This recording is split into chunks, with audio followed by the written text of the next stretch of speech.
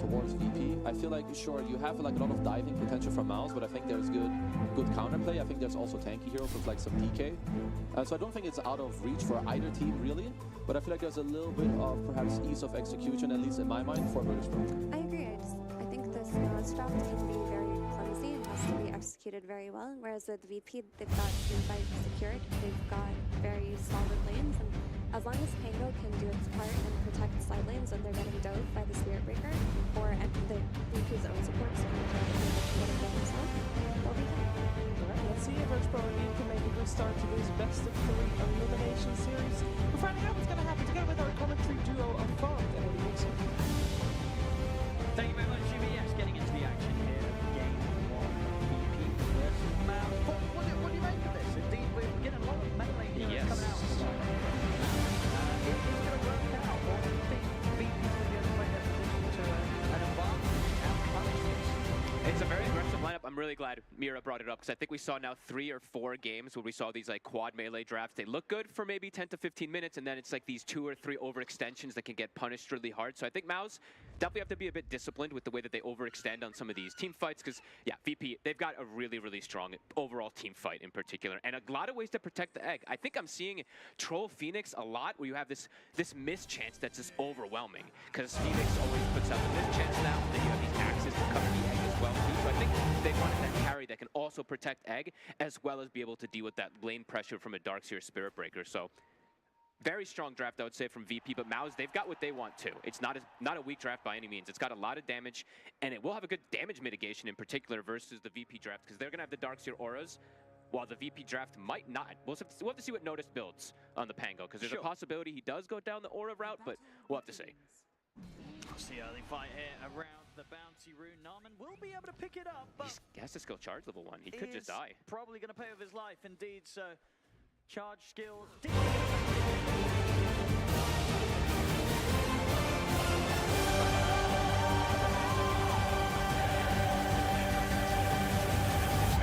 Versus the Darkseer Spirit Breaker means that he is going to probably be set up to just free farm down there. Even one of these first bloods makes a big difference. But we'll have to see if those level 3 timing does come out. And interesting to point. I mean, I never know what we to say, but no one Pleyer does that. Okay. I've been seeing a bit of a mix of it, so I mean, I'll point it out fine. Darkseer went for the quick win, so I've seen mostly people take the heart of the battle, but he's going for the attack speed. So a bit interesting, especially because he's playing versus Troll. So how much are you going to benefit from actually punching? In particular. Wait. So, I mean, not sure. Because I feel like I usually see the movement speed one, especially because he's playing with one of these two as the rocket stop, who gives like the movement speed as well to around. So I I'm pointing out that I see people take different style facets. Picking this facet. It's like 50%, right? Oh, is it pretty fish 50? Yeah, it's 0.5. So No, like 50% of your intelligence gives you that. No, What are you asking me? the amount of people that are picking it. Oh, sorry. Actually, I should check that. I don't really know. It's got to be pretty good. It's got to be. I'll check for a second. So the mid lane match so far. Versus Supreme. It's actually. It's starting to get picked up. Okay. Very sad. Yeah.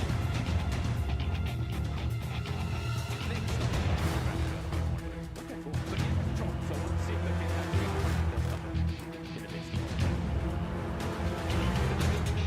Looking at the lanes right now, there's definitely some big the top lane down.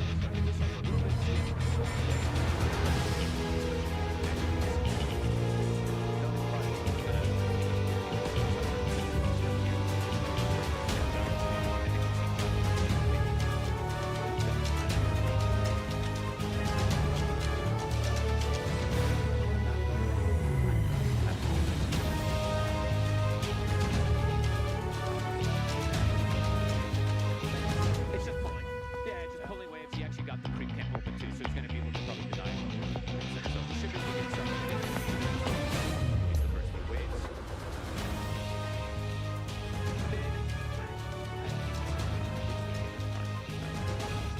Side lane is definitely going to be a lot more exciting. Unless there's a big mistake in that landing lane. This lane Should be okay. gets the shield crash off. He's not getting much CS at all, though. Not at all. It's actually still getting worse and worse, and they actually got the side pull themselves on Mouz, so... Yeah, this lane is one of the roughest starts I feel I've seen from an offlane duo really in this tournament. Yeah, just 4 last hits at 3 minutes in on the offlane. And it's a very strong, aggressive lane that they've got on Mouz as they do hit 3. Dead. They find the chance to get in on top of him. I mean, that's a big kill to find, considering we're top lane as well. The dive coming in from the 2 and then banging and all it. They're able to get in under the tower and take down Antares. Yep, very kill bottom. They do it as soon as level 3 hits. Even though the troll was free farming, they're able to just go with the full magic damage. Don't really need the punches of the quick whip. And 2 iron shots, they did 800 damage on 2 very seconds. That level 3 timing that comes out from Dark, it wasn't a double wave dive or anything like that under tower. It actually was just a double wave that was out in the mid lane. Or out in the, you know, the further out of the lane, not at the tower in particular, so. And now Norman will try to get the pull on the wave too, so nicely done down here. Even though he didn't end up getting that first blood, is making up for it now.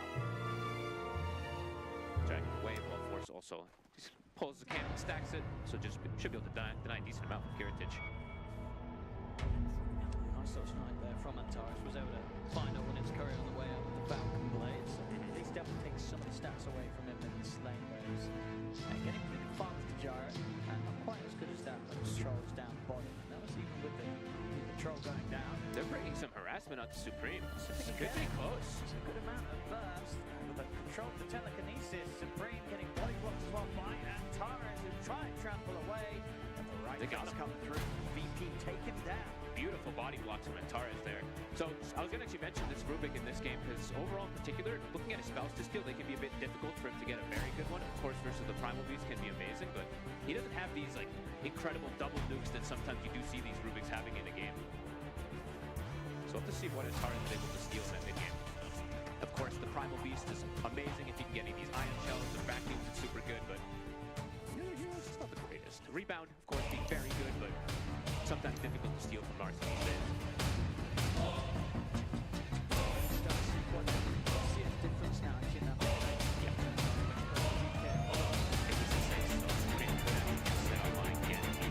Very early advantage for them. Just constantly using stun every time trample is used, really having an effect. That's the first 2 waves and hard. Setting up with this tower. They're going to need to help it. And they have double melee to help the tower too. So it's not these speed pushers, these spammers or anything by any means. They need to be there with their bodies. I think it could be awkward to defend this tower. Olin in the meantime though is chasing down Notice top. He might just be able to finish him off with another barrage. It's got 17-1. Yeah, he gets slowed down. Yeah, so should be fine. Back over in the mid, they can bring over the Phoenix as well to continue to push pressure onto the tier 1. This tower dead. I mean, as you say, it's just very difficult for Mouz's lineup to defend towers this early. They're double melee heroes. Just they don't really contribute much. It's always those range heroes with the spam to be able to stop them. Yeah, tower's dead. That's, I think, the earliest tier 1 I've seen. I saw a 7-minute one the other day, but a 6-minute. That's absurd. On Heritage, he's going down. And FNG taking down. FNG might be able to find a return. Not quite. Retreat. No. He's got a blood grenade. Of course, he's hiding. Yoki. I was going to say, this spray being kind of give away the double block, you know. I'm going to spray here and TP. He's like, I'm not here, you know. It's, I gotcha. But no, he'll be able to get away. A very early tower. Definitely going to be a bit problematic for the Primal Beast. So even though off lane on VP is struggling, that mid lane Primal Beast is also suffering. So it's kind of the similar that we're seeing at least on the net worth coming out here after this laning phase here. Yeah, for sure. And I think you'd probably you'd take your off laner struggling over your mid laner struggling. So VP definitely much more happy with certain state of the game. Even though it's such that mid tower is a big one. Yeah. And I'm just sometimes worried for like for some of these Primal Beasts, even though you're such a tanky hero, sometimes you can run into these problems where you overextend and you do get brought down because of it if you do fall behind. So see how Supreme does recover. He's got these stacks, he does have a couple, so should be able to just trample those down. VP looking to speed up with Squad X having his power timing. He's gotta be hitting hard. He's got the blitz numbers already, he's got the flooring corruption. They can get killed now.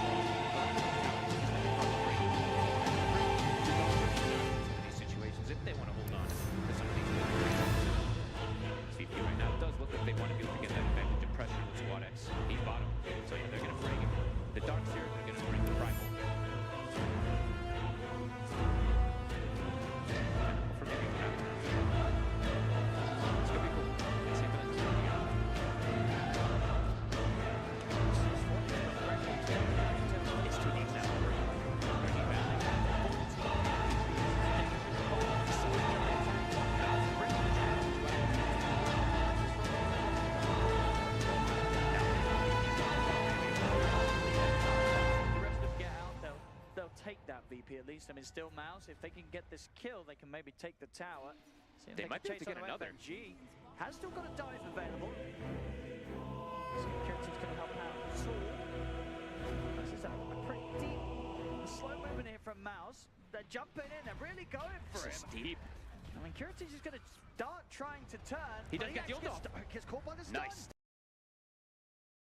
He knew that Curity would be holding on to And the now last moment to put SquadX. the ult. He's running into 4. And now he's surrounded by them. SquadX, he'll put the one charge. He's looking for Supreme. He's not going to get down. him. Supreme's going to live. SquadX dies as well. It works for Mouz. They just go for it. I mean, honestly, I think this is like the mech HP regen or something that keeps Supreme alive at the end there, but they bring the squad. They bring 5 heroes. VP overextends for a second, Mouz overextends for a second, then VP again overextends, and they get the wraparound. Good rotation from Holden.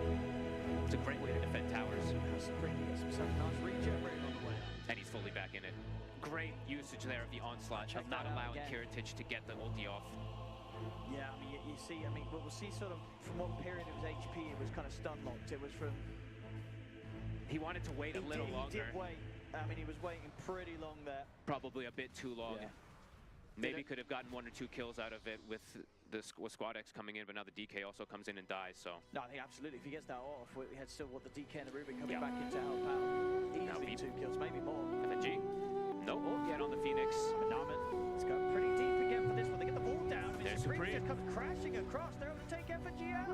They Kiritich. go look towards Kiritich this time. He's got the ulti. They've got the pulverize to control him for some of it. Indeed, with the rest of the ult, should be able to chase down Supreme. Now, Supreme's pretty he gave speedy. pulverize. He actually ended up giving it.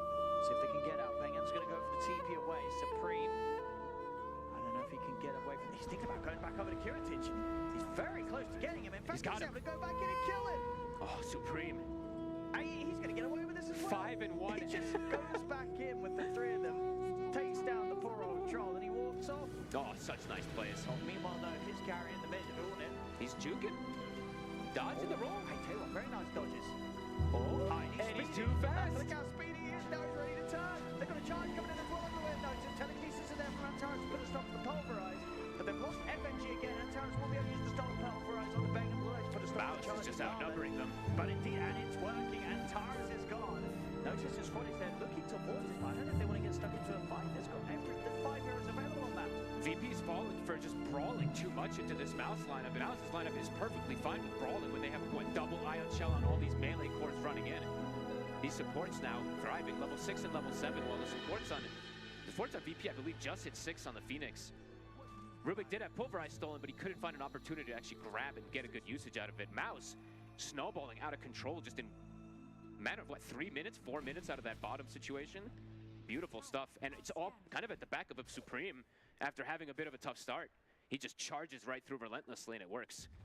Yeah, he's making some crazy moves, and it's paying off. The team play. And, you know, when one of them's all in, the rest of them are. You know, Mouz, they have to back up one another, and you know, they can't go for any of these plays half-heartedly. They're just all in, and so far it's worked. Yeah, now definitely seeing a bit of lack of damage on the side of VP to deal with the mech, deal with the overall tankiness of the heroes. And, you know, Supreme, now that he's been able to kind of get these levels built up, he's going to be sitting, what, at 1700 HP or more when he's got the Ogre Axe. And the damage from VP, Panel mentioned it does come a bit slow. Especially when you've got this Battle Fury build that needs to be worked up for Kiritich. Gyro can get involved early. Troll needs time. See how VP does try to slow things down after Mouz gets that massive surge of momentum.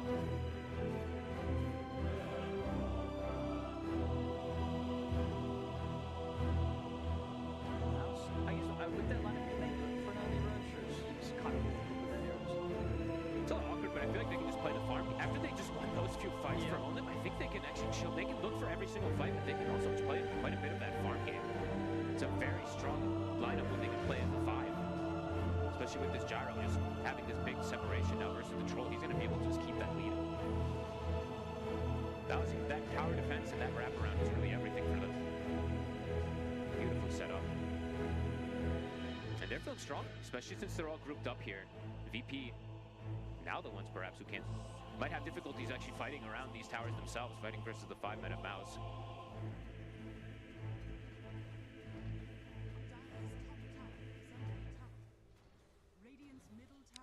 over this tier 1. VP, they don't have any interest in fighting right now. Just fully avoiding these moves. His gyro is scary, because on top of the fact that it's a gyro, which can fight earlier, he also has a Marcy. So he's going to be side kicked up. He's always going to be buffed up for the fight as well, too, to have that in comparison to the Troll, who has no steroid built in on his team. Yeah, he's going to have a million teammates between VP and him. You know, all these melee heroes around him just charging forward, getting stuck in at the front of the fight. It's going to be very difficult for VP to get around them and get to this gyro. Absolutely. And Force is going to have the timing now that I think VP might not have damage for a while, right? This mech, this pipe is pretty much going to be finished at like the 16-minute mark, and VP might need a lot more time to be able to fight, because their drafted damages come slowly. Doesn't come in any fast immersion of burst, but they're going to look to smoke. They've got Mage Slayer timing for Squad X, so definitely trying to find at least some of these kills before that pipe does come online. This feels difficult though. They've got to try and get in a good supernova off successfully. But they can disengage. That's the issue too, is they have to cover it kind of perfectly. If there's a surge and they get out of it, it'd be devastating. Let's see what Squad X finds. Another in here. A little bit of a juke. Another fine. Looking unlikely that this smoke's going to get VP anything. Force going to show. Look, just throws a shell. He sees them, and he'll back away. Now Mouz can perhaps look to fight down here, since they've got this information. I believe they saw the Pango as well in the mid lane. VP might have to run away. They were warned, so they didn't at least see the TPs coming down, so they saw pretty much everybody from Mouz left.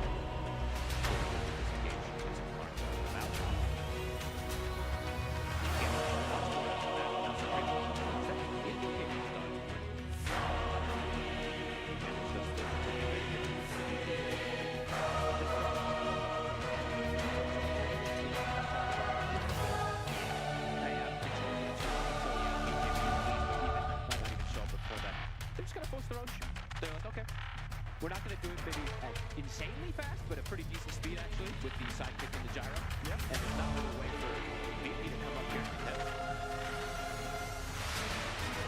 He got the damage right before the fight, right before they went up here on the gyro too, so yeah, it's very quick. Yeah, it feels like now he's wearing that play.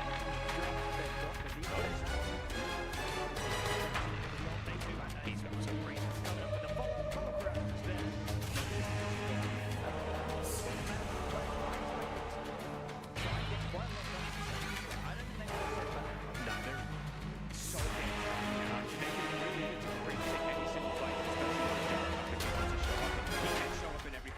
He's got his core items. He's got all the core items. Same thing for the primal, and same for all three cores, right? All three cores have their ideal items at such a fast timing. How is VP going to bring this back? The only real way is going to be time, right? It really does feel like it has to just be here, come back here, and should be able to get that crazy far control. If Notice is able to get some good swing arounds with his Pango, it's starting to get more and more difficult. Always playing versus Spirit Fire versus Primal Beast and Spirit Breaker is Pango can be difficult because they have ways to mess with people.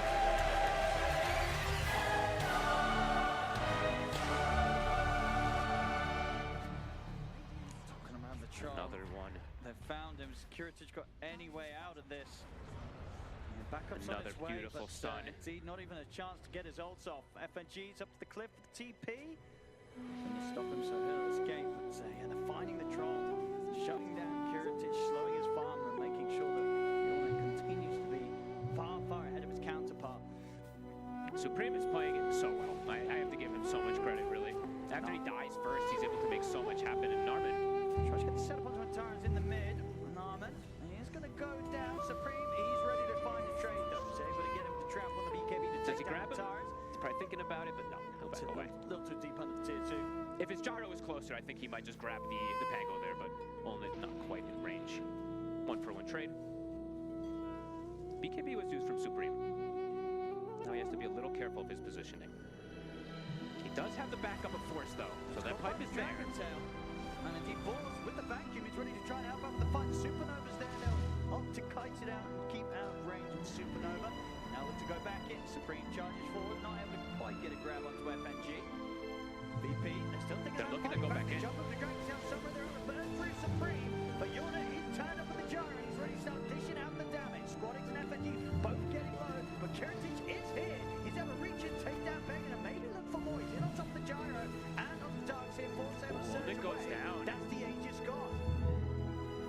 X has a follow-up stun. It's Gyro's isolated. Round 2, they should be able to find it, no problem with Kiritic in position. That was They strike quite back. a rough fight for Mouz to take. They tried to get something done with the Aegis. They felt strong. Supreme dying at the start, and this time VP all in position. You know, Kiritic able to turn up, and a big fight for him to turn up to, as he's had a tough opening to the game so far, and that fight pretty much pushes him in a very, very good direction towards that BKB. After Supreme showed, I was okay, he's got the pipe, but then extended a little bit too far forward afterwards. They get the catch, and they're on the high ground, and great positioning from VP to just get every single spell off perfectly, and the troll comes in for the cleanup. That's the BKB almost done. I felt like, I think you expected to be doing more damage on the Gyro in that situation, but as it was, he didn't end up shredding through the heroes maybe as quickly as he was anticipating stepping up like that. Hey, it could perhaps just be like that miss rate that does come into play we're mentioning, right? The Phoenix and the Troll do provide an absurd amount of miss inside these team fights, so we'll try to keep chance of how many stacks he does have on him, but game completely swung back for VP. Let's go again now. I think Mouz still has good timings to be able to take fights, especially when any of these ults are on cooldown, especially that egg.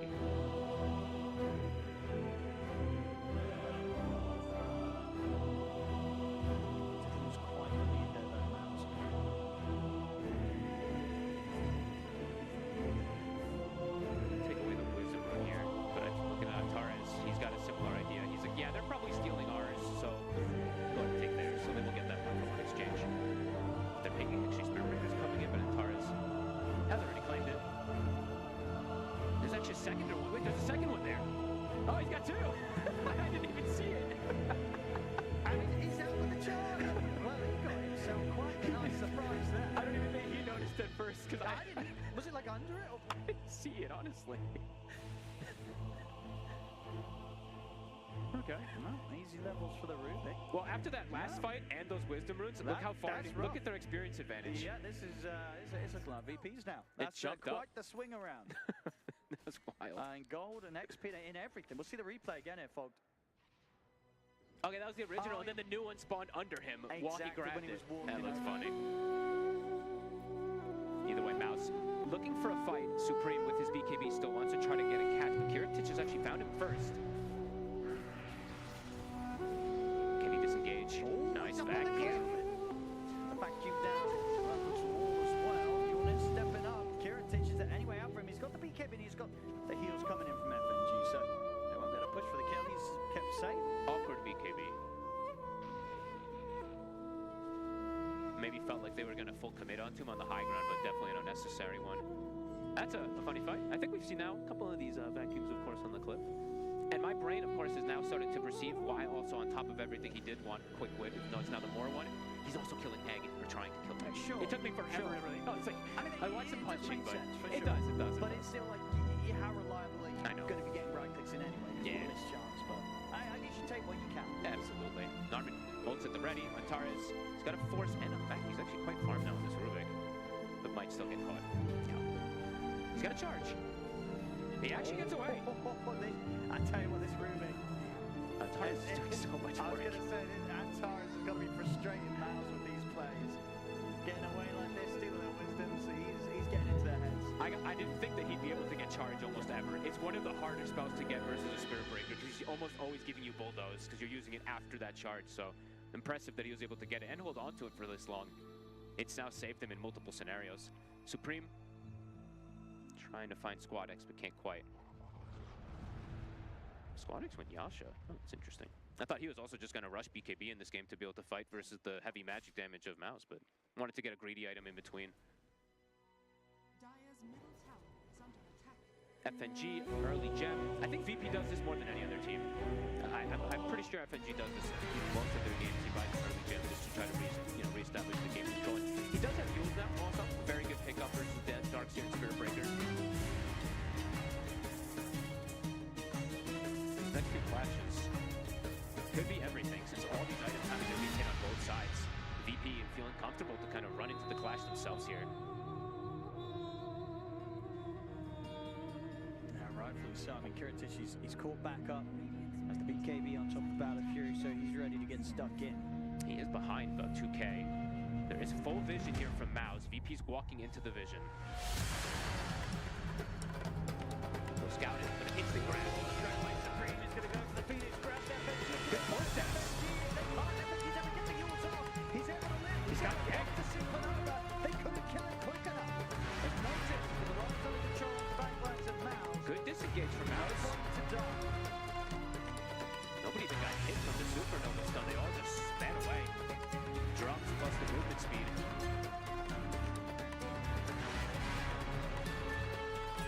Elvis completely disengaged. Elvis a lot using VP. That was Rolling Thunder, Egg, BKB from Kiritich. Mouz went to stay down here for this tower. Yeah, looks like they want to keep it going. They kept their ward alive too. Great force stabs to protect FNG, to be honest with you, but at the end of the day, it doesn't end up getting them a successful fight. Not yet, at least. But out of some craziness now, that nobody ends up dying there. Squad X mid. Looking for Supreme. BKB on cooldown, but he doesn't have backup, and Supreme's fine. I might look to fall back and try for Roshan again. It's back up. Mouz could take it at the top left side of the map, and yeah, they have time. VP, they are in a position now where they could contest it, but they'd have to start making the move pretty quickly. No Egg. I don't know if that's a good choice. I think it's risky. Yeah, I think you need every single little thing right now at this point on the VP, because you are still a little bit behind versus this carry. Like, this gyro is still very threatening. And Mouz hasn't scouted the Roche yet, though. Force is going to go check it out. Okay. They might have time, actually, to contest. This might come back up. Start making the move. I mean, I'm only imagining. Yeah, I think so. You're right. Even without Supernova, I don't know if you want to sit back and let Mouz get this. Yeah, it might be back up in time, too, because it's going to take them a little bit longer to kill this Roche. And it is going to do the yell, so we'll know. Yeah, they're starting to make the sort of tentative movements over there. And I think Mouz as well, they're also a bit hesitant on how they go for this. Kiritich is two components near that Aghanims, too. And noticed has gone for one of these aura items, of course. He has gone the route of the Pike to be able to stop some of this magic damage. Nice. Pretty much kept FNG alive in that last play. Mech and Pipe. Who's going to find who first? Supreme. Vision down. Supreme is in with the jump. He's going to try and take out the wall, but that means he's going to get caught by the Dragon Tail. Some as well as telekinesis. They've surged him up. He's still got the grab. There, they grab him. He's gone. Oh, Antares. Immediate play there from VP. I mean, Supreme, he really wanted to try and take that ward that got placed down. But no, but gave VP the chance to just lead in onto him, keep him completely stun-locked. Oh, Antares still had it. I don't think that they saw that he still had that pulverize. He is getting the best possible steals ever for this Rubik. Yeah, I mean, we're seeing amazing. Why this lad, he's Grandmaster tier or whatever it is, you know, level 25 plus. It's definitely showing. I mean, great steals. He's been an absolute nuisance for Mouz, this Rubik. We used to talk about Antares' Sky and Techies a lot. We're going to have to definitely add Rubik to his list as well in these next few upcoming games, as noticed. We'll give some information. Egg on cooldown, of course, for 80 seconds. Supreme is going to be respawning soon. TK form ending.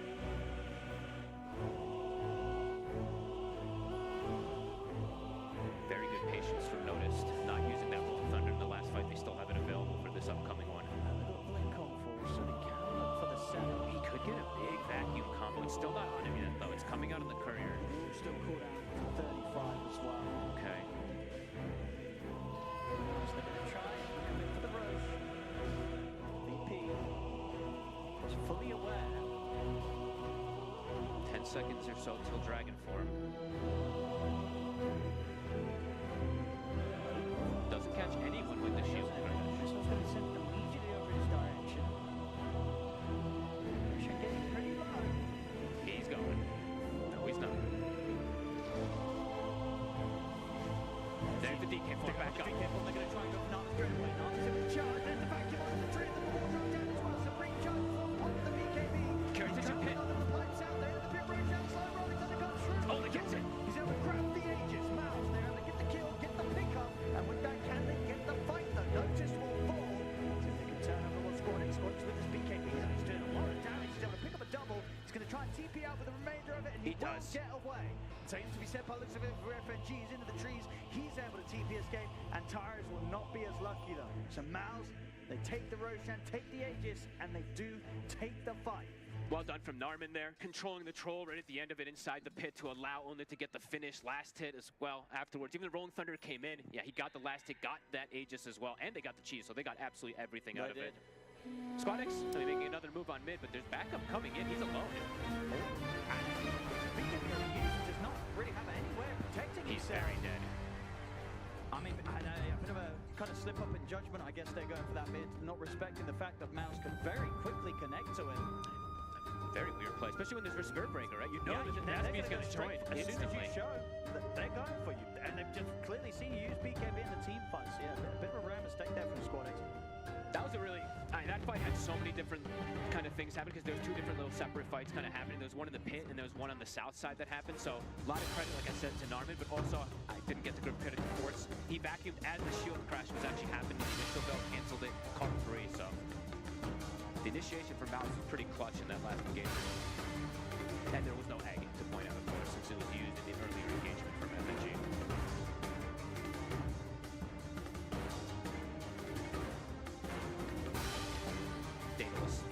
Finished up just after that last fight. Gary getting very, very close to the Satanic as well. The separation between him and Karatic really is the big difference, as we saw his damage in that last fight. Just wasn't 1,000 in comparison to the Trolls of 4K.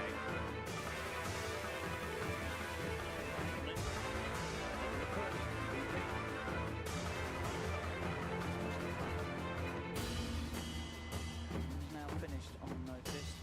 Lose their Tormentor here to Mouz.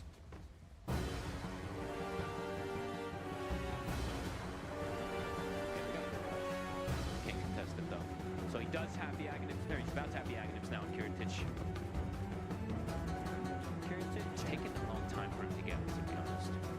It's one of the slower ones you see on the Trolls. He did have that struggle in the early game, dying back to back to Supreme. Great for these dispels. Surge, the Iron Shell, and Solar Crush in the center. It's got to move a lot. But at the same time, now Supreme has also found an Aghanims. Yep. Or I say found one. Has farmed an Aghanims. It's going to be fantastic versus the Troll and the DK. And even the Pangon, breaking everybody.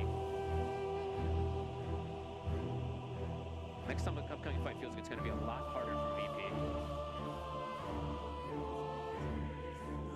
Forced to probably take it pretty soon, fight, because the pressure's coming in down the mid, tier 2 to 4. Yeah, well, that's going to pretty much be that Satanic, so they're going to have to go through him effectively 3 times. He's got it finished. It's coming out. Super tanky cores on the side of Mouz.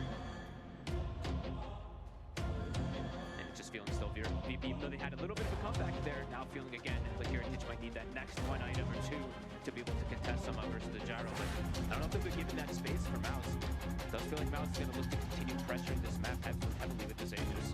Still 90 seconds.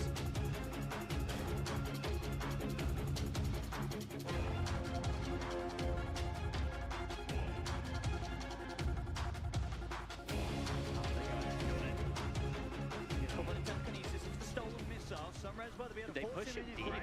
That's pretty nice. Pretty far behind the tower, but there's the BKB and the ult. The egg. They're ready to take it out. They'll focus the Supernova immediately, take down the egg, and keep this push going. Tier 3 falling. Have to hide the egg a little better than that when the Gyro's right in front of it with a Marcy. That time they can focus firing pretty easy. Satanic back up to full HP. 45 seconds still on this Aegis.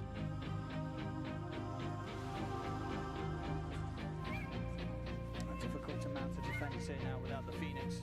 That FNG and a Supernova. Look at this, the uproar. Cracks are going out.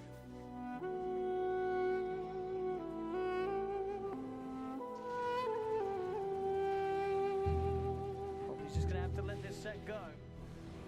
They're trying to do something, but within the last 15 seconds. Satanic's up again too. Control of the side of the vacuum into the charge over the both of them. Unit.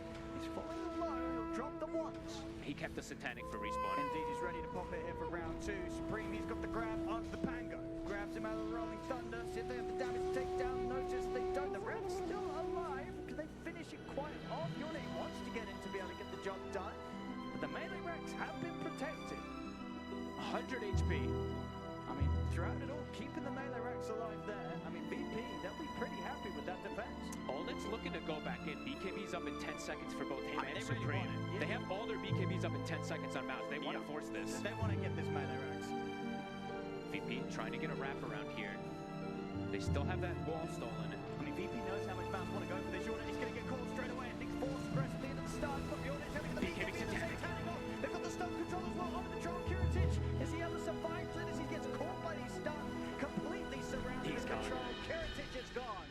They get the barracks and they get a big kill on top of it all as well. On to the next one. Is there any creeps? It's coming in through top. They have plenty of time to be able to stay around here and push, and they didn't even use all the BKB. Supreme still has his available. 15 seconds for another pulverize if he wants to go. And now VP, they've got to consider if they need to use these buybacks. They will have to. He'll pop in. She's still got 40 seconds. He had to as well. They get the grab onto Yulin. Yulin tell me keep his distance. Downfall from FNG with Yulin. Looks to set up once the Giants. That's Yulin. Time thing now. Stun comes in. They'll take Yulin down. Nice Yules. Catches him as the Satanic goes off and then follow on stun right after. We do get the follow-up control. Cost them the buyback. It does. So now, sure, they lose their carry, but force out of carry buyback. Right, FNG Phoenix buyback. As long as they retreat, lose no one else during this downtime, the Jar, they could just look to go again when Yulin's back up. Absolutely. Yeah, they made the call to just disengage. Supreme still at BKB. He could have perhaps gone in to try to save his buddy, but this was a call to make that, nope, we're just going to leave him. And look at that, they picked up double wisdom moves again. Mouz is like so aggressive with this game that they haven't even been backing up to the wisdom moves. They saw now 4 of them kind of left over there.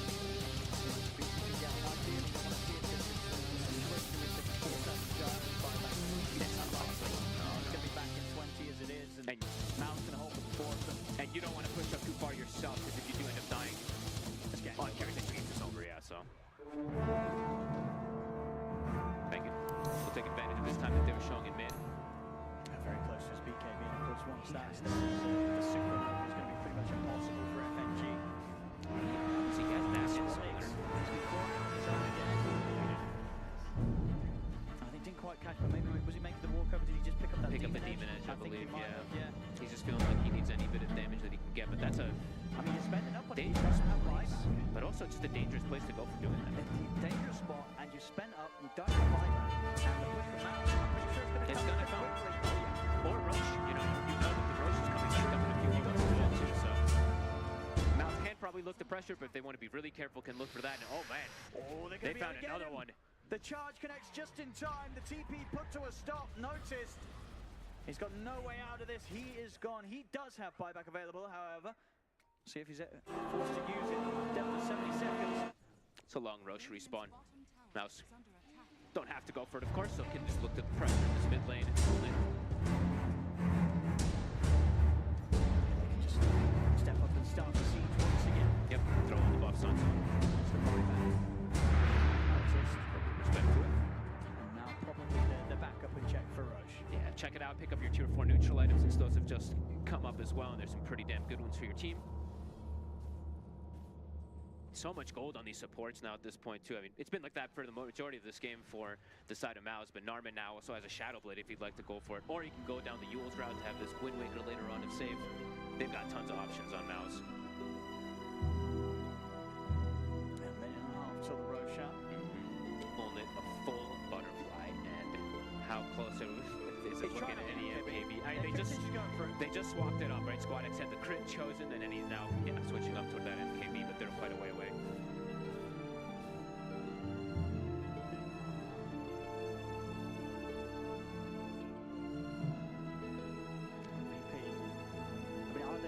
Sort of shape to try and get out and contest this Roche, because this being the third Roche as well, it's going to be pretty brutal if Mouz get it. If you have MKB on troll, I think you just go. But if you don't, I think you... I mean, you might actually just have to. I think if you don't fight that Roche, you might just be GG. Because if you're giving, it is Aghanims or a Refresher Shard if it ends up going down to both phases.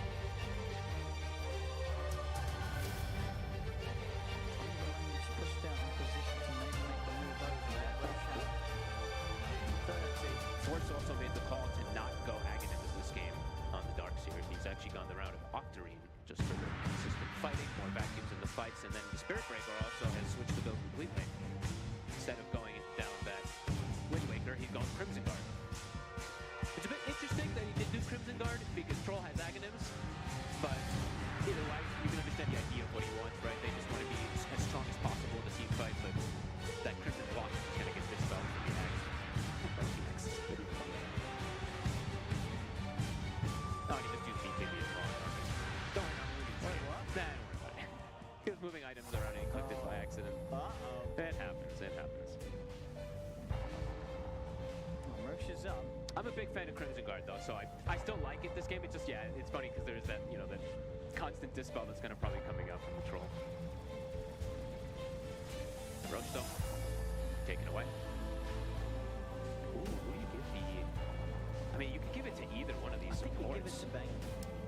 probably nicer and banging overall, but Narvik has some cool plays. The Pleyer pocket is pretty nutty.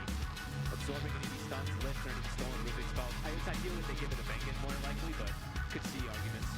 Oh, you know, He's a 250 kid. I mean, like, yeah, this is probably prepared for, right? This is why Ford saying fine, not fine right now. But less the support a little bit. He's having a good enough of a game for us.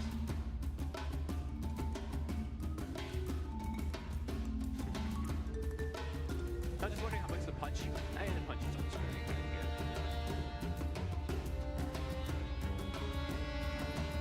Defense. It's going to be a very difficult one now, so they can absolutely everything. How's the MKB look? Control, about to have his finish. DK not quite there. And who found the Ancient Guardian since there's stuff inside the base? Troll did, DK did not. Always have to point that one out, of course. See if they can mount this defense. He still doesn't have the MKB though for 350 gold.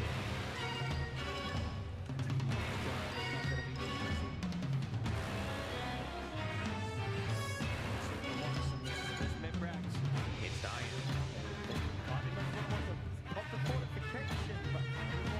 Start the fight with BP.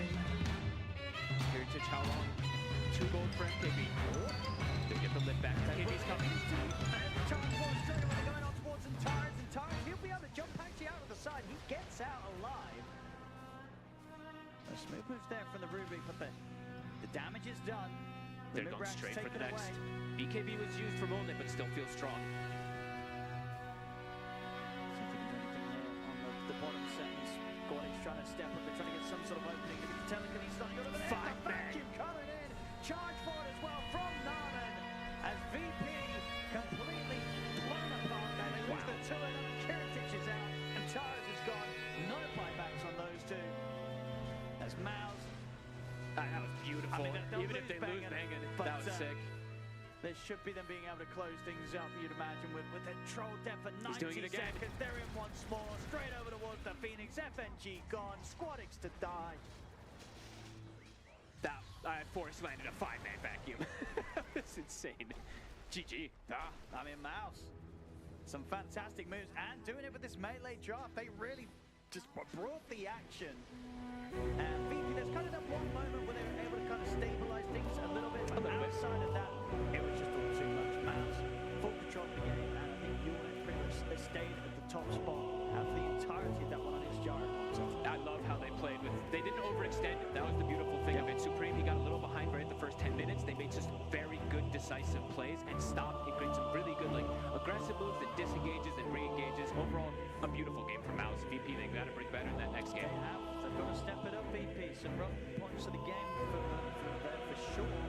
Mouz looking hot. They take this game 1.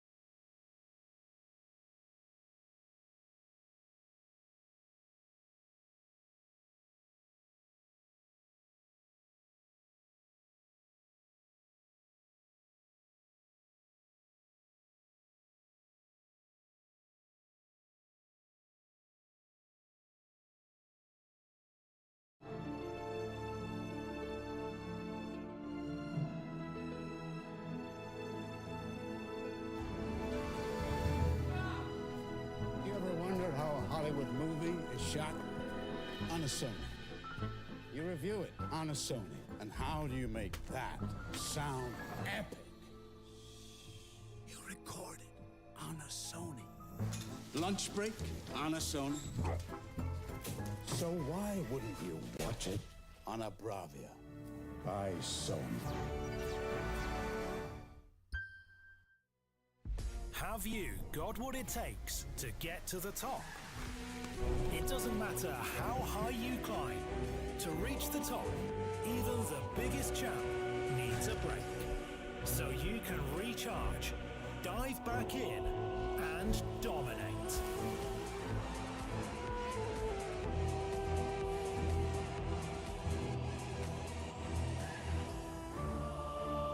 Have a break. Have a Kit Kat.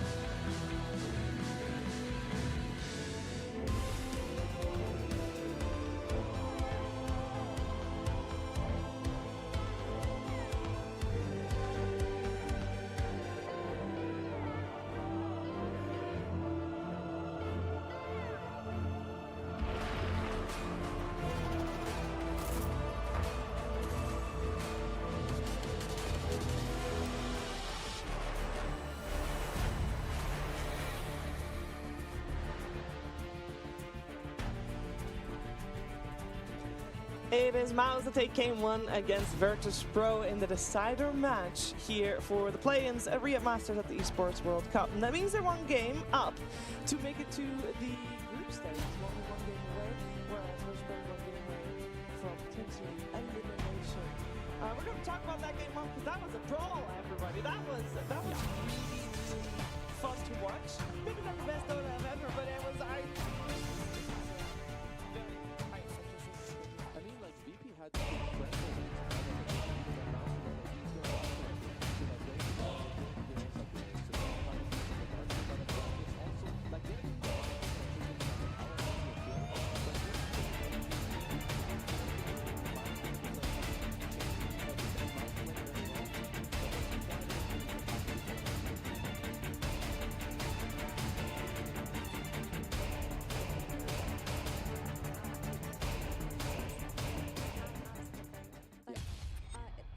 first dive against the Troll Warlord in Phoenix when Darkseer and Spiritbreaker killed, the reaction came a bit too late. The TK reaction started after they were both dead.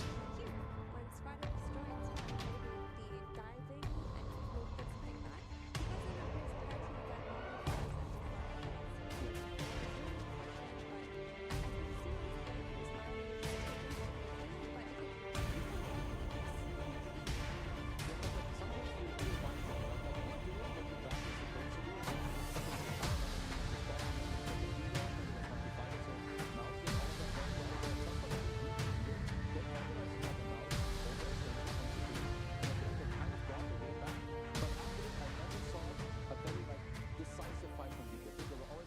whereas Mouz had incredible team fighting from their Darkseer with nice vacuums. They had beautiful itemization as well. I think here we'll see. And Terry's, for me, is by far the best player from VP in this game. He kind of clutched a lot to even keep them in a close game. But yeah, I think Mouz, they just played a lot better. Yeah, I know, Effie, you were gonna look extras at Antares this game. You should like, I get a really flashy game.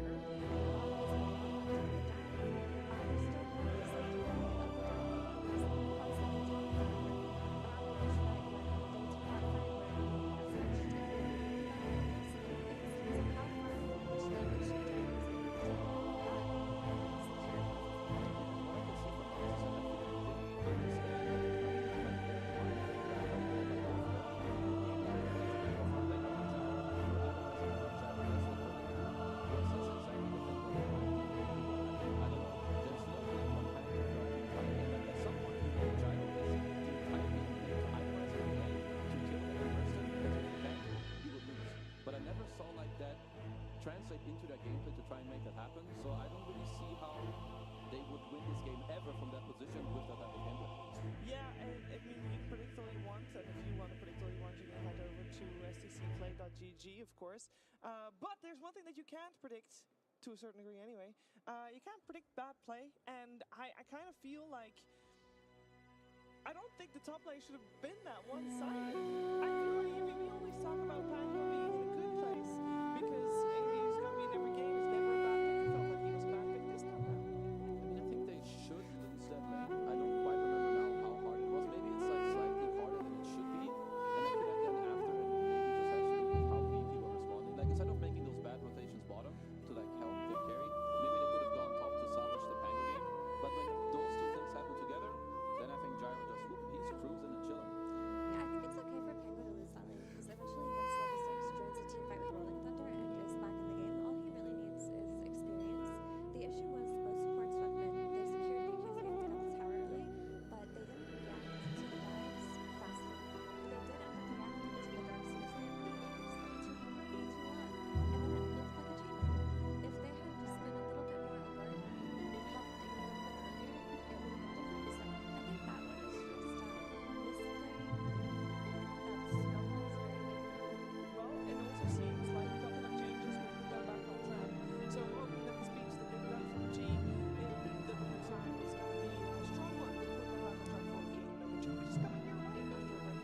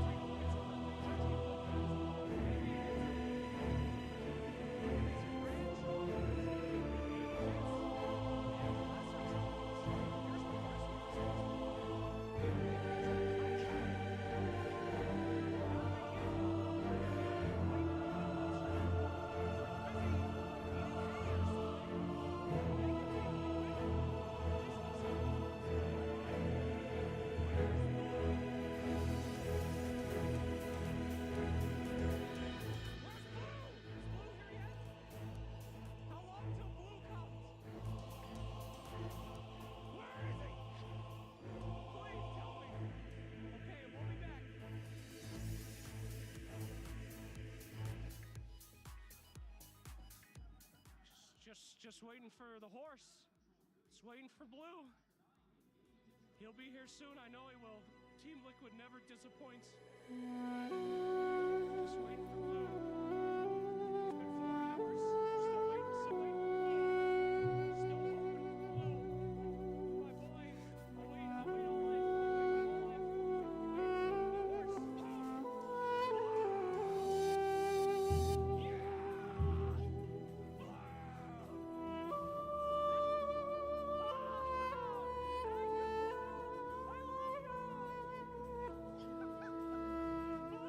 He's my favorite mascot.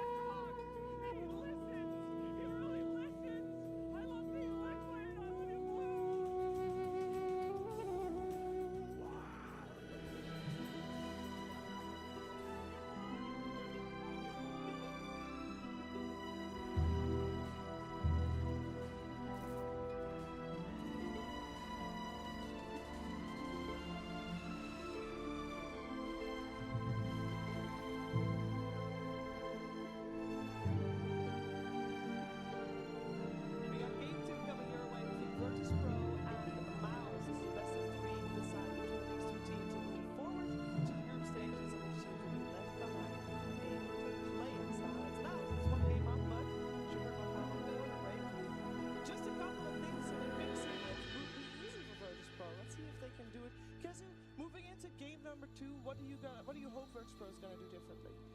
I will just say that they need to understand, I think, two main things maybe, when to help each other and when not to help each other. Because in Dota, no, that like seems like you solve, if people can just learn that. It sounds very simple, but the problem is there's like, it's a 1 or 2 second difference of you deciding if you should go there or not. You either instantly TP and make stuff happen, or you don't and then pressure the other side of the map. But when you double fake, you go too late, but then still decide to go. That's really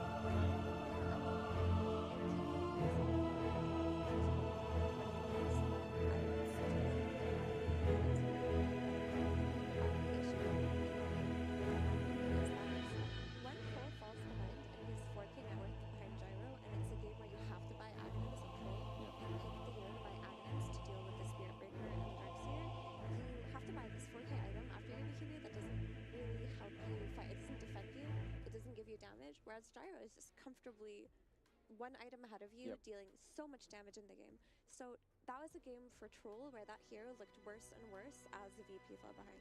Yeah, and then when you think about the draft, it's the last pick, so obviously that's not their idea. They think that he's going to snowball, he's going to do that, because itemization at some point becomes a problem. Gyro's the biggest problem, the next item you build doesn't help you deal with that, so it just doesn't really go all that well together. Because I think, at least with the draft that both teams had at hand, either team can win. So I think you can look to make it slightly easier, but focus has to be on the rest, make it simple, talk about your small gameplay, reset, and go next. Just play better. We'll see how that goes for both teams. As we head into the draft, we have got ourselves a little bit of a swap up with Mouz now on the Radiant side, Virtus.pro on the Dire side, and we have got Primal Beast first phase pickup for Mouz. In terms of bans compared to previous, we don't have the Templar sets, but we do have actually the exact same bans for Mouz. That's that. And Weaver gets let through as a difference maker when Gyro was the ban, of course, when we saw Mouz going that first phase. So Weaver is the one that is left in compared to the previous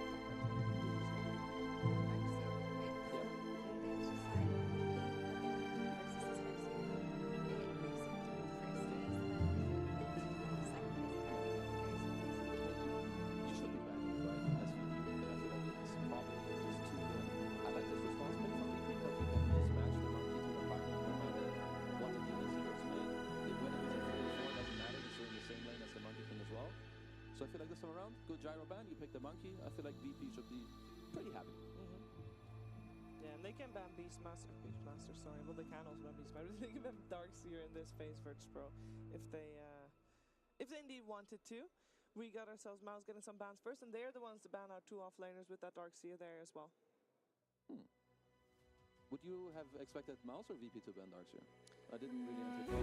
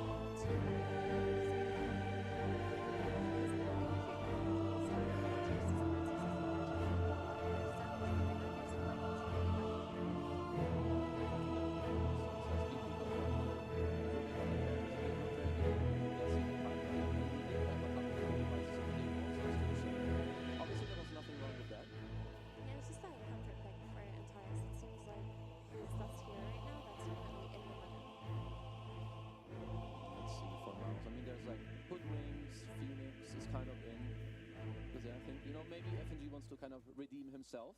Phoenix, very good against both these supports. You lane well against Rubik, you're annoying for Monkey in the game as well. Yeah. There's also still Weaver that was left in the pool, but that's the nice thing about this Rubik pick. Often you decide you cover for Weaver by having a hero that can steal streak the team just as easily. Yeah, Mouz taking for the first time a little bit deep into their bonus time, taking at least a long time to think about their upcoming pick. They could decide here if they go to a similar route that they did in the previous game. If they want to pick up, for example, Marcy again or something like that. I don't know how much Snapfire they've played, and I know that like Rubik can be pretty cool against Snap, but when I see tempo heroes like Monkey who rely on good laning, I always kind of like Snapfire. I think he can abuse these type of heroes. It can work well with Primal. I do think they have a lot of options, but I think he's also one that's kind of Phoenix, man, so they take the Phoenix away from Virtus.pro. I think they needed a Phoenix for themselves too, right? We talked about the support type that can keep fighting team and follow them to Phoenix is the hero that fits the build best because he can get range damage out of defensive heroes like Sapphire and ability to nice vibes with series. They should be pretty happy with this. And what I see now is doing every now and then as well. If they want this slot, they have like some soft flex going on. You know, the panel can be 2 and 3, spend most likely more, but could be 5. They could want to entertain it later. So they're just going for it. Kind of liking both drafts so far. Do you think VP could look at a Snap or a Marcy for themselves? I think so. I'm not too familiar how much FNG has played those two, but I think they're definitely two supports that, I don't know, should kind of come to mind. Surely FNG's played everything at this point in his career. Yeah, he should. I guess at another point your carry can just be the one to address the Phoenix Supernova if you don't want to pick something like Snap or Marcy to kill it from the support player, AD player or something.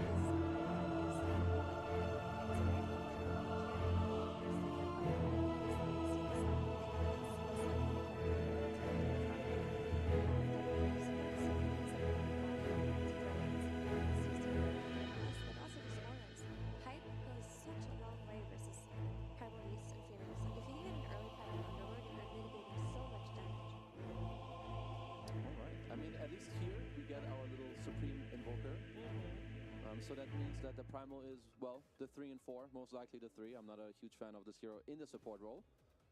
Okay, it's going to give them a Vessel. It should be decent laning against Monkey. Or, I feel like it's kind of a volatile lane. It's not one that I've seen recently, but I would assume that if you're counter-picking it, it should be fine for you. You just got Monkey on carry though because you see this Primal Beast who's most likely to be a 3. Because when your Monkey is in position where you're happy to do that, then you can just either place the Snapfire mid versus the Invoker or pick another ranged hero to play versus the Invoker. Okay, I like the idea now. Then the only question I have is the Sven Monkey carry-to-carry matchup. Do they feel like that's good enough? Like, can you comfortably run it, or do they need to look for a new guy to solve the issue? Because doing that from mid is maybe a bit hard. Because I like the idea of putting Monkey against Primal. I think that it's fine. It's just a matter of which character we integrate better. Because if your hero is setting the tempo and running to this Invoker and not getting much value out of it, then that puts a lot of pressure on the sub carry to run fights early. And he started fighting for fights earlier, and we already know Monkey can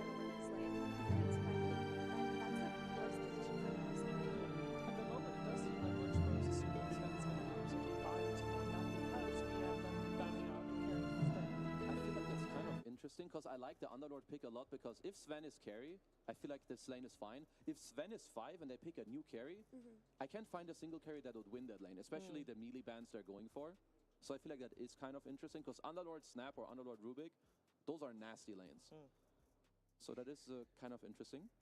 So Allnet has played PA, Terrorblade, Sven, Ursa, Gyro, and Alchemist so far, these planes. And if we assume that the Sven could be flexed to 5, which heroes would fit this archetype? Gyro is already taken out. I don't think PA is a good hero. Maybe they think Terrorblade, but I don't think that's a good hero versus Underlord either. I don't like TB. It really might just be the Sven carry here. But if they bust out something new, that would be exciting. Yeah. I mean, I would be most happy with this Sven. That's something kind of I mean, we want someone who would be great if you hear him really someone deep enough damage and use a magnet. I feel like Sven kind of already checks all these boxes.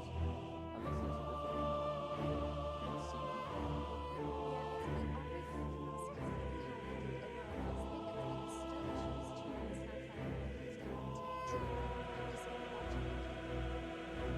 It's Void Spirit that gets backed out by Mouz, so they're expecting a potential flex to the carry. So I think just Mouz is the one who has to pick up next, and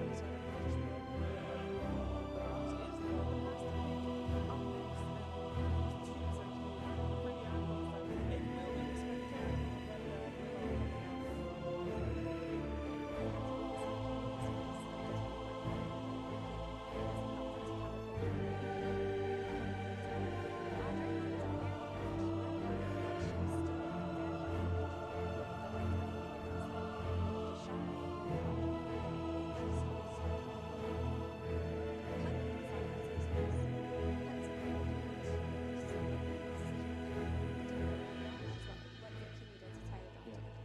No, I think both the last picks, I guess the mouse one was a bit more obvious, I think, as well with the support. But Puck, kind of together, I think the Monkey King carry also does make sense in the top lane just against the type of Primal Beast. But I'm not sure. I like the tempo of VP, but I'm a big fan of just Sven being buffed up. I feel like he has a lot. I personally think this hero is very good. Maybe I'm biased, but I kind of like what Mouse have this time around. Yeah, I'm looking at VP's draft, and I think their draft can pop off too. Especially now that you have this wallet that comes out last year instead of running on your team, so you can steal Brambles, you can steal Curse Crown. But I think the idea with Willow is very interesting because they respected the Monkey King carry, and now they have terrorists to kind of throw Monkey out of his window, which has always been very annoying to play. But the thing about VP is if they get this early pipe timing on Underlord, I don't think Mouz fights into VP at all. Yeah. Yeah, I think for Mouse, they kind of need Supreme to, I guess, have a good game. I would assume that he's going to play Wex with Vessel and like try to run around. But yeah, I think if VP have a good start, it might be a little bit hard for Mouse, but I'm going to hope that they can kind of hold their ground. It is their signature hero, right? Yeah. Getting that Invoker out. Yeah. Yeah, we'll see. I don't think there's a draft win here for me, in my opinion. It's just going to be a timing-based game in which carry gets enabled better. But I do have my eyes on this Underlord. I think an early Greaves and Pipe go an incredibly long way versus Mauz's heroes. All right. Well, I'm happy with that. It also sounds like we could have a little bit of a brawl again, like we did in game number 1. We'll see if this time it's going to be a more controlled brawl coming out from the squads as we head over to our commentary duo for game number 2 of the series. It's OD Pixel and Fogged. Thank you very much, Shiva. Yes, it's game 2 time here. VP versus Mouz. Mouz, of course, up a game, and excitingly so going into this game too, Fogged. We're getting some very much picks that, at least with the Invoker, that not other teams are really doing right. But Supreme, he loves this hero. Yeah, down his style for sure. They wanted this. They probably wanted him to play, but also they wanted this EMP and Vessel carrier that can be very strong. Yep. And yeah, his comfort hero, of course. Interesting too, because I think a lot of people don't know how it all works, but your sustain is now pretty ridiculous in laning phase. It's very hard to push Invoker out, and if you do well in lane early, your universal stats just start carrying you. So the puck versus the Invoker is doing quite a bit better nowadays. I'm wondering how much the puck can actually slow down Invoker because you have good base damage and heal on the lane away. So curious to see how that matchup is going to go. Bang, and they missed. They missed the balance strike.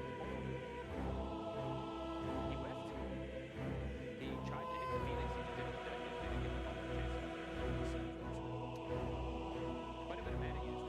That looked too fire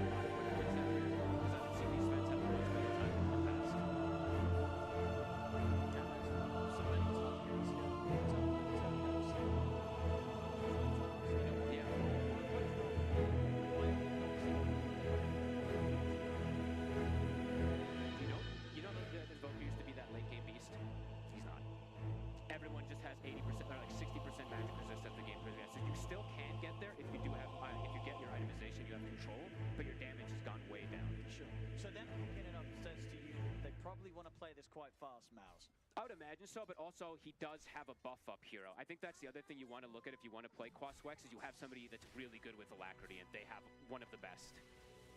Sven, probably one of my favorite alacrity heroes, him and Gyrocopter in particular, because they both, Gyro dunks out the whole flag, plus has the bonus, and then Sven just those big heavy hits. He just wants attack speed, which Quaswex provides.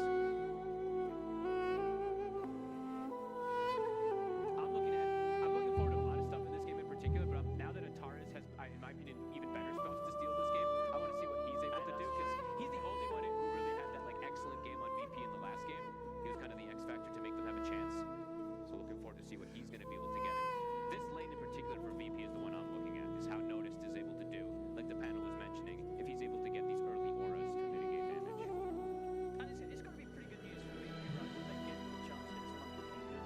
Yeah. Monkey King's been backed down quite a lot of the time. Especially when you want to get any of these, these big tanky offlaners that can sometimes suffer. It's like Ursus and Monkey Kings are gone almost always when a team wants either Primal Beast or Underlord in particular, so they're going to have to deal with that matchup. But I think Primal can actually deal with it pretty decently, because he has great burst and able to cut trees and stuff. Kiritichi needs some heavy harassment. And overall Kiritichi, yeah, rough game. One of the rougher ones I've seen from him. So I feel like Supreme overall is going to be excellent in this mid matchup. I feel like he's going to come out pretty far ahead over Squad X. He just can't harass this hero, he has 2 points of quads. Sure, we'll see how sort of the CS goes. I mean, but so far, indeed, 14 for 4 against the 11 and Yeah. 1. It's not like the puck's out doing him with the burst or wave clear. No, and it gets better and better for Supreme, because just you're a universal hero. So every time you get these stat items, you have like a 20 base damage advantage over the puck. So we'll see how Squad X handles that pressure, because last time Squad X, he actually won the lane, and then Supreme just devastated the map with the rotations. Supreme this time is going to have an advantage to be able to do so. And the side lanes are very capable of hurting here. Watch what's in Poker versus Underlord for a quick round. One Snapfire can absolutely settle it, because it's not going to be super close inside players. Yeah. Yep. Could go down the route of which way afterwards if you'd like to be a little bit more scaly and stuff like that. Haven't seen too many other builds, quite honestly.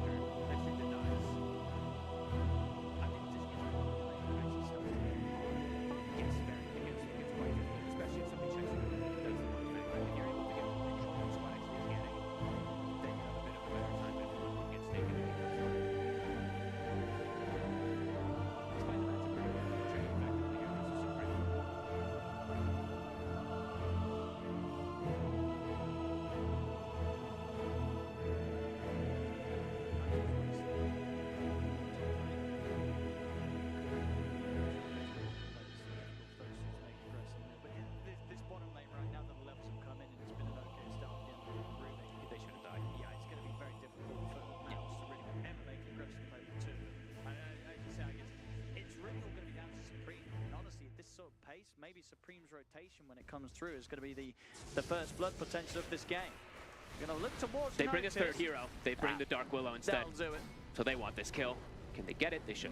Oh, I said Noticed. He's maybe. got back up. Is that another? Oh, they got it. They do. Let's see if VP can get anything in return. They'll find Bengen. Looks like they won't be able to have anything else to throw down onto Narman and Ewan. So they get the trade, but indeed first blood going the way of Mouz. Bring the numbers in first. Was that an FNG Lotus as well? It was. Okay, so that Lotus makes them go for that last hit over there. Antares steps up real far. He does. He's not going to get caught by the second round, but just the one though, so will manage to walk away. He had Fairy Fire Stick. He was fine. Squad X, I saw Glyph usage there. He actually did a great job of blocking Supreme's Tornado in one of the last instances, so did it end up blocking a bit of damage. And yeah, he's holding his own. Even though there's those denies that are coming out, he's doing pretty well in this matchup. Sven is actually getting slowed down, even though he did get a kill down bottom. Constant spam of the Underlord, since he is, of course, that strength hero. Firestorm percent damage does start to add up. Absolutely. Just a super annoying lane against the spam. Firestorm and the Fate Bolt. The damage reduction as well, too, starts to add up, right? 14% from Atrophy Aura, then you'll have 15% from the Rubik, so... In the mid. A nice coil. They can do anything in it, though. In with the waning rip, but a good split here between the two of them. Shadow rounds Supreme. off, doesn't matter. The burst is there through it, and Supreme, he's on the retreat, but he chased down to the three heroes. They'll get him. Oh, big mistake there. Well, there's a way out of that for him. He broke his ghost walk to try to help his buddy. He could have just ghost walked and reset, ran away. Sure. Bit surprising of a mistake there from Supreme, trying to help his buddy. But hey, save your buddy syndrome happened in the last game from VP. This time around from Mouz. Squad X with the rotation, able to get these nice kills. Beautiful Dream Coil. Top lane, the Kiritich, of course, with the moves that the support's been made. He's kind of been left on his own. TPs are coming in. It's got the Jingu. See bottom lane, Unit and Bang and trying to chase down Notice, but that's not going to happen now at this point. Notice too beefy for these two to kill off. Only is not getting many more last hits. Might be jungle time pretty soon for this Sven. Any stacks being made either? I don't think there's been any time yet from the Willow, so not just yet, but can imagine stacks overall for Mouz will be made for Only, while Monkey King might just look to play aggressive. So I feel like VP might have earlier timings to be able to pressure the lineup of Mouz, and it's going to be up to Supreme probably to stop that pressure.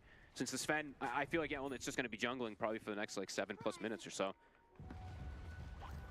FNG. Caught by the onslaught from Force and into the Bramble. They'll be able to take him out. Rotation from Squadix should give them a solid chance of finding something in return. Nice tree cut there by Force to stop Kiritich from initially being able to chase. And Squadix trying to go for the Willow's not going to quite be able to do it on his own. He wanted to save the coil for a bigger target. Could have probably just killed the Willow with it, but yeah, saving it, trying to maybe go for Force if he steps up again. But now Supreme, it's a good rotation he's trying to make here. Oh, there might not expect this one, VP. Kiritich. See how careful Kiritich plays. He's got double sentries in the area. All right, should be pretty well set up for this one. I didn't see why they tipped each other. I checked immediately. But interesting to point out also, you know, I didn't get to actually do it this time around with the facets, is Notice did go the cleave facet. So we've seen mostly people doing the Necro one in the past. I've actually seen now 3 times in this tournament, I believe, people doing the cleave one.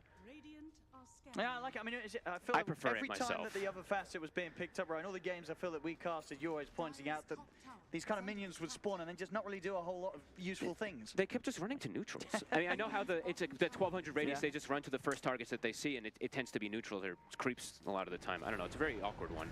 But FNG, looks like dead again. Supreme. they've got numbers coming in. Squadix in with the Dream Coil onto the two of them. They'll look to burst through the Phoenix first, take Bangin out. Now they'll turn to chase down Force. If they've got any further jumps. Fade Bolt in one, they've got the orb. Coming in, closes the gap, final right click, it'll do it. Even with the attempt there to salve up from Force, he won't live. Squadix gets the kill. VP continuing to stay on top of these counter rotations. I mean, Squad X is really, he's being that difference maker. That setup that he was able to get with his 2 supports on mid onto the Invoker, and now maybe even again, Supreme able to reset away with the Ghost Walk. FNG has a dust here. Lay down the EMP, but won't connect. And no further control to hold VP in it. All 3 cores looking pretty good now on the side of VP. And they do have really good mobility around the map, as we're seeing there. The puck can be places very fast, but they also always have that Underlord gate to come in and outnumber moves. So Mouz definitely has to be prepared for those movements. As we see Bangin, he's just trying to find his level 6 on the Phoenix. Antares having the Ghost Walk is, to be honest, pretty nice. Sneak his positioning, be able to find this Sven, get a deep ward down. This is actually a really nice steal. It's gonna keep him at full mana as well. Every time he Ghost Walk, he's got, I believe, with this point of Wex, it's like 10 mana regen, so. Super nice for keeping you active. Yeah. On the map, top lane, Kiritich. Jump in, jump out. I'm gonna catch That's him dangerous. quite. Yeah, I mean, Force is still looking for him in the trees and does find him with the Pulverize. He's got backup. TP's coming in. Sunstrike's gonna get dropped down onto him, but at this point, it's not gonna be that much damage at all. Kiritich doesn't care. So he's gonna lay down the Wukong's command to make sure that there's no chance that Mouz continue to fight into this. And Mouz won't, they'll back off. They get Pulverize. So Antara is able to snatch it up again, just like in that last game. I definitely have to respect that, as we saw last game. Even though Mouz did get the win, there were fights where that stolen Pulverize did catch them by surprise. Oh, and I just saw something actually from FNG. Bit of questionable, Mr. FNG. No points in Little Shredder versus Phoenix. I think you always see 3-1-1, but you know, it happens. I guess he saw Phoenix isn't 6 either, right? He's not 6 yet. He's not 6 yet on the You Phoenix. can say that, but when he hits 6, it's going to be kind of funny. See, yeah, we'll see if he's ever find a fight indeed where he turns up with the super See if it matters. Shredder to take it out. Antares. I mean, Antares is deep with the stolen pulverize over grab Force. Force will be able to turn and grab him with his own. Fear's coming out, but not in time to save Force. As Force goes down, and now VP they can turn and look towards Narm. Narman did get Kiritich at the least there, so we know that rotation is coming in from Noticed. Narman should die for this though, so a 2-for-1, but indeed the carry's taken out. Supreme maybe seeing if he can clean up something. Hey, I mean, them slowing down Kiritich is important because he's not really that big farming hero. He has to go for Battle Fury to farm, while Onin is a Sven. He naturally farms, and he does have the stacks to go back to, so anytime you slow down Monkey King is nice. Can Supreme do something here? He saw the Ghost Walk. Security's got to play careful. Supreme's going to reveal himself. Supreme didn't have the greatest secondary spell invoked there for a second. He still had Sunstrike invoked after the Ghost Walk, so if he had Cold Snap, perhaps being able to switch into like an Alacrity or something could have maybe gone for it, but didn't have that much backup. And okay, so diverting the build a little bit, feeling like the vessel's not that important, wants an answer to the puck. He's going for Orchid, so that makes sense versus this puck in particular. Oh, they're going for him, and they've got him. They've got him in the pit. Jump forward from Kiritich. Supreme is dead.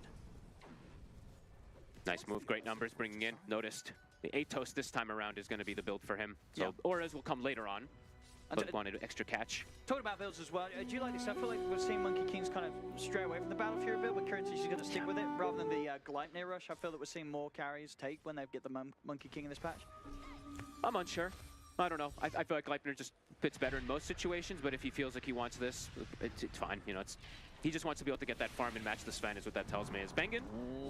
Here comes the Supernova. Can these two take it down? They got it. Easy egg kill here for Noticed and Antares. 0 misses. That's 17% on the Underlord and 9% on the Rubik. Not gonna miss. All 6 hits do happen. I think if they miss one, he actually pops maybe. It's close. Didn't have backup of any teammates though, so no torn or anything as bottom. Supreme eating big damage. Indeed, and again, Antares with the stolen grab, just holding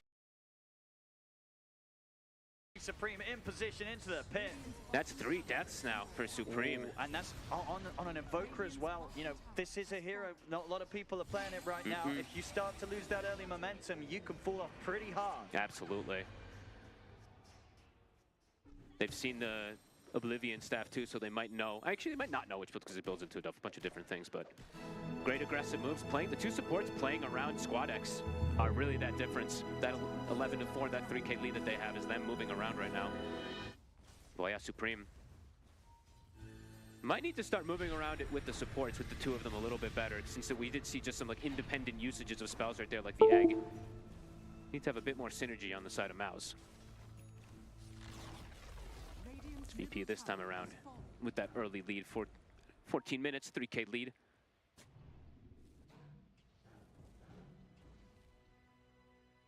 I should give a good amount of space here for Kiritich to get a decent timing on the Battle Fury and keep on start to catch up to the Sven. It's a bit of a way to go, and you'd imagine that Dornit's going to be more active and looking to join the fight. I would imagine so. Before Kiritich is quite ready for VP. Kiritich will be able to jump away. So other thing, I've just been thinking more because, you know, you asked this Battle Fury and Gleipnir kind of question is, he is playing versus Sven and Uproar too, right? So that plus armor that these heroes get feels like it's much more effective versus Battle Fury than a Gleipnir too, right? Just trying to think of like all the little things, right? Yeah, Gleipnir just feels so good, I feel like, on Monkey King to rush. I mean, I guess nowadays. We'll have to see if it ends up paying off or not. Sure. And if any of that damage mitigation from Warcry and from Primal, you know, from the Uproar matters.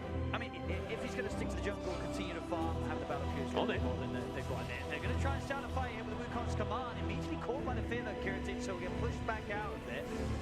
Hold it. God Strength popped. He's still caught. They're considering fighting off the side, forces in with the pulverize, but he immediately gets destroyed by FNG, coming in with the kisses. Kiritich jumps on to take down Narm, and Supreme will get noticed. The Squad X, can he jump out of the fight? Nope. He can't. He jumped into the Sven melee range. Wow. I mean, do you feel that he was getting a kill out of it? I mean, no, that was crazy. He wasn't that low, was he? At all? No, he was almost full HP. Some mistakes coming around. Sure, man. Yeah. Get punished heavily. I mean, with that and the dive. Oh! Almost got the tree. Oh, that was close. Bengen dives in. He's going to dive into his own death, though. Baited. They had the ward down. He felt that he could do that. I mean, even if he gets that, that's a bit of a cheeky play. The dive is kind of thin, too. You have to, like, really dive on that specific tree. And yeah, there's more than enough time for that monkey to react. So I mean, mistakes all around. That's what makes this fun. 14-6. Okay. Yeah, Battle Fury is complete. So It we'll see is. how Kiritish's farm is able to pick up. But only got, honestly, he got gifted Squad X. That was crazy. And that's a lot of golden experience that goes his way. So he's level 13 to the level 11 of that Monkey King. So he's going to have really good item timings now after that kill. Might even be able to just rush a BKB if he wants to go for the disassemble on the Echo and just look to get involved in every single one of the next fights. We'll see. An amp damage right now on Squad X, and they have the Rift up in about, or Fiend's Gate up in about 15 seconds. See if they look to make another move with that. And Supreme, Orchid's done. So let's see if that catches Squad X off guard, because there's not a dispel, and he has, does he have the Yules coming? Okay, he does, just kidding. It just got finished, so. Okay, he's got that. Yeah, he's got it at literally the same exact time as the Orchid, so that could be pretty devastating for Supreme's first usage. They're looking for Kiritich. He should know that 3 heroes are now. As soon as that Wild One casts that, you know there's 3 heroes around. Oh yeah, he's smart. He's fully aware. Neutral griefing the gank. I like it.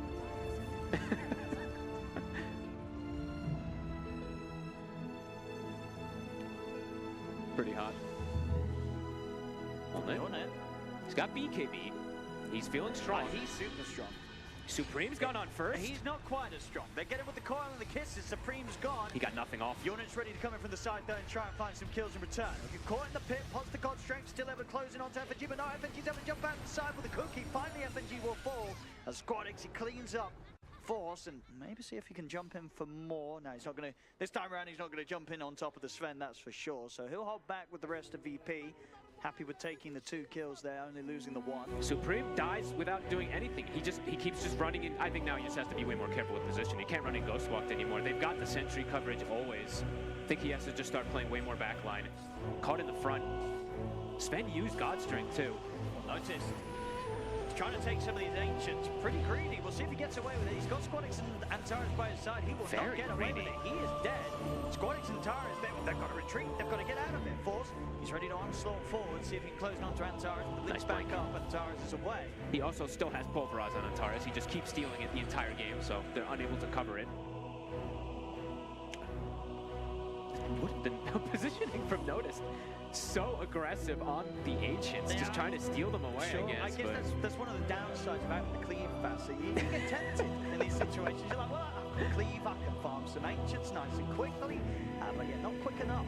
I feel like the graph tells the tale of this game kind of beautifully already. It's just up and down and up and down and up and down and up and down. Just even though it's 8-16, VP do have the advantage at the moment. This Sven is big. That's true. That's the thing at the end of the day. Yeah, you're on it, and as you pointed out before, level advantage up 15 and 16 in the mid. Force is going to get caught by the coil and BKBs there. So he'll back off. And the other thing I have to go, I was mentioning with Olden is he's got a steroid. That's always what I like to mention is if you do have, you have this type of farm and you're gonna have an alacrity thrown on it, pretty scary. That's true. So at the end of the day, if Supreme does continue to get caught and fall off, as long as he can press alacrity on his carry, they should be still in a good spot. Yeah, but you ideally want a little bit more out of your Invoker, of course, too. But yeah, absolutely. Yorna's ready to solo carry this.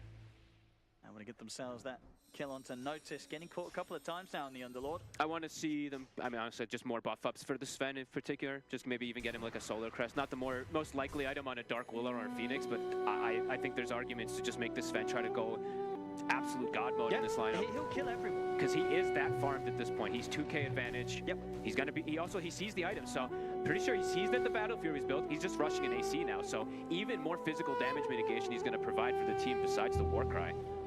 Yeah, it feels like it's just sure with the Battle Fury and then the BKB on Kiritich, he can turn up to the fights, get involved, but there isn't going to be this explosive amount of damage coming out of the carry for quite some time. Even after that, he's obviously queuing up the Aghanims.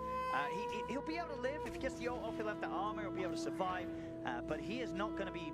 It feels like he's going to be tickling this Sven. I feel like, the damage I feel like is going to come from everybody else for the most part, which they are also quite farmed. They're having very good games here, and Taras in particular have to, of course, mention him having a blink and a 4-step pretty much done. We saw what he was able to do when they were behind in the last game, so they're still with this advantage. Could still get some pretty damn good steals. Smoking up.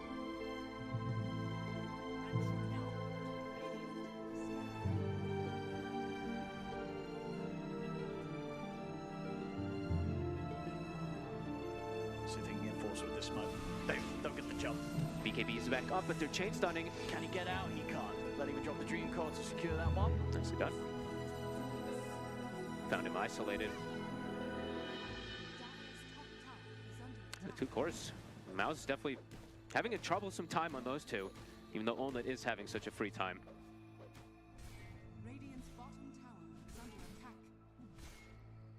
BKB done on Kiritich. We'll see if that does cause VP to try and find some fights with the Monkey King involved. Definitely strong in the 5v5. Can they kill this Sven? If they can kite him out, right, that's going to be the ideal game, which it kind of always is versus a Sven, right? Just kind of kite, reset positioning. So I'm looking at their items, and if they can just acquire many force staffs in particular, that's probably the answer. And then the Lotuses come from there. That used to be the ways to always deal with the Sven. So they've already got double force on the supports to be able to disengage and re-engage. Mouz looking for a fight themselves with these last few timings. Vessel was done now on the Invoker. Catching Squadix is pretty difficult. Do they have any type of blink? No. A little bit awkward for them to start the fights. Can they start the rush? They might not expect this VP, right? Mouz just straight up walking Very in a rush. unexpected. Yeah. They've hit it with the scan, so they won't know what's going on now. Can they make it in time? I don't know, it's going to be pretty quick with the God Strength. They're gonna TPing. smoke up. Half HP. It's taking some time. Can they make the jump in time? It's taking time. Kiritich. He's already looking in for the side king. He'll call for the grapple. Oh, the side is there. Before the onslaught comes out, they look to burn through dark Willow Norman. He's gone. But the Roshan has fallen, and Yornet's been able to claim the Aegis. He just wants to get out. His God Strength is wearing off. He does not want to just fight. full retreat. Let one hero, two heroes die. If they can get the cores out, they're going to be happy. Short force. He's trying to leave. Get through the twin gate. He won't make it out. So they Oh. lose three heroes, of course, including Narman at the start of the fight. But they get the Roche, and they keep the Aegis on the Sven. No, but You don't take that. I don't know. It took him a bit too long to Yeah. really bring it down. VP made it in time. 3 big kills. BKB's usage as well. They get the rush, but it's costly. I feel like VP's very, very happy with that type of trade. We'll check the replay again, as you say. It's just taking a little too long. They get it now.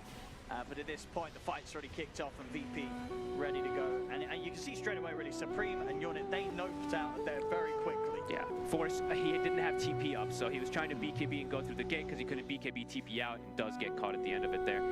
Way too early of an egg also from Bengen inside the pit. Nobody was there. Dude, we're seeing, look on the network. It's all on Yornet. It's literally all Yornet. He has to Sven's 1v5. at the top, and then there's 4 heroes, 4 players of VP right behind him. You know, Antar is, of course, stepping up, taking over the farm of both Noticed and Supreme. All on the Sven. Get the Solar Crest, buff him up, absolutely everything onto him. Well, let's see if this pays off. It's always a difficult kind of position to continue from when all your eggs are in this one basket. Yeah, and your Invoker has no game whatsoever. Even the Rubik, as we said on Tares, he had an insane game last time. He's having an absolutely crazy one this time. 10K net worth on this Rubik. And yeah, he can go for the itemization, just further deal with the Sven. He's got the Lotus already queued, so we mentioned the 4-step, the Kite. They're getting many of these answers to deal with the Sven. They're going to smoke again. They want to try to get a fight off of the AC timing with this Aegis. I mean, he is still very strong. He is level 18. It says, can they get the angles for this Sven? Can they get the control out? All they need to do is just let him hit targets. It's just, can he do that? Squadix. So they jump in, he's going to get caught by the silence. We'll be able to remove it with the Yules. But he is dead. Straight down into the root. Ooh. Can they get more? They're trying. Quick jump to the side from FNG. He'll get back. Tier 1 tower should fall. How much more can they claim with this Aegis? 2 minutes for them to keep swinging around as a team. And with Coil on cooldown, Mouz can definitely look for a fight if they can catch somebody on Tares. He's cutting the wave. It's a kind of cute play there from the Rubik to stop them from going for a tier 2 push. And he'll TP to not get caught. Good awareness. Mouz wants to get as much as they can in these 2 minutes. No surprises there. Very fast on the AC. Faster than the patch. Fastest by 9 seconds. Still quite huge, but Kiritich is catching up very quickly here. 15,000 net worth now on him, almost the same level. So the Battle Fury, just for the farm aspect, is absolutely paid off. Yeah. Instead of this Gleipnir kind of route. That's, I guess he just felt, I just want to farm, and it's definitely worked. Warcry stolen. A very good steal, to be honest, with this game, since he does have the shard also finished up on the Rubik, so everyone's just going to have that +6 armor on top of when he pops that Warcry for 15 more to deal with the Sven. I was only going to, actually, only killing people is going to be very difficult versus this Warcry. He places the ward himself. I see CineSeries, you'll get the stun now. Really haven't have any follow-up this deep.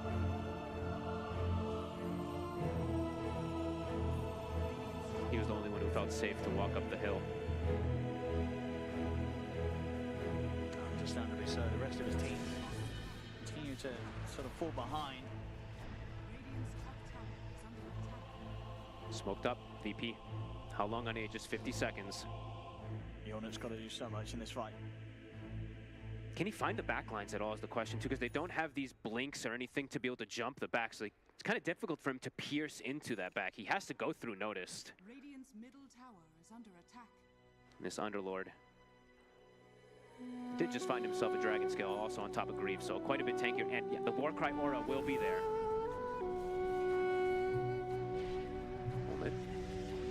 The opening with the Atos, Antares has stepped up as well. Over in the trees, they managed to jump the backlines. CineSeries straight on towards Narva. The Supernova comes out. It's early again. VP then kind of not able to take out the egg, but at the same time they can wait it out to the side. Supreme and Force, they're just having to run for their lives here. They get the root Aegis on towards the Phoenix Unit out to the side. He's trying to get on top of these heroes, but he's getting kited and controlled. Cannot get on top of Antares. CineSeries in with the boundless strike onto the both of them. Unit puts the BKB, or look to notice first. Good damage. See if he can get on top of another target. Turns over towards Antares. He's got the pullback here. Will be able to take out a Big dot. hits. Now looks over towards CineSeries. CineSeries standing his ground against the Sven for now. Cookie 4 from Alacrity. FNG. Chop the ball down. Get the stun out. He's Unit. buffed up. He's Unit. moving in. Can he cut down the Monkey King in time? The boundless strike comes out. Unit, can he get this? Yours is there. A bit awkward timing with the Sunshine Unit's coming doing in. it. Doesn't matter. Unit's damage alone enough to bring him down. He is really doing it. He got onto Squad X at some point during this fight. Even though they sustained for the initial go with the Warcry, Olin, an actual unit. It's what? We're seeing Force actually try and see if we can get something more from this. He's able to get the catch onto FNG. He should have him. They're going to effectively get the team wipe. Oh, they're back, and that's a gem. They're fully back, Owen. I'll see it again, the start of that. I mean, as you say, Squad X time very early on in the action. The Wukong, though, look where it's positioned. It actually ends up catching kind of nobody, and they're able to kite it out. And Olin, great patience. He held his BKB forever. Yeah. And good stuff from Supreme. He got brought incredibly low quite early on in the fight. Yeah. But being able to control and mess around with CineSeries, it's just that little bit extra at the start of that deafening blast. And at this point, yeah, when CineSeries is on his own, no chance against these heroes. Mouz, that's a pretty big outplay of a team fight overall. That positioning that they're able to set up there. As the Aegis is expiring too, like VP's kiting out the Aegis and stuff like that, but Yolnit, great patience. He is playing super well this game. The X Factor, 6K difference, or 5K difference between him and the Monkey King now. They're getting closer and closer down to the Satanic as well. That was sick. BKB on Supreme, so it's going to be even easier for him to get the chance to cast his spells without being blown up by VP. Yeah, the egg, I thought the egg maybe was a little bit too early, but it was actually quite good. It ended up catching up CineSeries and splitting up the fight completely, so overall, Mouz. Yeah, there was definitely a bit of kind of chaos caused at the start, because you saw some of VP, like I think like the Underlord he was in under the egg, trying to get some hits on it, but the rest of them were kind of like they wanted to keep distance from the egg. So definitely caused a bit of panic for VP. And they never de-warded the ward too. That ward that Olnik literally ran up and placed before the fight started, it was there the entire time, so they had full vision of the complete fight, so some of the things do matter. And they knew that they knew it was there. They saw him place it. But the fact that he ran up and threw the stun out the Monkey King when he put it down, they knew it as clear as day that that ward was in position. And vision, it helps you, like in fights it lets you just do so much, right? It lets you like pick and choose pretty much everything, get pre-casts, pre-orchids, etc. and stuff like that, so. Mouz. Perfect timing of a team fight for them to recover. Mouz, they're more than ready to go again around Unit. Sure, the overall net worth lead is there for VP, but we saw last fight how much Mouz could do. Unit's now got the completed Satanic done, so finding the damage and situations to kill the Sven. Sure, you might be able to kite him, make him run around the fight a little bit, but actually killing this Sven, it seems very difficult. You're gonna have to isolate him. You're probably gonna have to, like what they tried to do last time, right? Kill the rest of the team and then find him afterwards, but they just couldn't finish off a couple of these heroes, so he did have the backup. And yeah, afterwards, as you said, Force found FNG, took the gem, so now they have that great vision advantage for these next upcoming moments, and they have a blink, so they have an actual way to start fights, which they didn't really have before on Mouz. They just kind of had to walk in, and now they have Force being able to blink and pulverize, perhaps. I think this ward caught Kiritich. I believe it saw him for a second down bottom. Force, he's looking for him. Yeah, they knew. They see the monkeys. They're following these statues. Couldn't quite find him. Squadix has gone early boots of travel. So wanting to just deal with the lanes and kind of pull Mouz apart is what that tells me, and then just join the fights afterwards. Interesting approach. Wants to kind of stall the game out is what that would tell me, and just get a bit more farm. Since right now, as we were saying, it is really just still Yulnit who's getting that farm. So maybe just wanting to get that 3 cores scaling in comparison.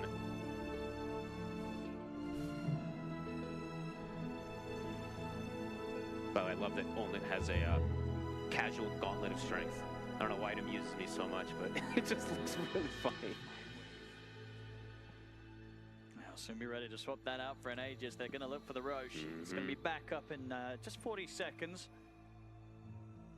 Radiant's middle tower is under attack. You did see earlier, of course, VP able to bring a fight down here and able to make something happen out of it. We'll see if they get the chance to come down and do so again. They're starting to get to the point where they will have the damage to take down the Sven, especially when Kiritich is able to finish off the Daedalus. Yes. Once that's there, this Monkey King is going to be slapping pretty hard.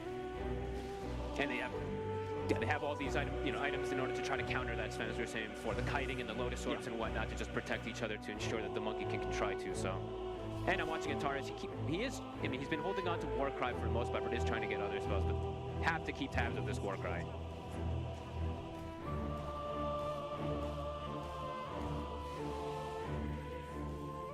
Small crit now for Yulnit, approaching at 25, he's 23 at the moment.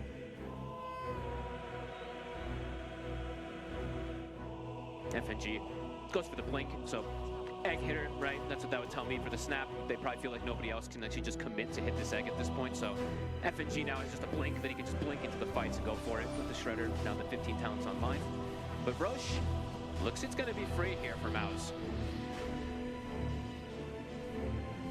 This time VP not able to make their way over here. Looks like it maybe was a call from them to just play the eco game, right? Like I was mentioning, the puck went for boots of travel, and they've just been kind of forcing lanes in, and the gold has definitely gone up drastically for them. That gold lead went from, what, 4K back up to that 9K because of them just split pushing and doing just map control. Mouz, with this timing though, do want to look for a fight. Since I think they are looking and they're seeing VP heroes split up all over the place. But VP, when they have the Underlord and puck split, they can always join back in.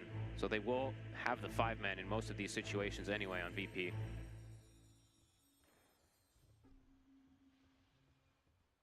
They want somebody.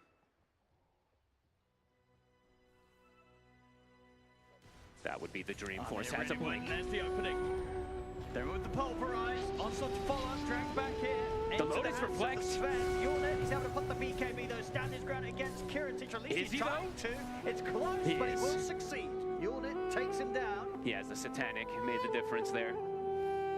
Nice try on Torres. Throwing that Lotus, I believe, onto the Monkey King. Almost gets him with that reflected stun, but a big kill. They get Kiritich.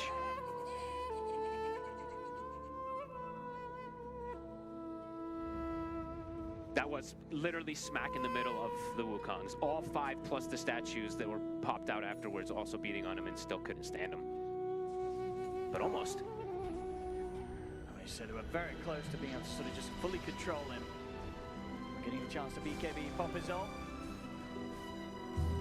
Definitely gave a little bit of a scare to Yulnit, but not too much. He knew he had it.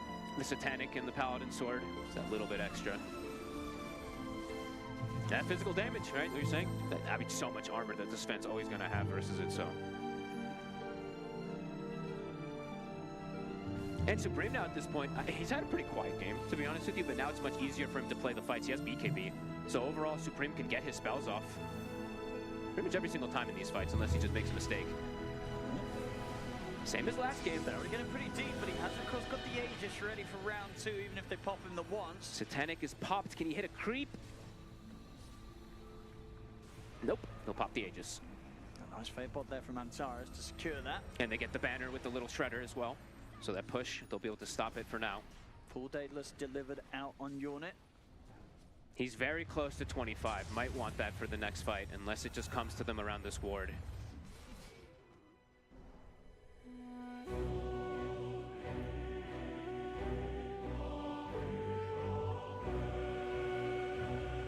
Definitely might have some element of hesitation with the Aegis gone. They're actually smoking up. They're going to go for like the smoke ahead of where their Invoker TP, because they're maybe expecting a rotation to come because Supreme showed bottom. See if they can find the jump here. They have this ward. Coming. They break it. Kirsten shows. They're going to be able to jump over the water, but taking the BKB off the pulverizer. He's held in place. He's gone. Cut down the monkey kick. 80 seconds. That's a painful loss there. The rest of them just having to run. Squadix should be able to make it away with the orbs and the blinks, but yeah, no Monkey King for 70 seconds. Caught at the front of the fight. He's the one, he was leading the charge as well too, perhaps needing to play a little bit further behind, because he's the one they want to go for, it feels like, in every single one of these fights. He's the damage dealer. If he dies at the start, there's no damage from the rest of them, so I think he has to be a bit more patient with how he jumps forward. Because there's very little to do. If fourth pot's BKB goes in with the pulverizer, they can't do anything. Doing it plus BKB and God Strength, yeah. that will just kill the Monkey King every single time, and there's very little, if any, play to counteract that. No way to stop him from being grabbed. You can't get that Force Staff or anything out of that. So now 25's been hit on Olin too, so even more damage that this Sven is going to be dishing out. And can even start going for these Tormentors and his own Shard, which is going to be fantastic. If because he doesn't have the Shard versus the Monkey King yet too, which is just going to make him even tankier.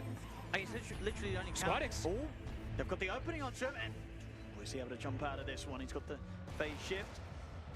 Should be fine. See if he gets cut off. They're might keep now. Supreme's not going to go for it. It's too far. It's too far. But Supremo has a Hex now too, so that's going to be the actual full cast for the puck as well too. So they're starting to acquire these very, very strong items on Mouz. I mean, there's just no way that Kiritich can go in first. No, it's got to be cannot. At the least, noticed or Squadix. Even if the puck dies, right, someone else has to go in, tank this sort of lockdown so that the Monkey King can actually get in, get that Wukong's command down, and do some sort of damage. I think honestly they might want to wait for Squadix to hit 25, get the 25 Dream Coil Pierce so that they can actually just grab a target, throw a Wukong's afterwards, and just have them isolated. They probably have to wait for this timing. Otherwise, I feel like those next few fights look very difficult to just try to deal with Holnit. Because yeah, the last few just blink, grab Monkey King, and he dies, and there's not a save. I guess the only way, right, is what if Antares is able to steal the pulverizer and pulverize it back. Exactly, yeah, but that's on the primal, but that's. Yeah, at this point now especially, I think I think he covered it the last 2 or 3 times that I saw as well too. Yeah, I'd imagine he's going to be keeping on top of that, because that's pretty much the only way they can stop Mouz just completely controlling and killing off the Monkey King. And also Antares at that point is in the front of the mix, and if he gets hit by any disable, it gets stopped. So it's pretty unlikely. They can't really let the Monkey King get grabbed by the pulverize. Mouz sticking together as a 4-man unit. Invoker, the only one really split up, finishing up that Hex, which is going to be very strong pretty much versus that puck in particular, but also just any type of extra disable, as we've seen.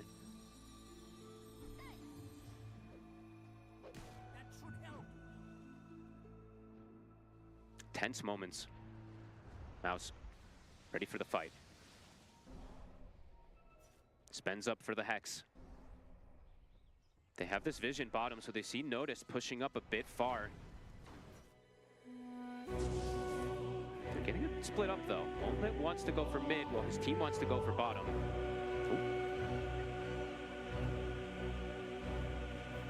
It looked like they saw the Monkey King for a second there, right? They pinged it. I think so, they might have. I believe that Olnit did see him, but VP's already on the disengage. Can Notice get out? He's quite slow. They're just going to go straight He is too slow. And with the pulverize unit, he's ready to go with the God Strength, ready to run down the 2 of them. The cleave. Notice and FNG cleaved apart.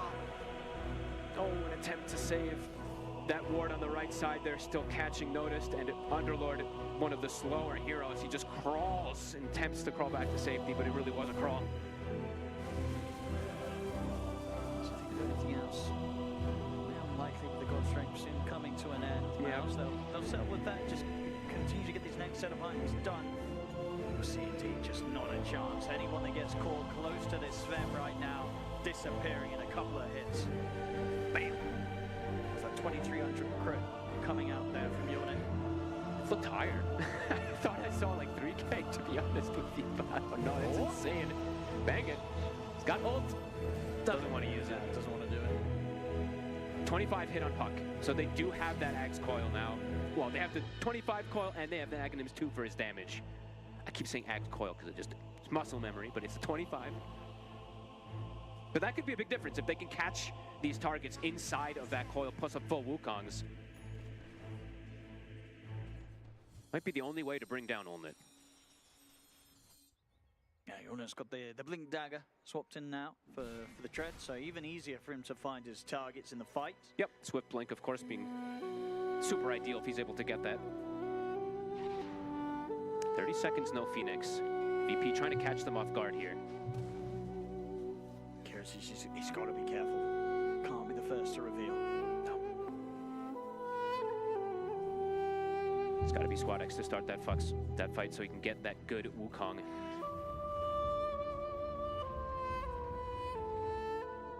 Back and forth they go. Go through the portal, drop a ward, go right back to bottom. I mean, Roche, it's long. Yeah, it is, but it's within that potential spawn window, at least from the perspective of VP. So they know that they've got to try and hover around this area and not let Mouz get the chance to take it. Both teams playing around that ward. Supreme a bit off the mark there with that tornado. He's gonna waltz in under a ward and sentry.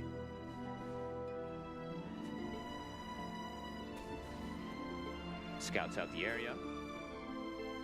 They know there's vision there. They know where everyone on VP is.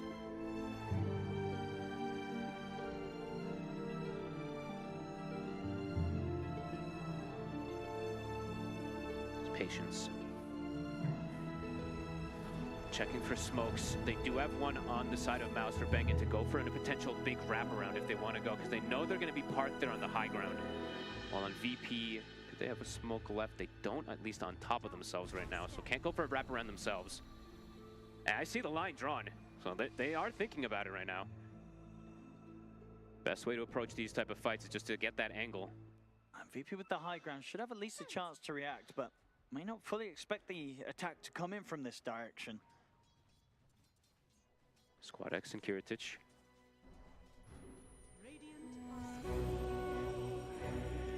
They seem to know. Mouz. Squad is just staying right back out of the action, ready with the counterplay. Full refresher was just bought from Force, so he could double pulverize, lock someone down.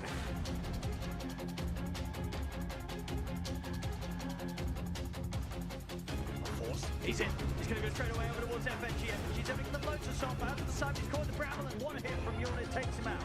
He's got another BKB if he'd like to on the Primal Beast. And they D-ward on the side of Mouz. They're scared to still walk up to go for the D-ward even on that cliff. Olnit's God Strength, it's halfway.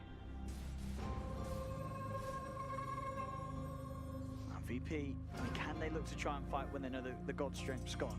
Look at the mid and the top lane. They've drawn the lines. It's a hefty amount of range creeps pushing in. 10 seconds till Roche. God Strength is gone. Roche is going to start shifting positions. It's going to be going toward top. They're going to start making the move. Both teams preparing. Yeah, Mouz back off to deal with the lanes and to try and push at least this top one out at a speed that's going to allow them to get over to that Roche spot. God Strength up in 30. It's going to be back up for the fight. Hex also, oh my, wait, what? Narman even has a Hex now too, okay. This could be difficult for Squad X to survive. If he gets caught from an initial Hex, he could just die. I don't think they're, okay, they will see Narman with it too on the creep wave, so they will be aware of that one at the least. Force, looking for an angle. He's waiting 15 seconds for his BKB. He does have the refresher if he feels needed. God Strength's back up. Again, VP camping on the high ground.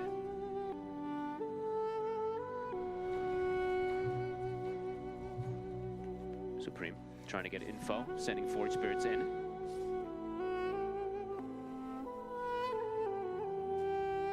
Sunstrike for vision every time it's up as well.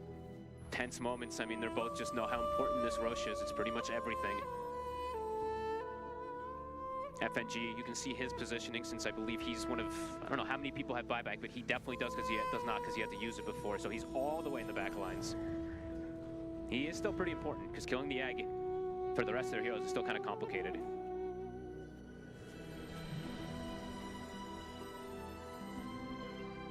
Constant spam of these waves.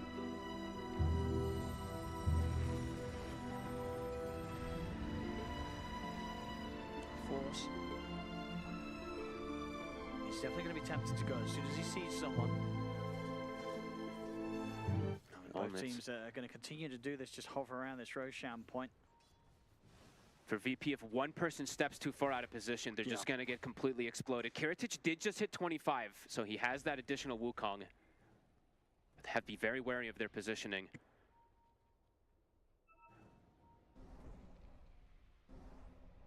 Forge Spirits to scout. It's been, what, almost 3 minutes, it feels like that both teams are just staring at each other.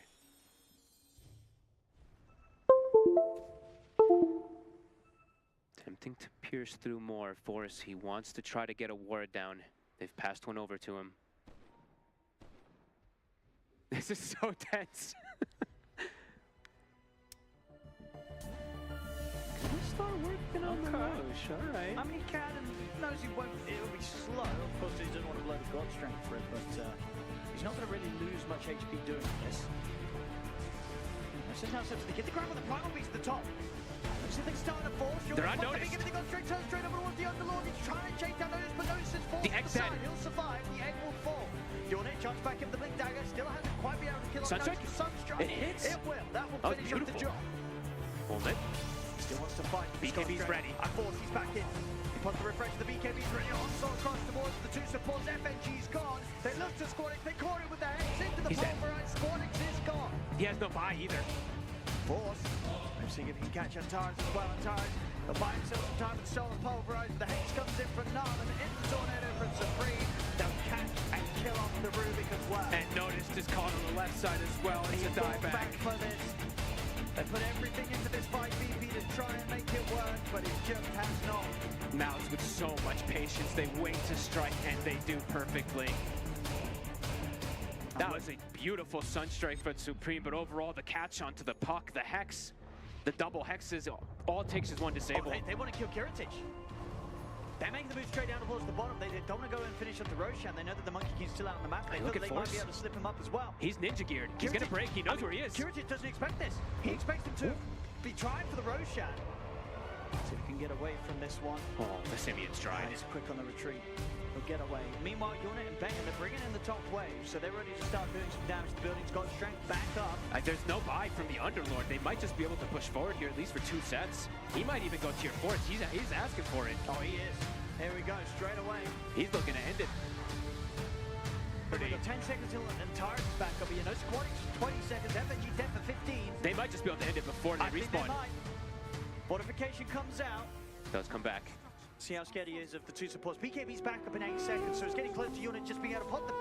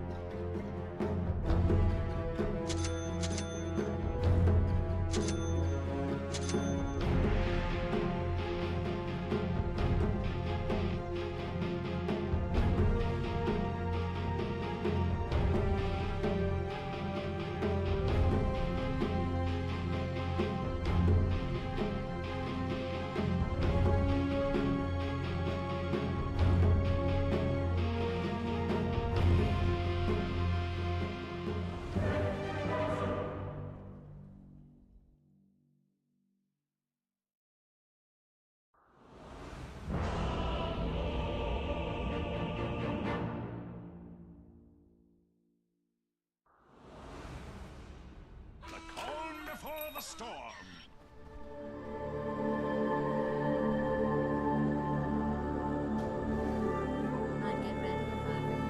The spirit moves me.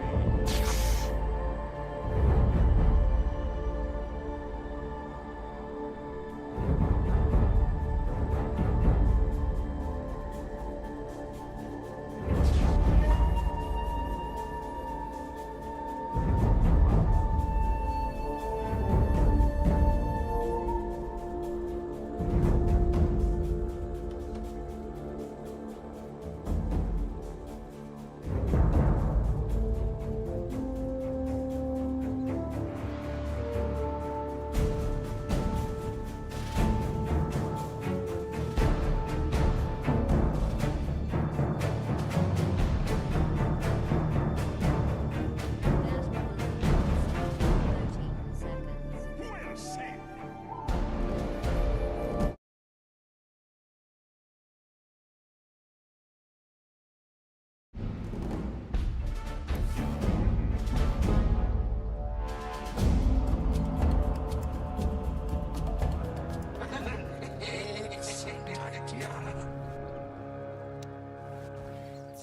Here I come.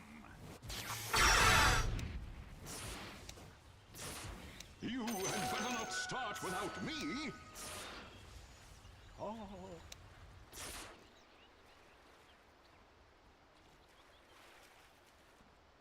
Oh.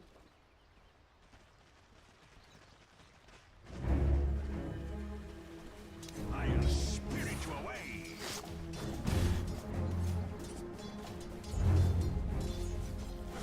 Like the wind.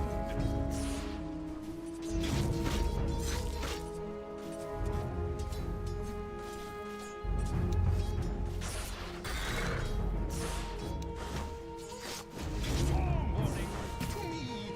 Ooh, who's that handsome devil?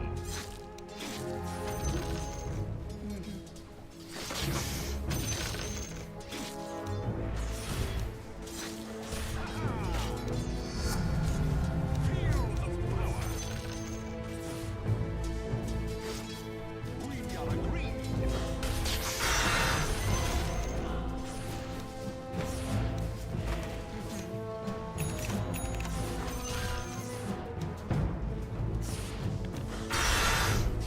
Yes.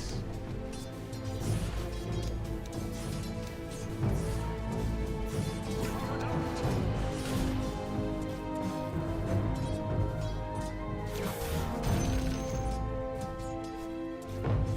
Get set for heavy weather.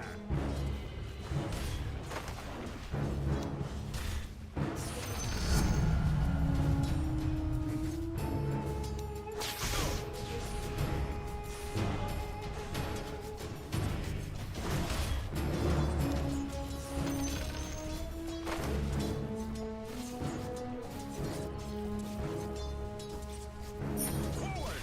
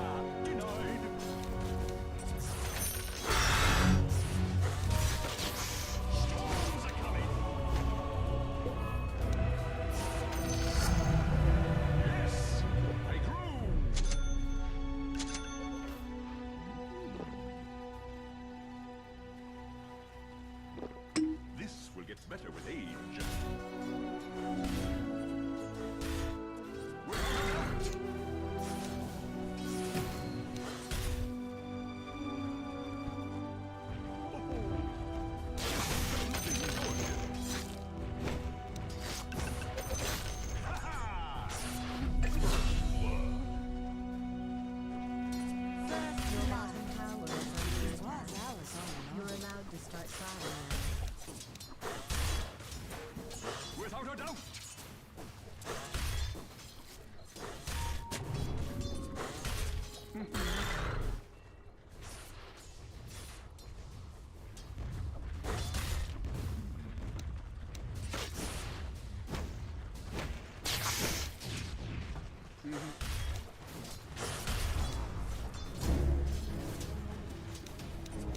Stormy weather denied.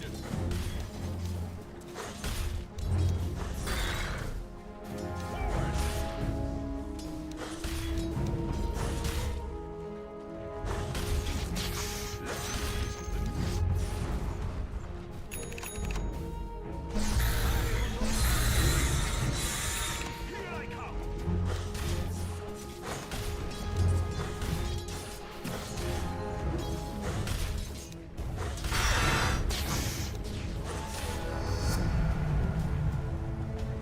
Like the wind. Handsome devils. We agree.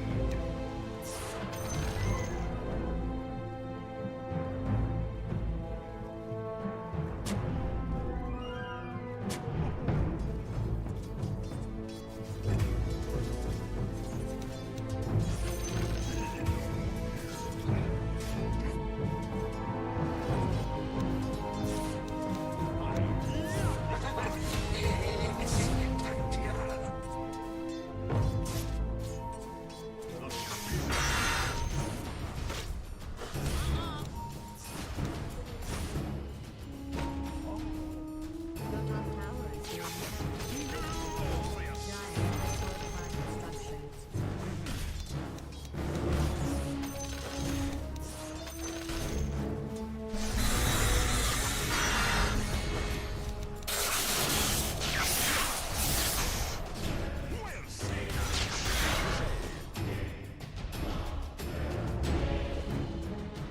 Yes. Let the fun begin.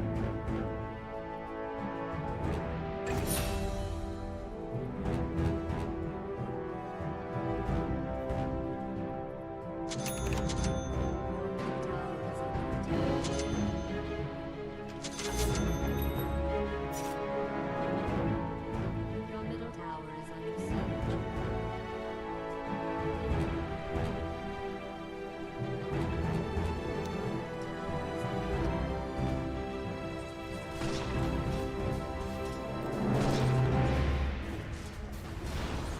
Your tower is under attack.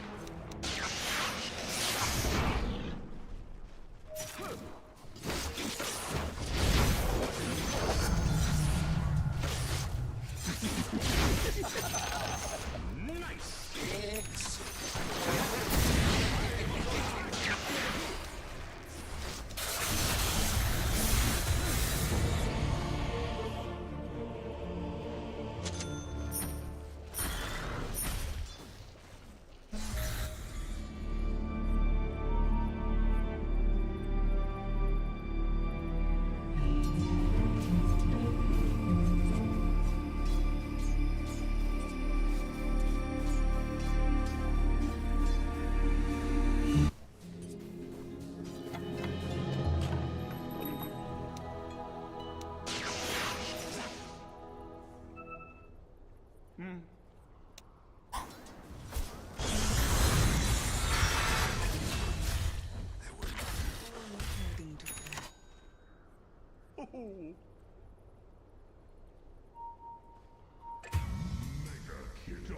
Like the wind.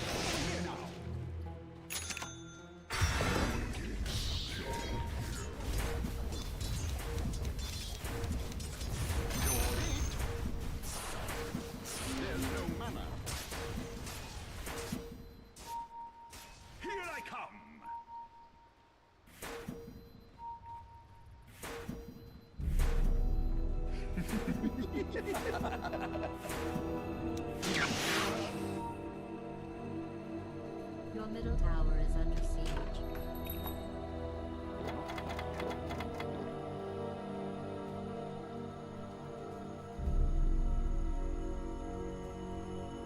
Forward!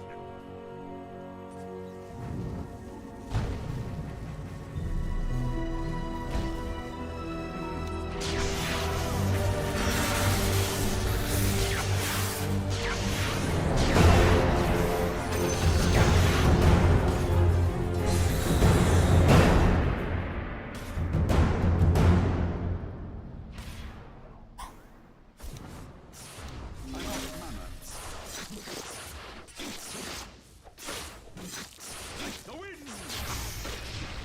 You shouldn't have. I'll spirit you away.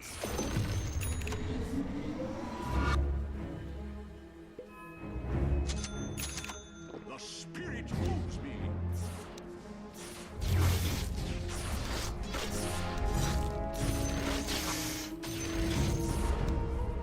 Your bottom tower is under siege.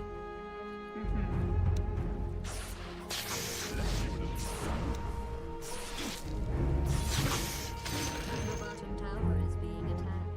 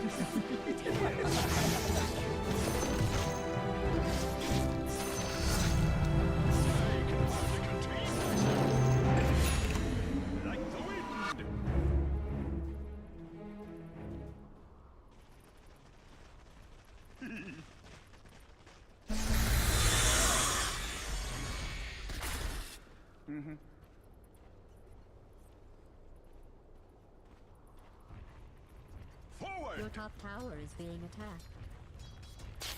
Let's do a little something. Blow them away! Radiant structures have been fortified. Your top tower is under attack. Dire has fortified structures.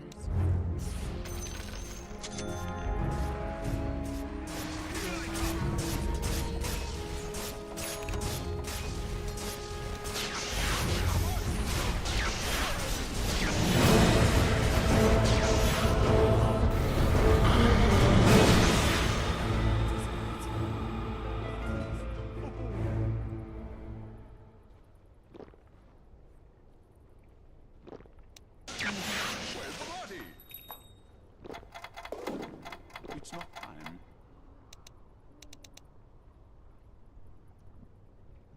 Yes!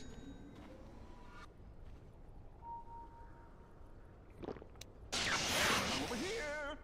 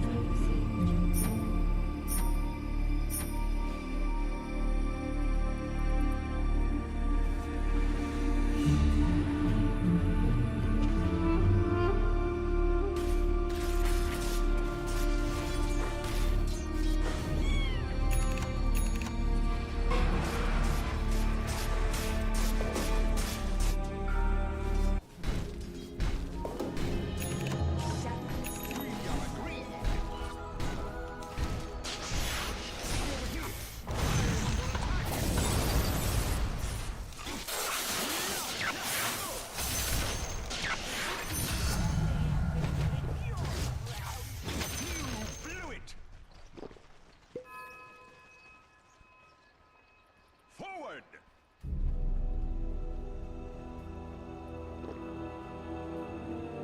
Well said!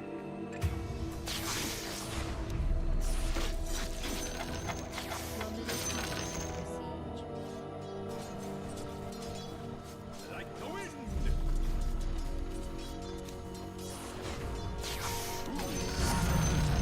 Get set for heavy weather! As part of being an impartial council, you balance the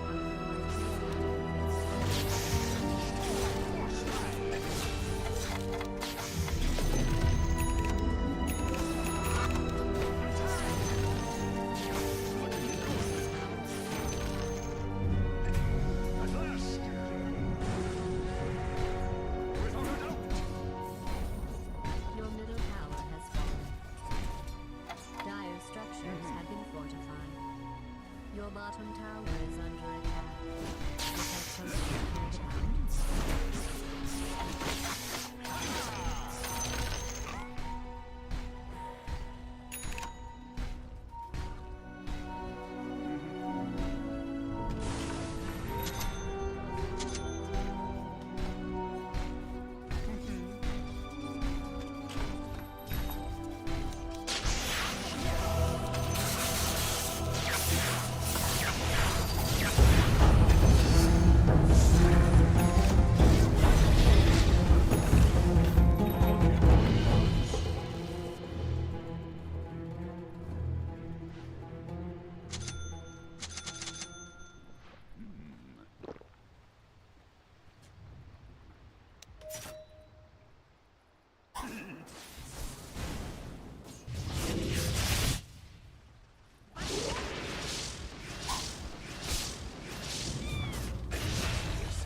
The spirit moves me!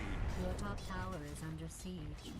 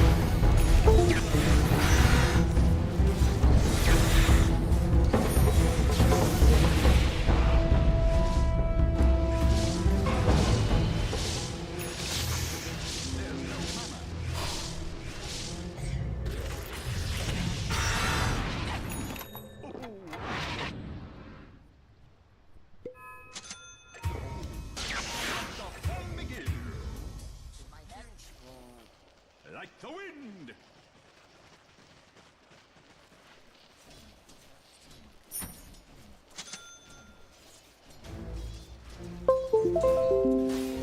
We are agreed! Your top tower is being attacked.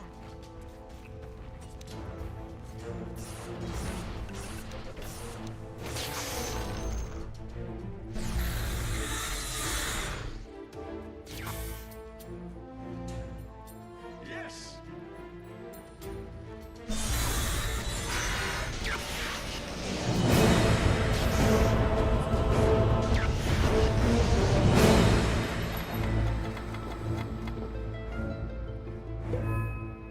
Your top tower is under attack.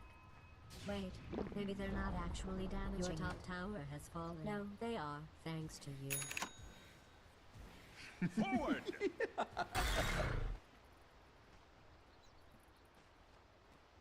The spirit moved me!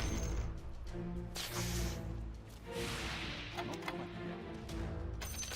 Who is that handsome Your devil? tower has fallen.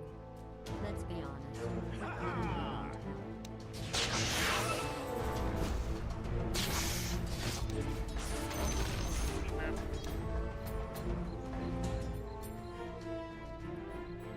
Well said!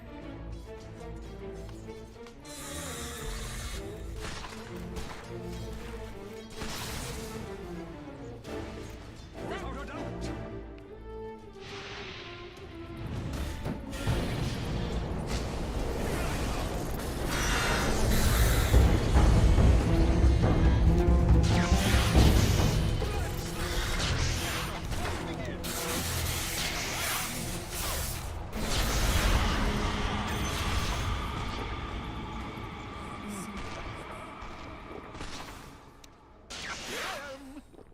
Your bottom tower.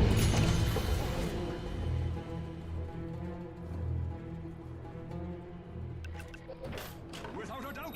Your top tower is under siege.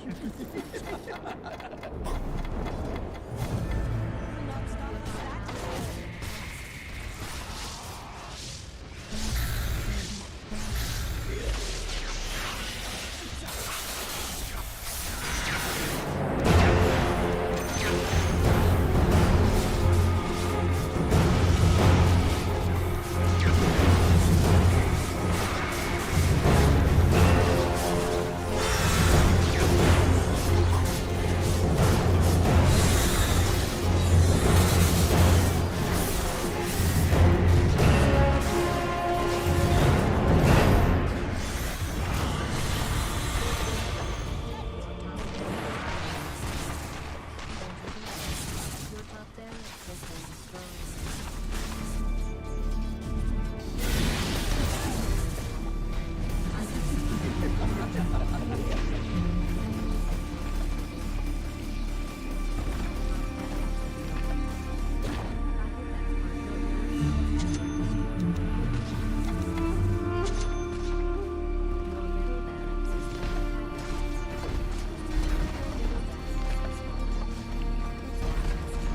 Your middle barracks is being Dire has fortified its structures.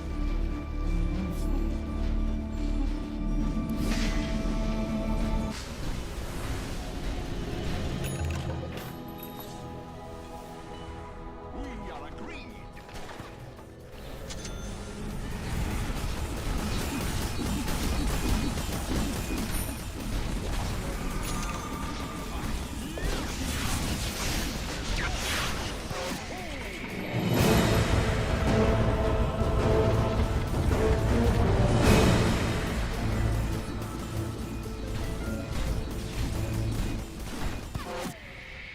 Your ancient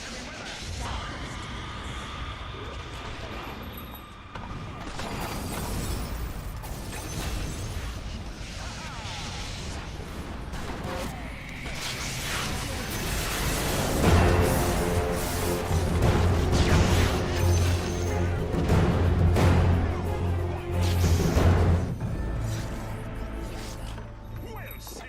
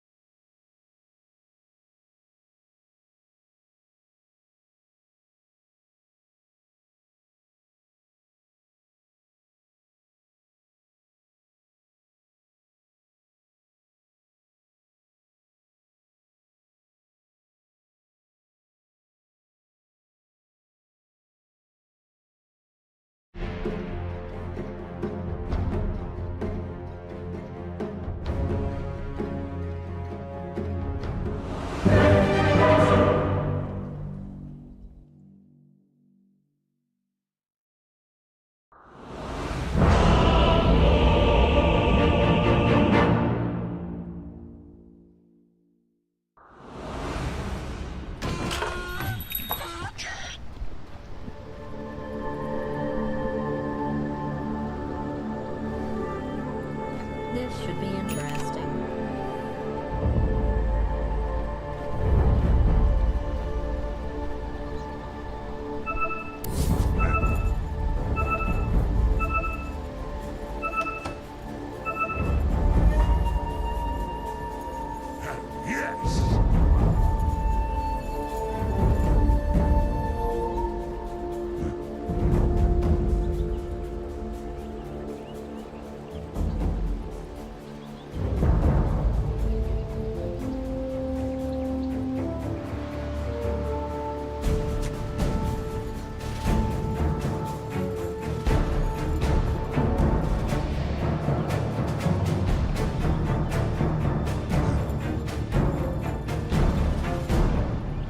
Seconds to battle.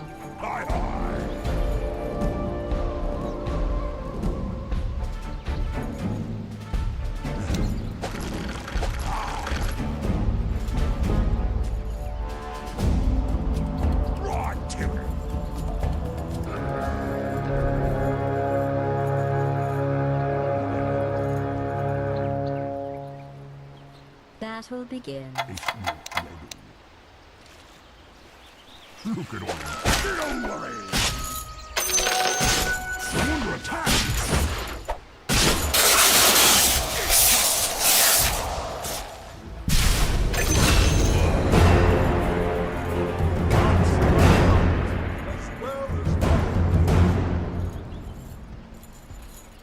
Head now.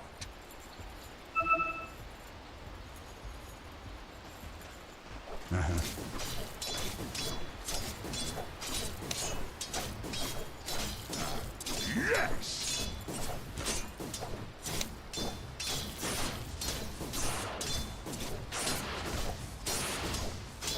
Wait me.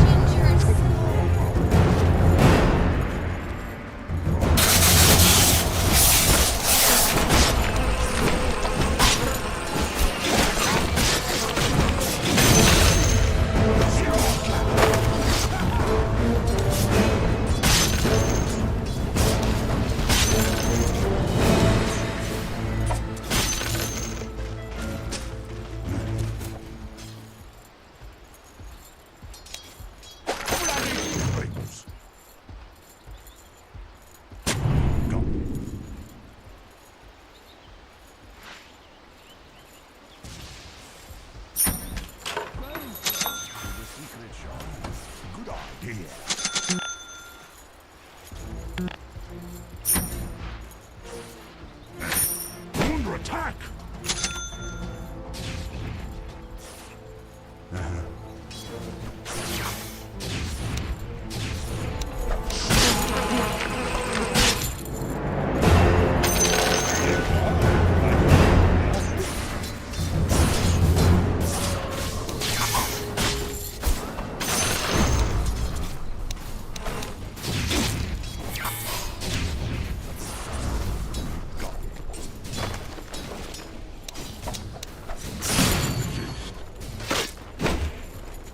Forward!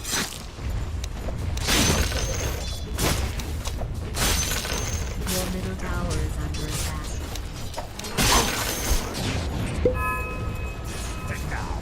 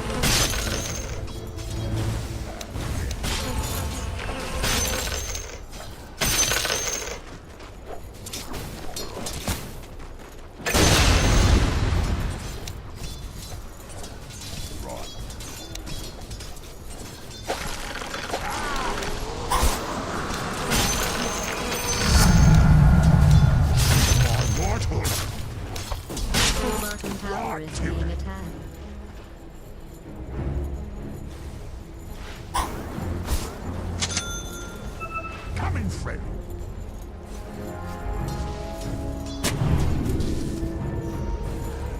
Good idea.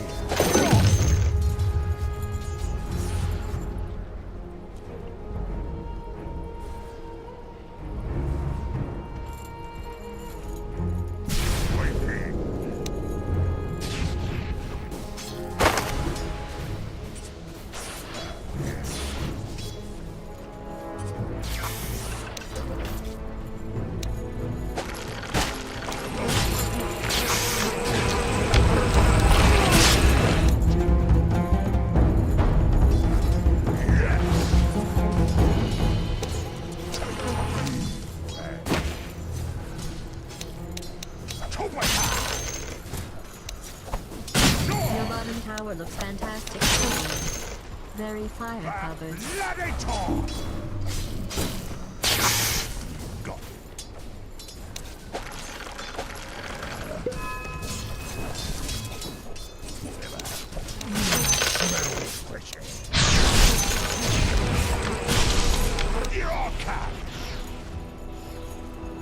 Your bottom tower is under siege. Right to it. Dire's barrier has been callously murdered.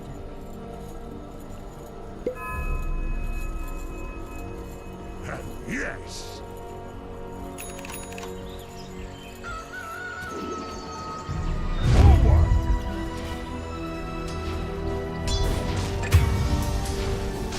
Coming through.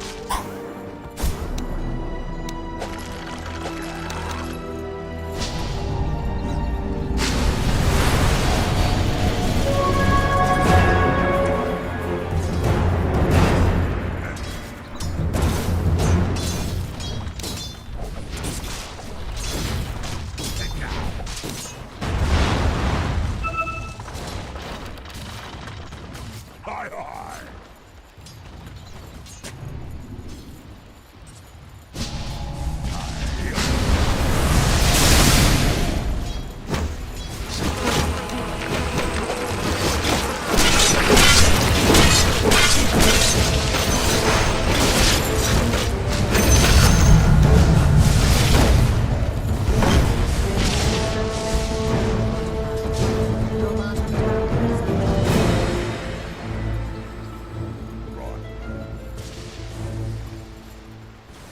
Your bottom tower is under Your bottom tower is under siege.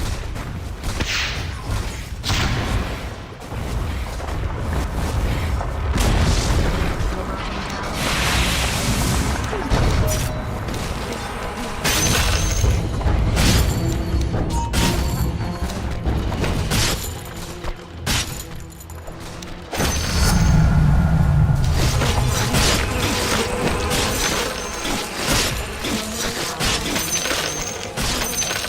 Throw it to the land.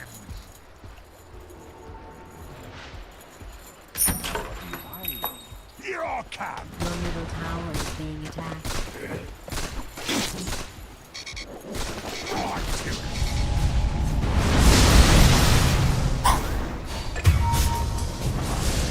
Dire's structures have been fortified.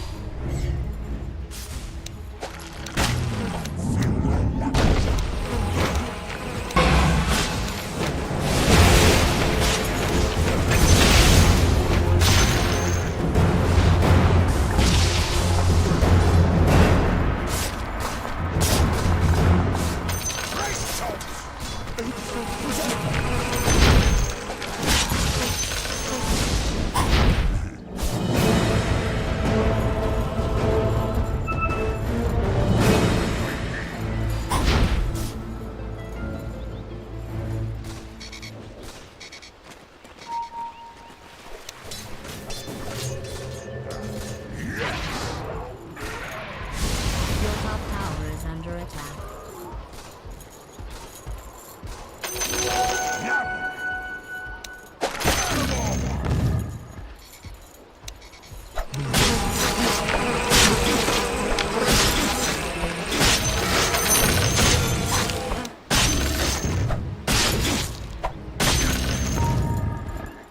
Head now.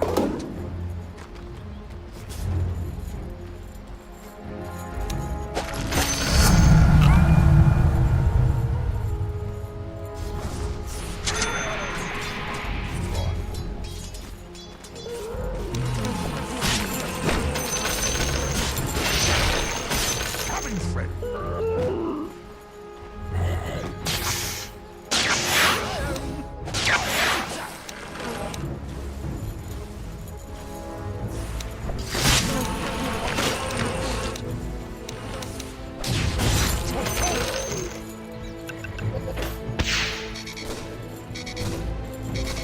Forward.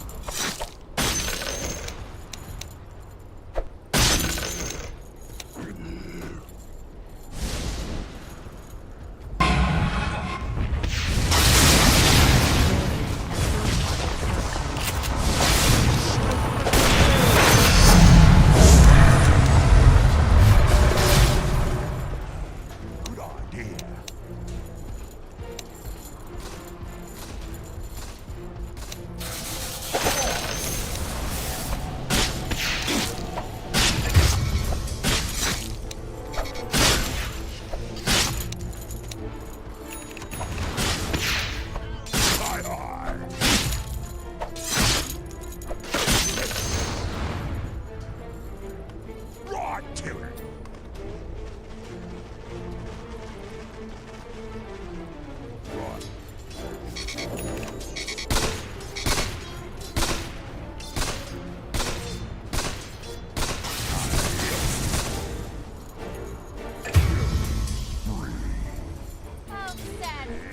Sleeper time!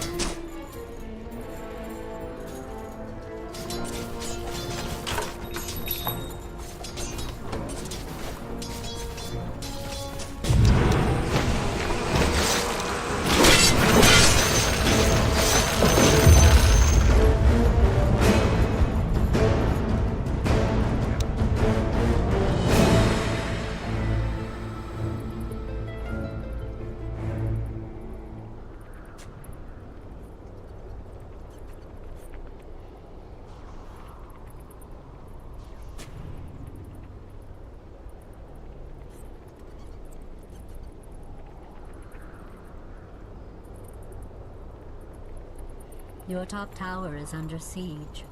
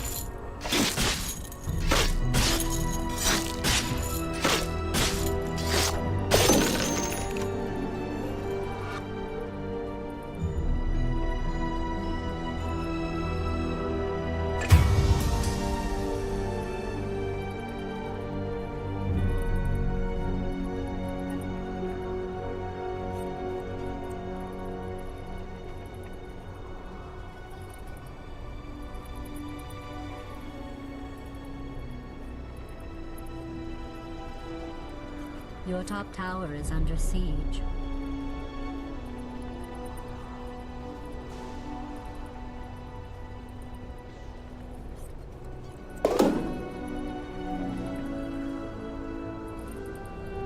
Your top tower is being attacked.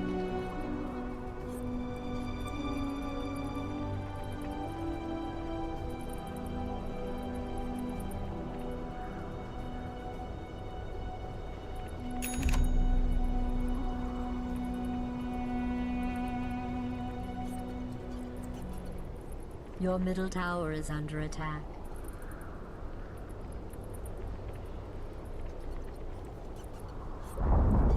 Your middle tower has fallen. Grief counseling will be available at the conclusion of the match. Destroyed.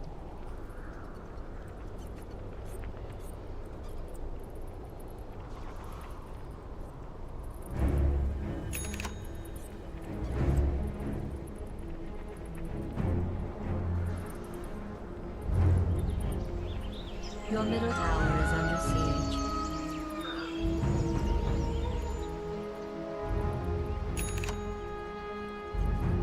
Your bottom tower is under attack. Your cap!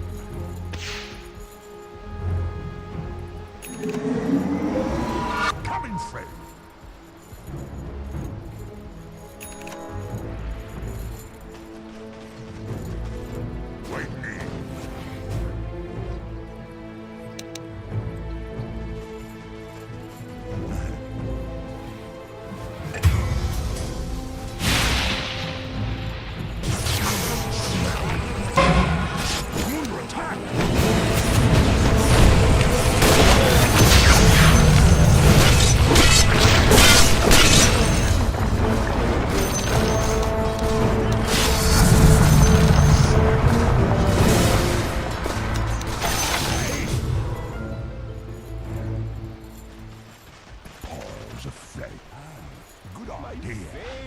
Your bottom tower is under attack.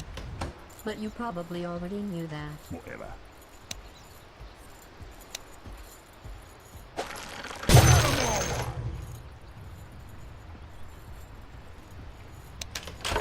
Hi, hi.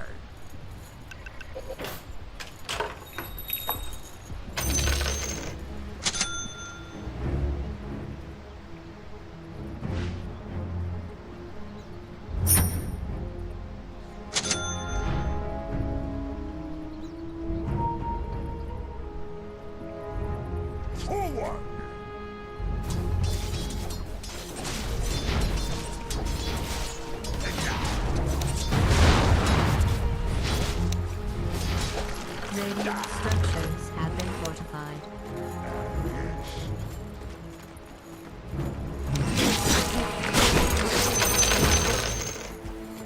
Right to him.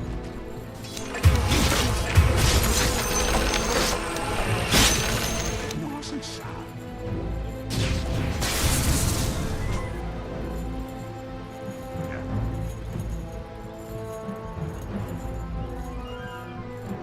Here I come.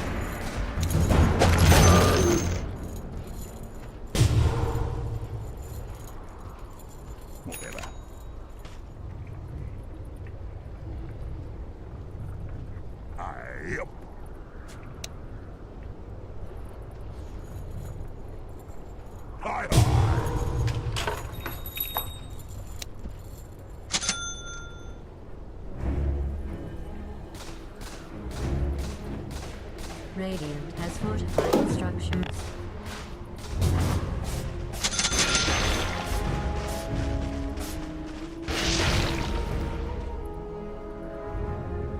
Here I come! The dead. Forward!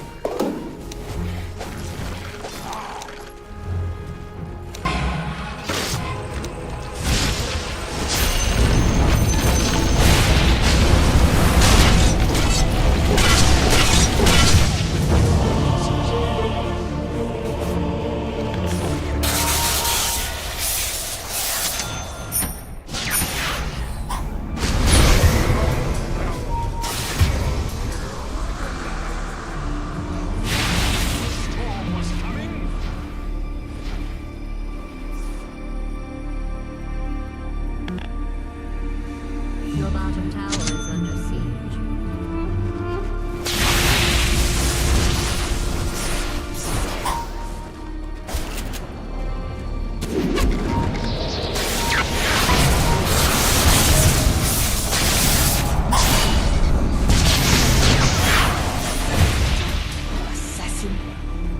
Your top tower is dire structures.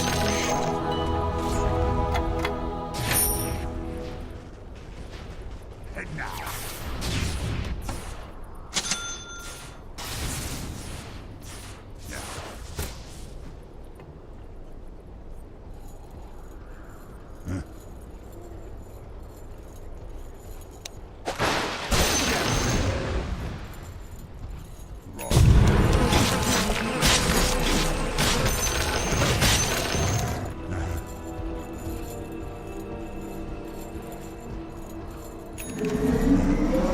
Tower is under attack. Let's watch and see what happens.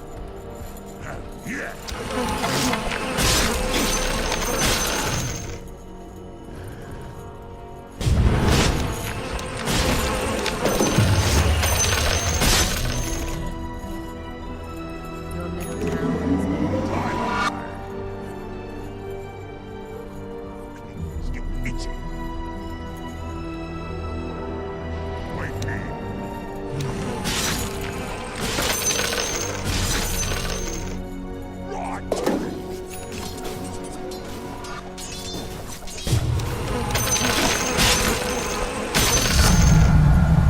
Choppers are looking sharp.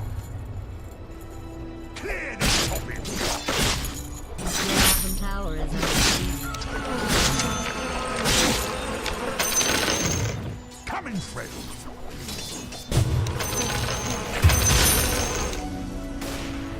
There.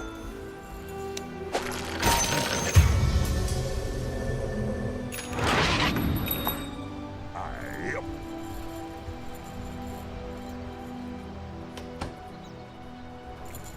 Whatever.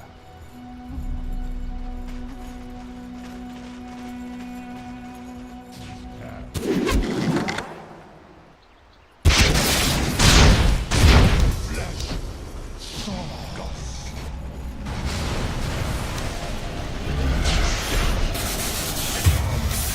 Goodbye.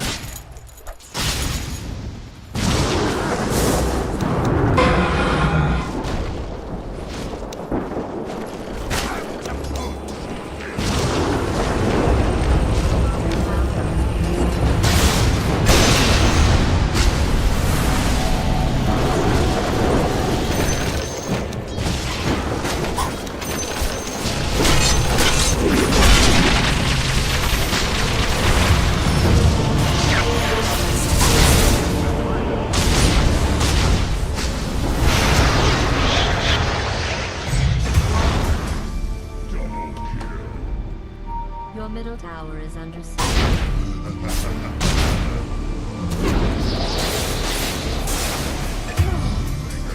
Triple kill. Chill wins.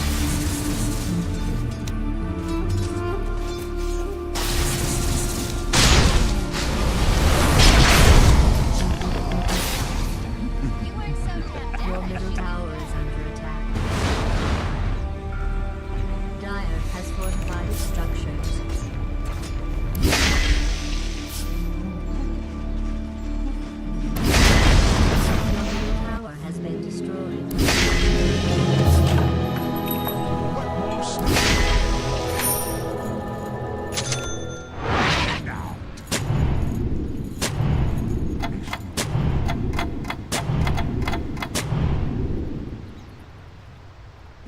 can.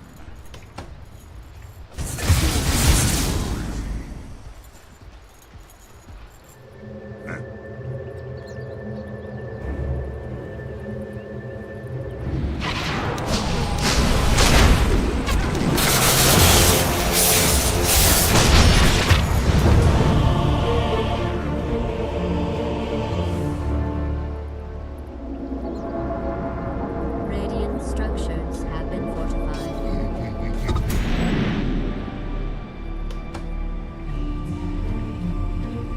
Dead man drifting.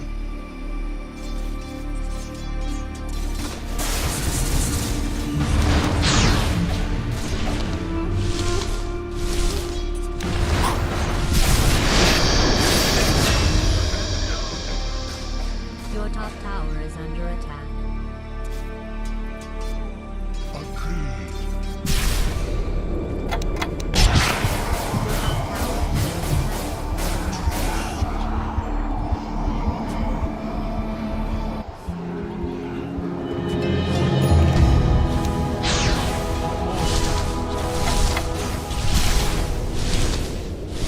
Going.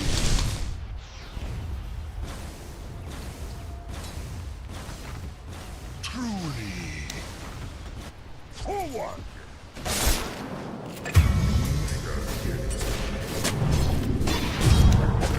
Let's go.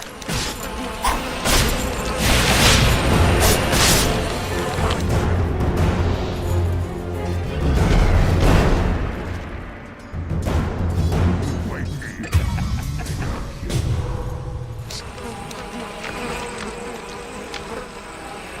Yes.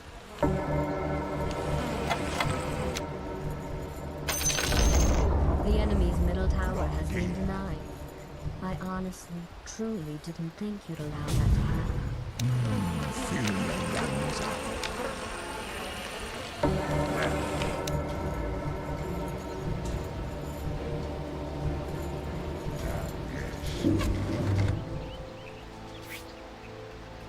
Unstoppable. Go.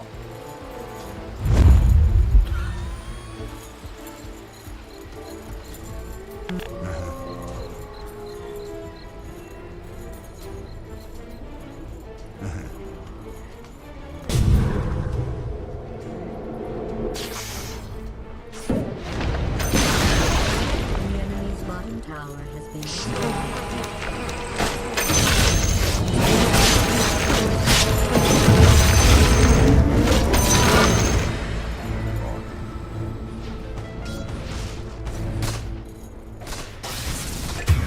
Your top tower is under siege.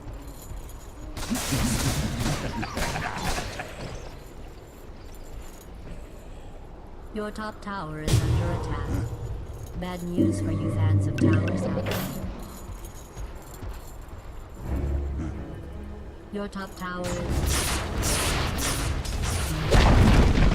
Your top tower has fallen. There are no handicaps on this match, by the way. You can stop them from doing that. Forward.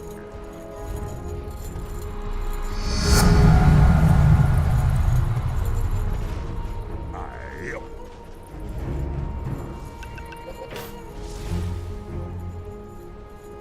Aye, aye.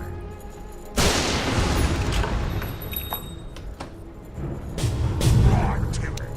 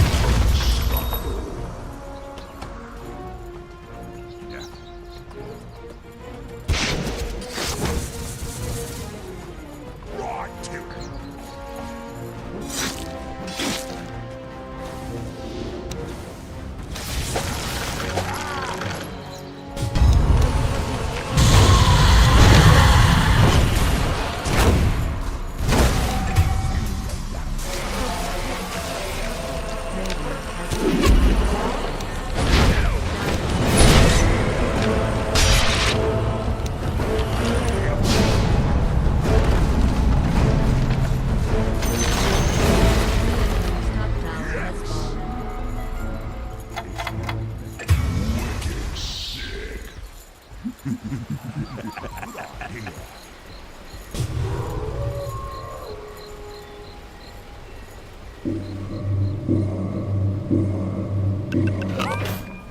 to it.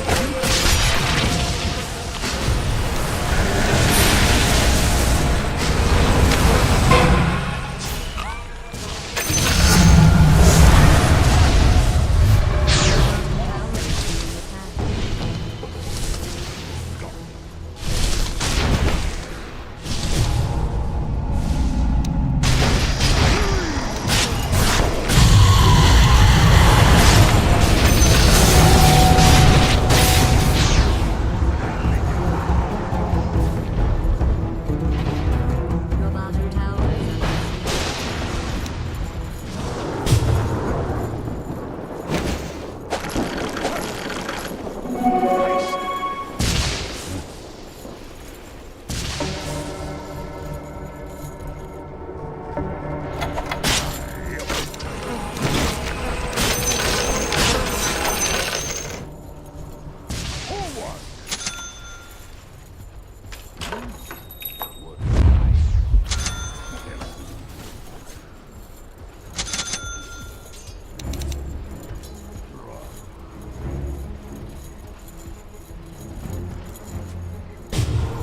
Yes.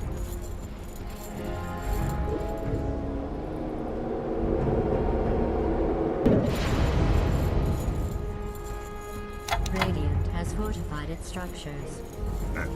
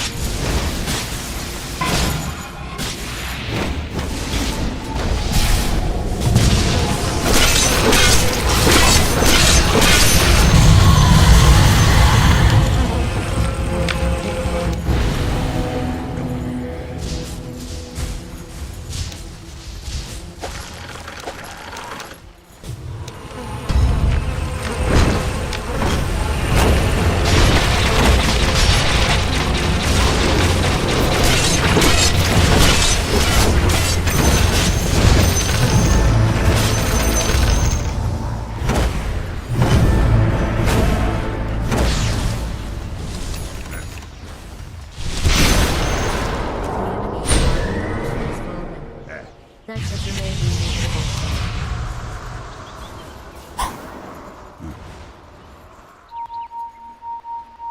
Your middle tower is under attack. You're really losing now. Already. Your middle tower is under siege. Head now.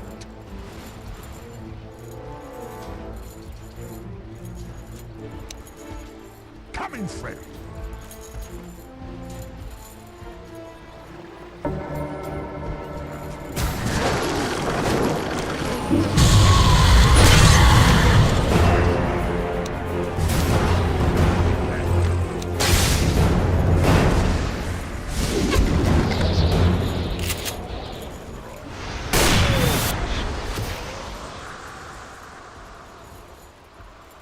Yes.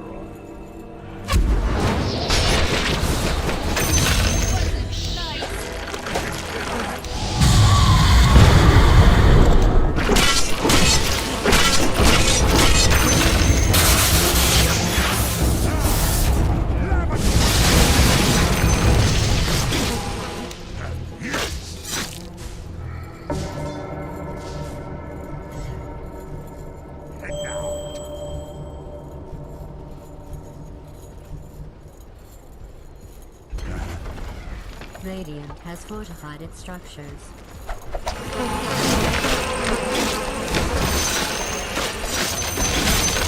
The enemy's middle tower has fallen. By accident, if I had to guess.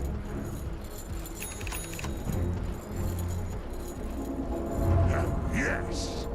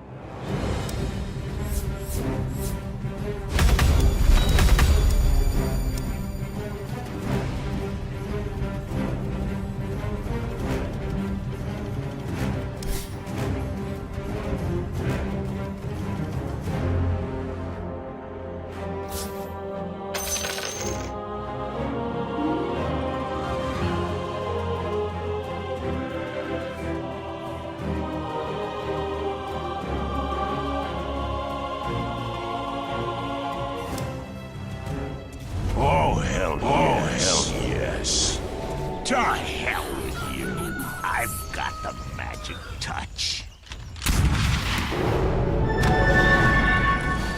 Radiant's top tower is being attacked.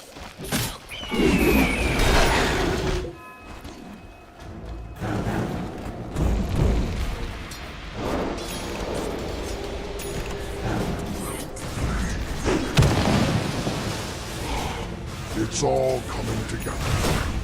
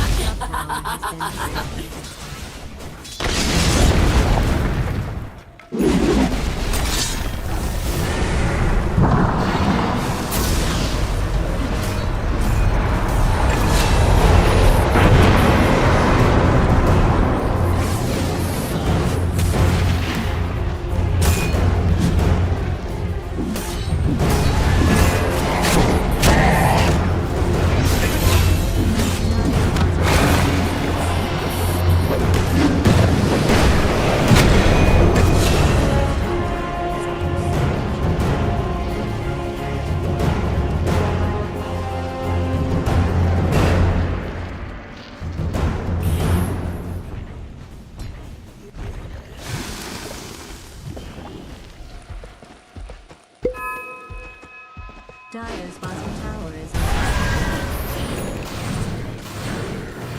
Radiant's top tower is under attack. Dire's bottom tower is under attack.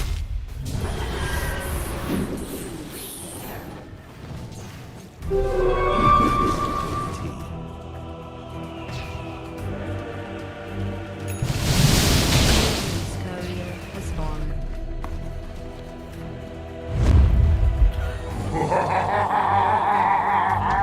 Dire's bottom tower is being attacked. Dire has fortified its Radiant's middle tower has been destroyed.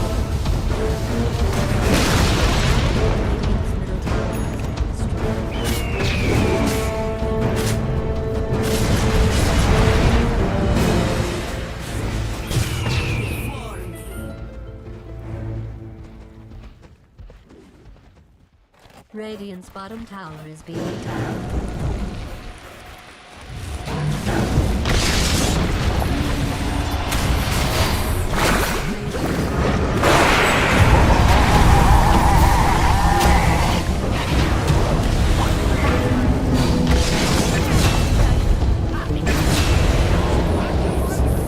Dire's top tower is under attack.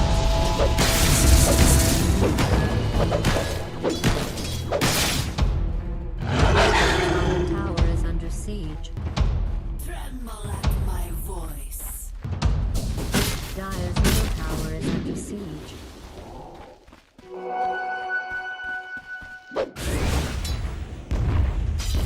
Dire's top tower is under attack. Radiant's bottom tower. Dire's top tower has been destroyed.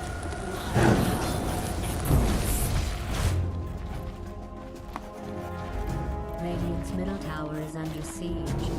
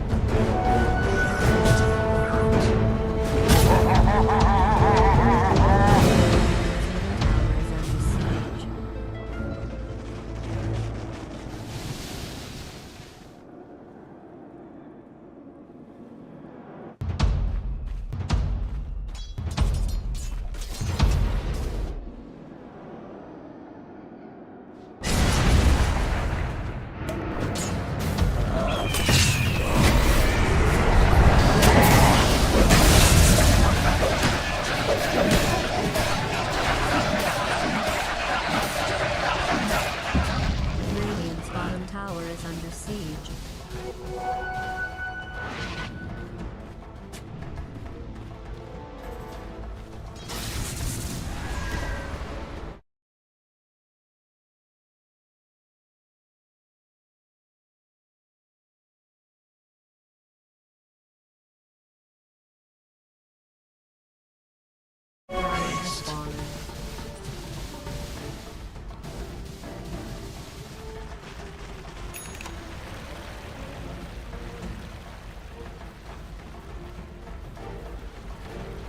Dire's bottom tower is being attacked.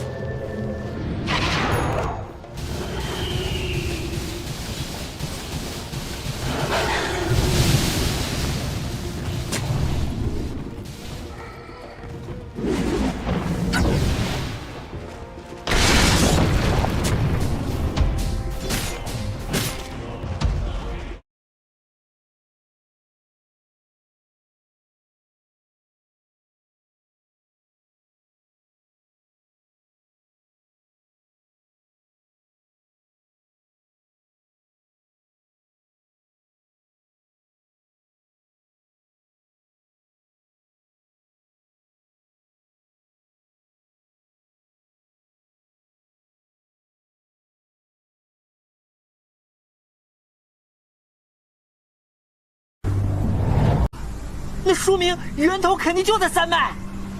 徐老祖，你们要去三脉？不行，万余年来没有任何仙魔能在那里生存，哪怕是变种都不行。那里是吞噬一切生机的噬灭之地啊！真的？那就更要去玩玩了。哎，徐老祖，你救了我，又护下了匕首之玉，我不能看着你去送死。我会回来的。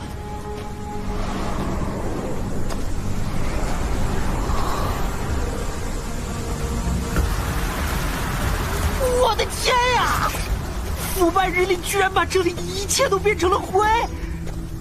要不是有老大的防御罩，我恐怕撑不过一刻呀！怪不得离烟那般紧张，这里简直就是仙界地狱啊！怎么突然就出现了个龙卷风啊？看本龙王不把你打散！啊！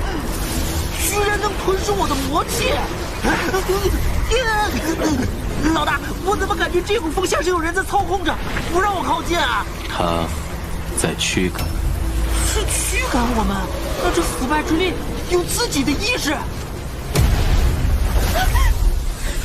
别过来！别过来！别过来！就是你在搞鬼，看我怎么收拾你！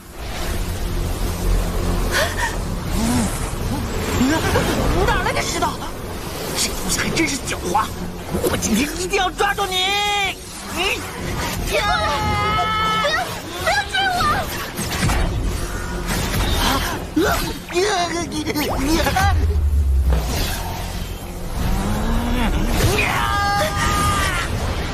给我站住！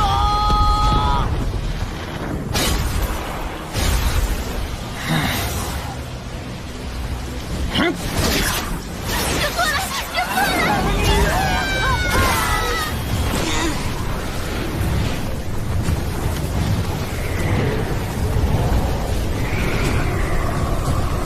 这些龙卷风都朝我们来了，想用这种方式困住我，没门！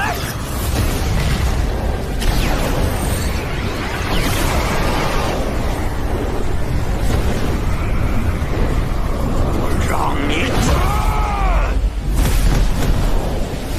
别过来！别过来！我求你了！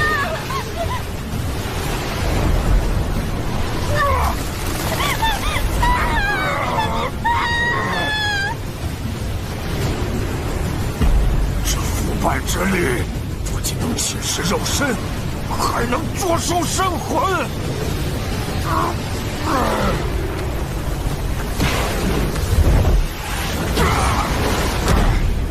真是我小看了他。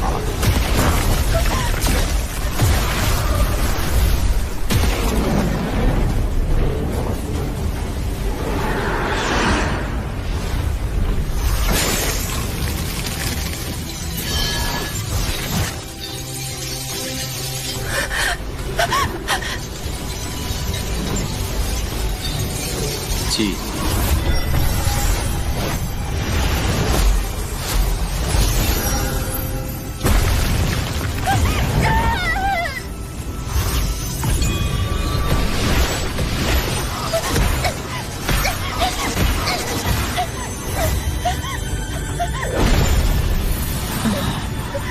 这就是腐败的源头吗？可是。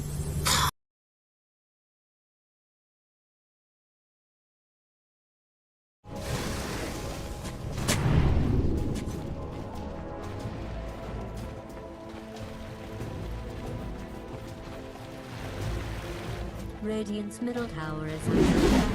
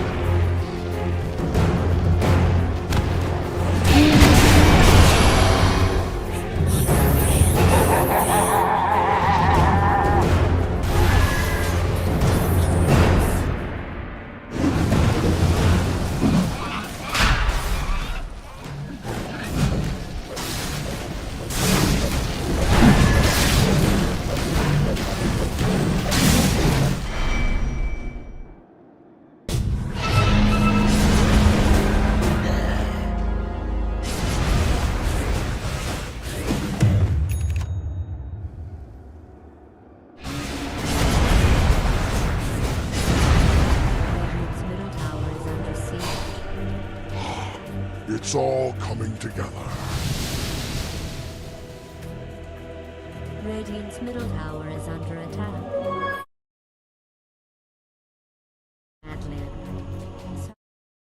他怎么看起来可怜兮兮的？哦。哎呀，两位大哥，你们盯我们一天也累了吧？不如歇一歇，喝口茶。是啊是啊，你们这般英俊潇洒，在这看着我们也太屈才了，还是赶紧歇歇吧。啊，我给您捶捶肩。对。啊，大哥，我们是暗部黄部的弟子，我们也算是同僚。我们被抓进来，这是有苦衷的呀。是啊，大哥，我看你们气宇轩昂，肯定会明辨是非的。对吧？少在这里假惺惺，还是像他们一样好好悔过吧。圣子仁慈，说不定还真会放了你们。圣子之威，音容犹在，永垂不朽。黄泉路上，风轻云淡。希望先祖保佑圣子风主能够早日超。看到没？都是4个字的，多有文化，跟他们好好学学。马屁精！唉，现在的年轻人呐，真是浮躁。要想出去，就得沉得住气。办法嘛，总是会有的。哼，办法？什么办法？对着圣子的画像念经？就算你给他磕头，圣子也不会知道的。走了。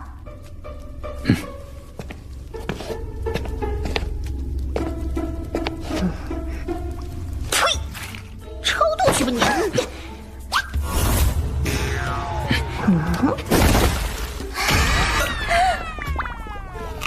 可以啊，你的金刚不坏之身还真好用。还有多久能打通啊？2-3天。姐，不是说这暗牢是钢灵岩和陨天矿打造的吗？他们为什么还能挖出那么深的洞啊？大力出奇迹！哎，姐姐，漂亮姐姐，之前是我眼瞎顶撞了你，你长得这么好看，心地肯定也很善良，你能不能带我们一起出去啊？对啊，带上我们吧。带上你了，得加钱。你不要过来！以前的事，你记得多少？死了，他们全都死了。我们不是他的对手，都是因为我是坏人。不，还有办法。这不是绝世人分离天道用的术法吗？我花了这么大功夫，可不是拦住你那么简单。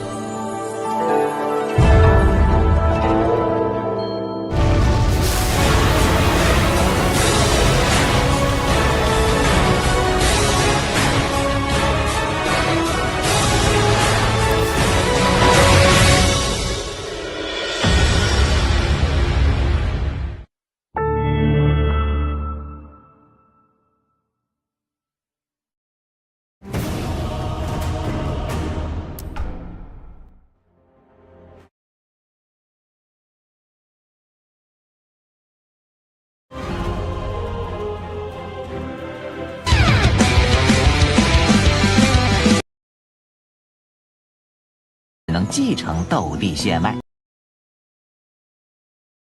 与老师的短暂相逢，更加坚定了萧炎解救老师的决心。斗帝血脉，传说。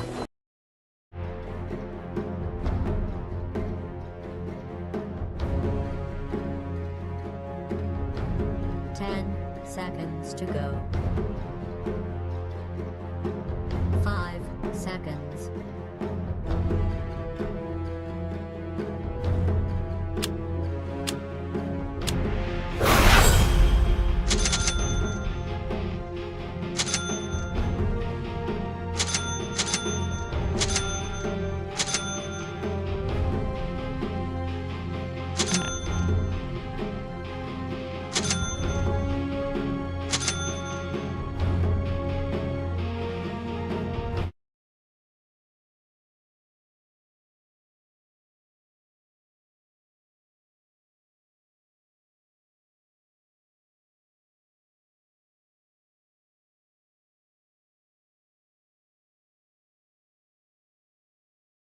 若能达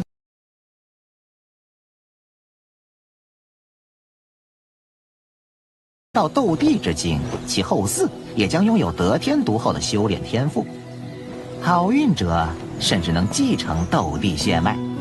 放眼斗气大陆，能与传承斗帝血脉的古族相抗衡的势力一寥寥可数。古族背景竟如此强大。难怪薰儿要我步入斗宗界别后才能寻他。今时他这样没问题吧？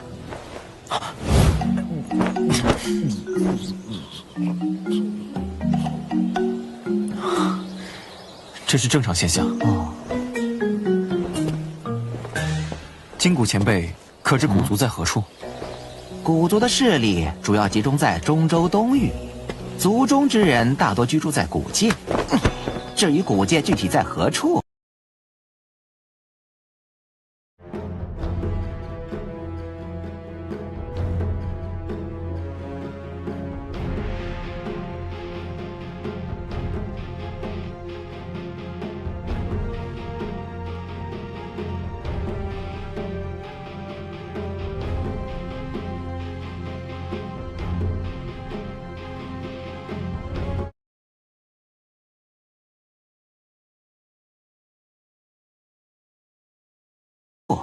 我便不知情了。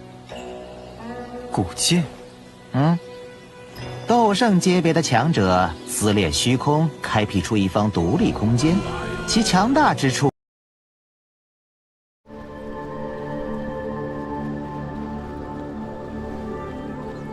get ready if I were you.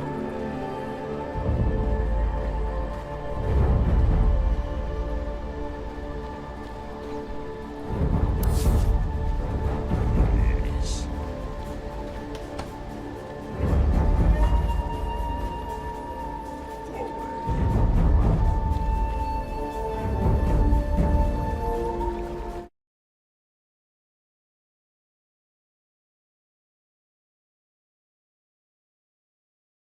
不，远非你我所能想象。那古界便是由古族历代斗圣强者构建而起，经历无数年的加固与扩张，其面积定是十分辽阔。救出老师后，便去一趟古族。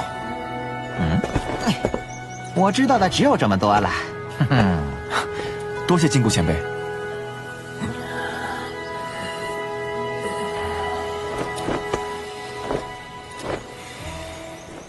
晶石前辈体内的火毒已经去除，剩下的就是好好调养了。多谢萧炎小兄弟，两位前辈客气了。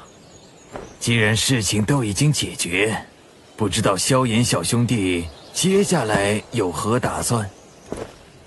接下来，我要去一趟四方阁大会。这次四方阁大会是有风雷可举。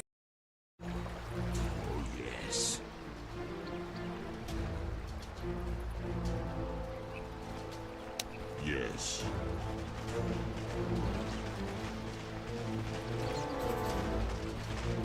Why not?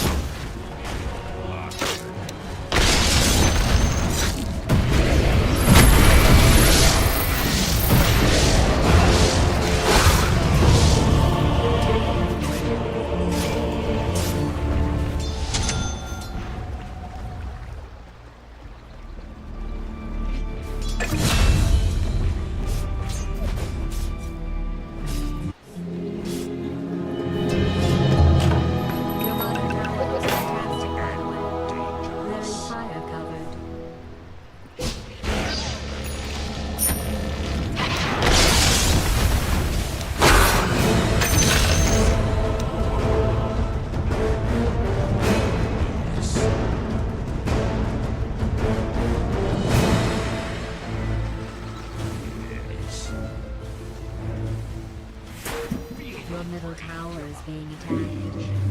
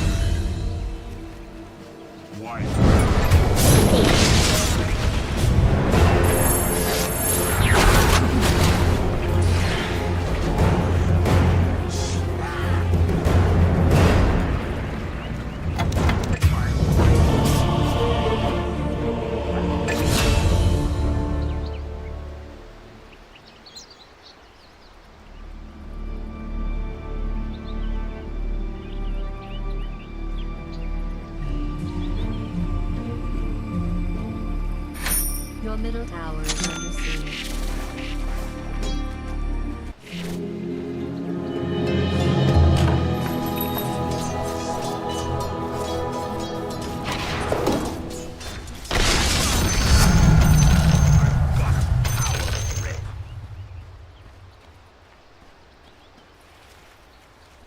To hell and back.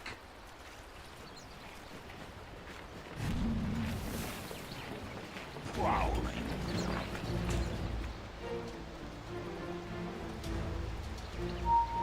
Onward.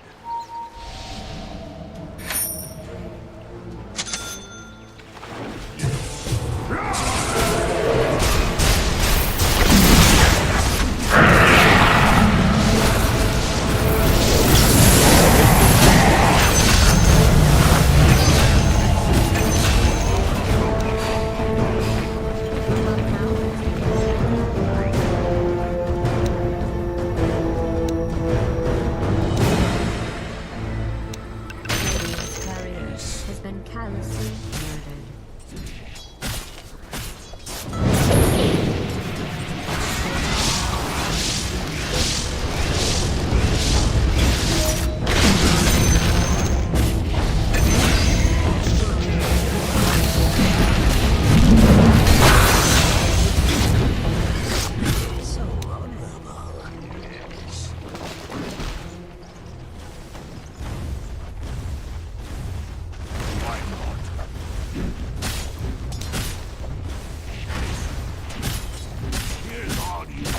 Radiant structures have been fortified.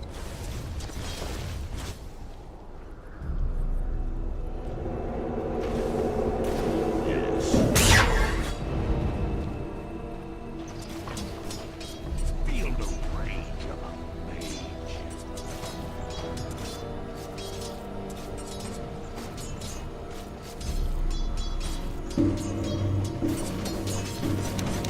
Coward.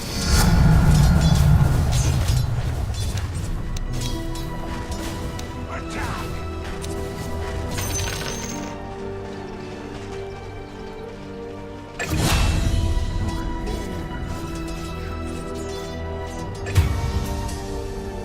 Oh, hell yes.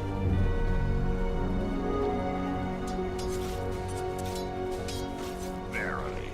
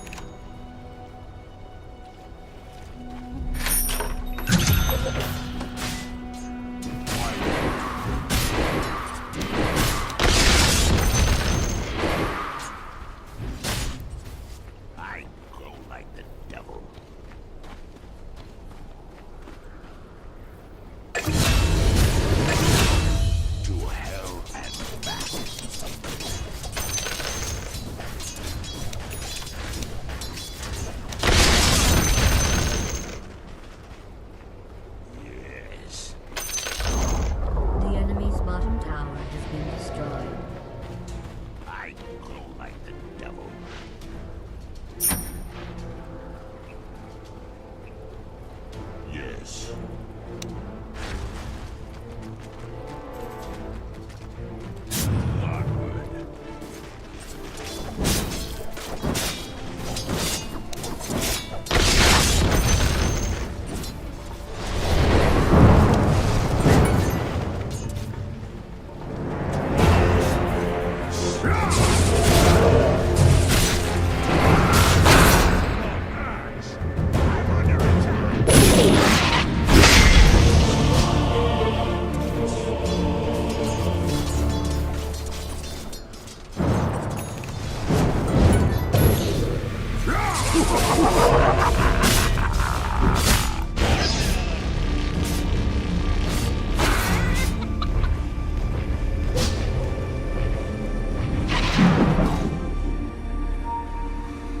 Dire has fortified.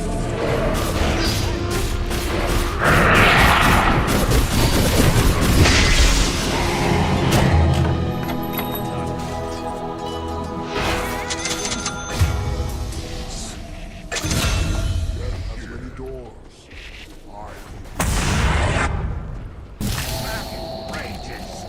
Your top tower.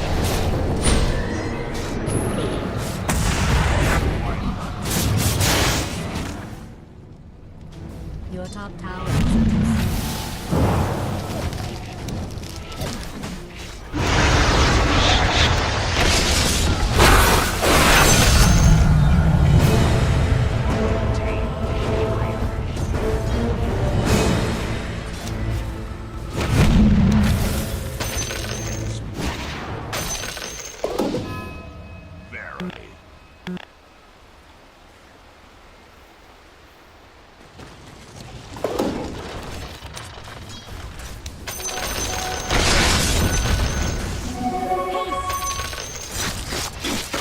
Your middle tower is under siege.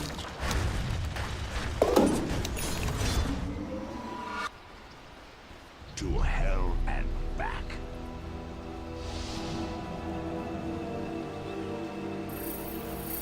Yes.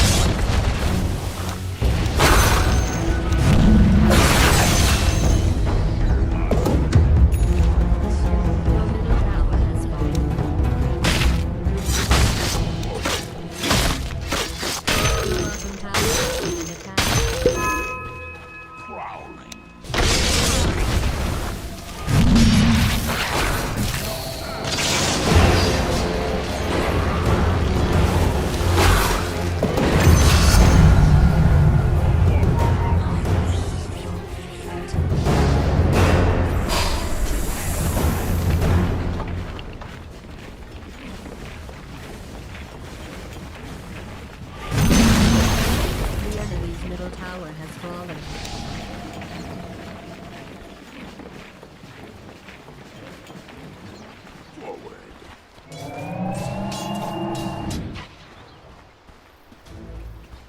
Oh, hell yes.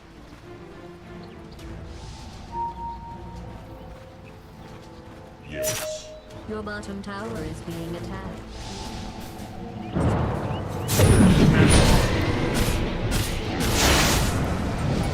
Your bottom tower is under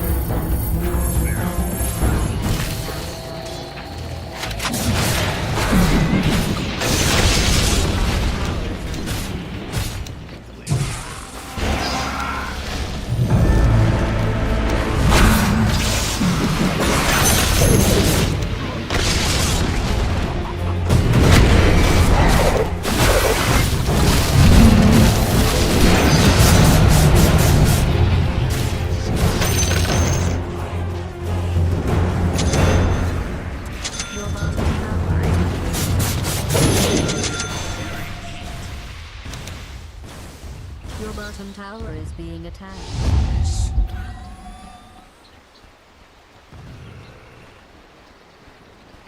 Onward.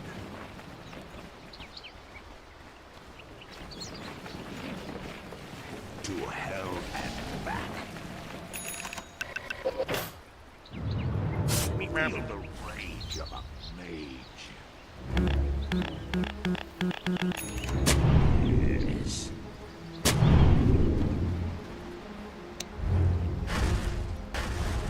Your bottom tower is under siege.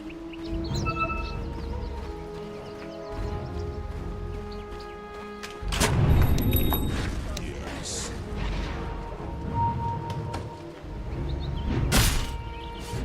I like the devil. Your bottom tower is being attacked.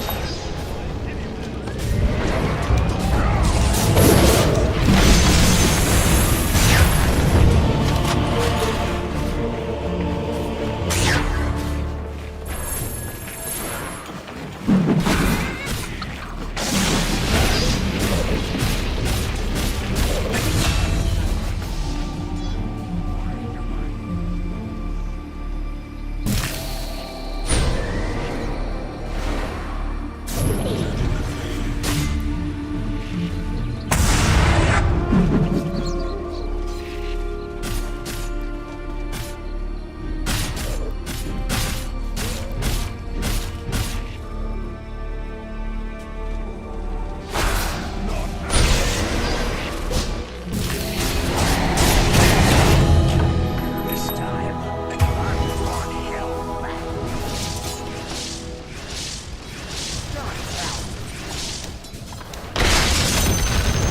Radiant has fortified its structures. Where's the fight?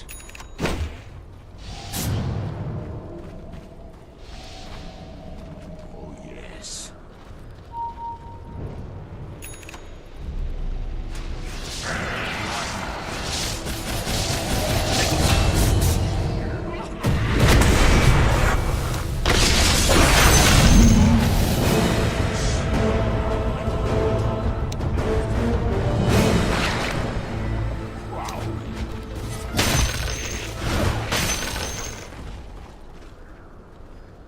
Verily.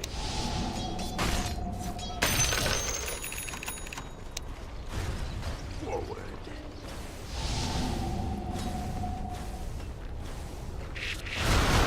Yes. Your bottom tower is under attack. Yes.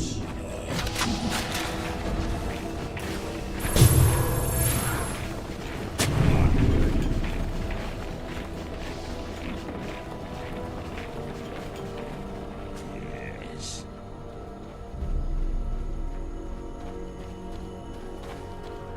Oh, hell yes.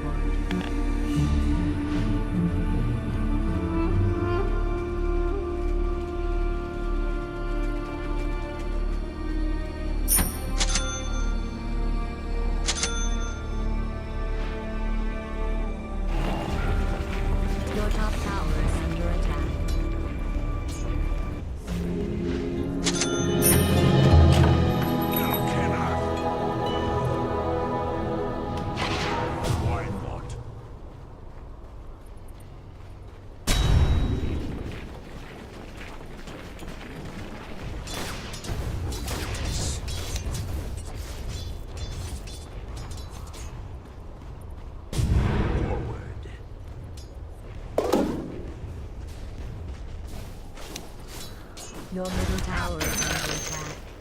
I know, I don't care either.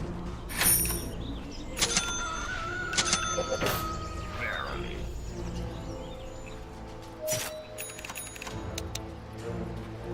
Yes. Blinded you with science.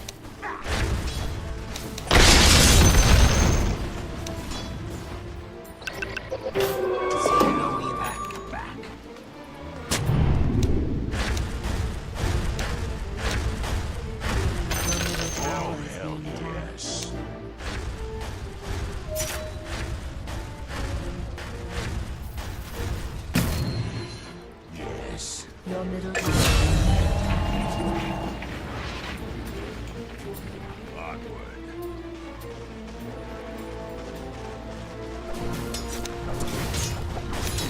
Your bottom tower is under attack. It's probably fine. Trust me. Your bottom tower and what's happening right now. Get out the door. That's not too hard.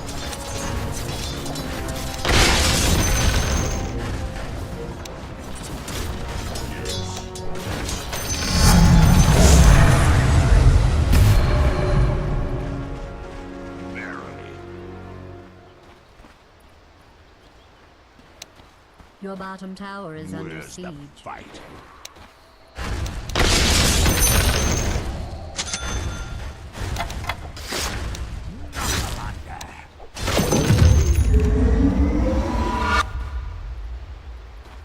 Oh, hell.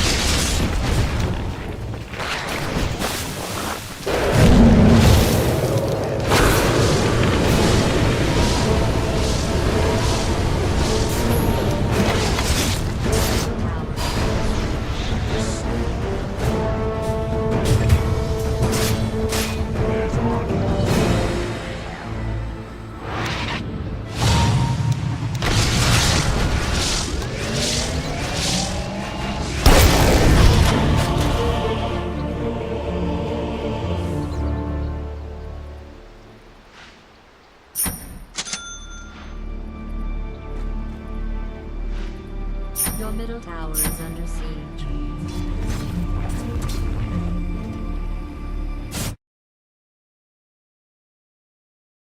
举办，萧炎小兄弟一定要小心呐！那凤青儿通过这次血坛，实力也达到了斗宗。可是这届四方阁大会的夺冠热门，放心吧，两位前辈，小子自有分寸。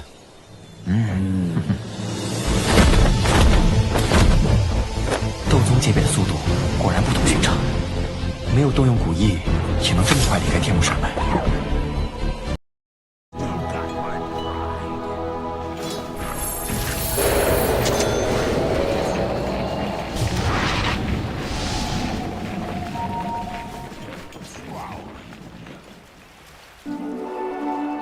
Your bottom tower is being attacked. I go like the devil.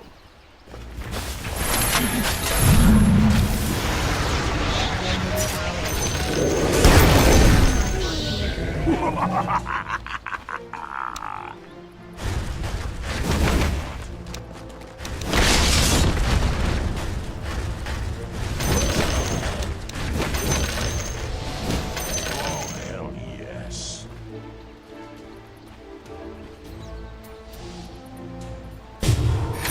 Verily.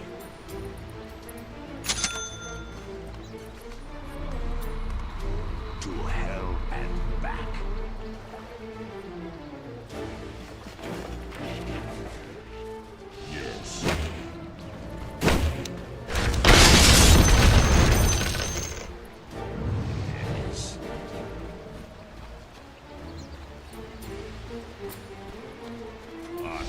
bottom tower is under attack.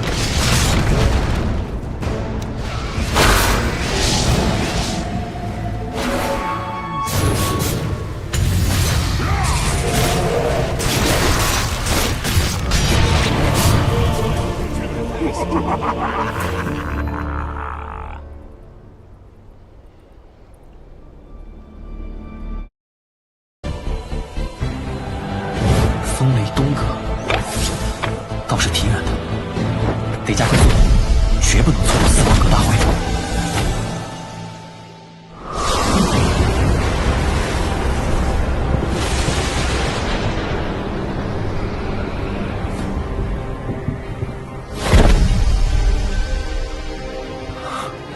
好浓郁的风雷之力，这四方阁大会倒是吸引了不少人。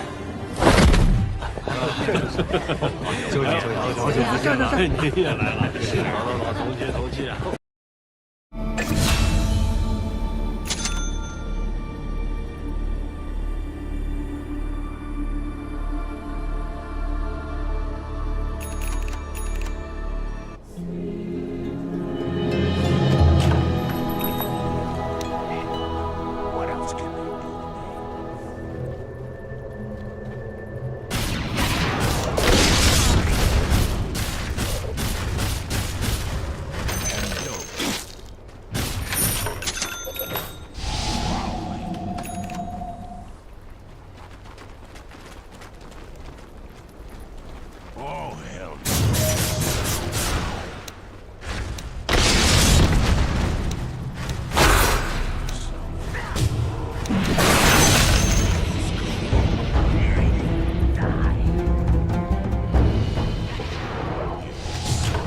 Your bottom tower is being attacked.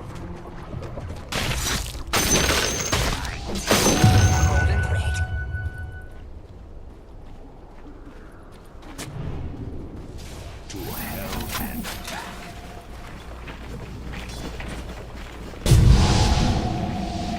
Why not?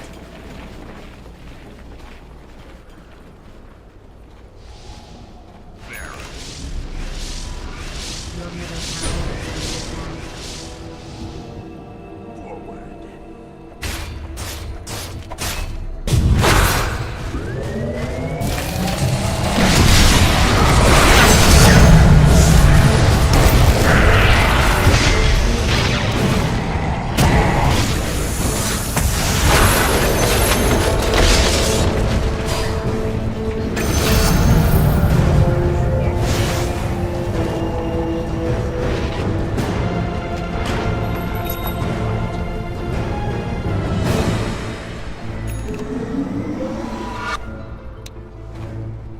Onward.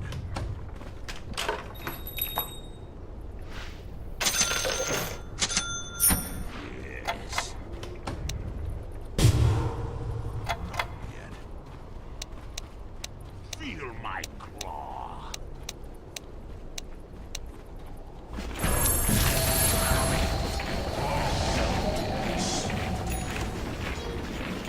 Radiant structures have been fortified. Prowling.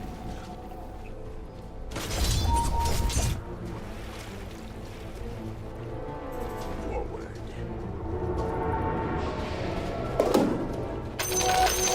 Money changes hands. Verily.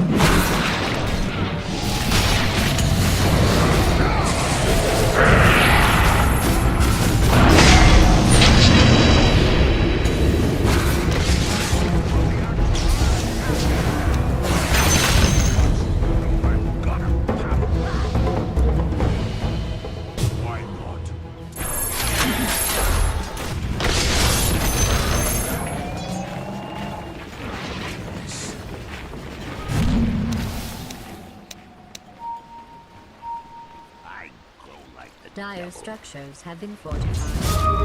Your bottom tower is under siege.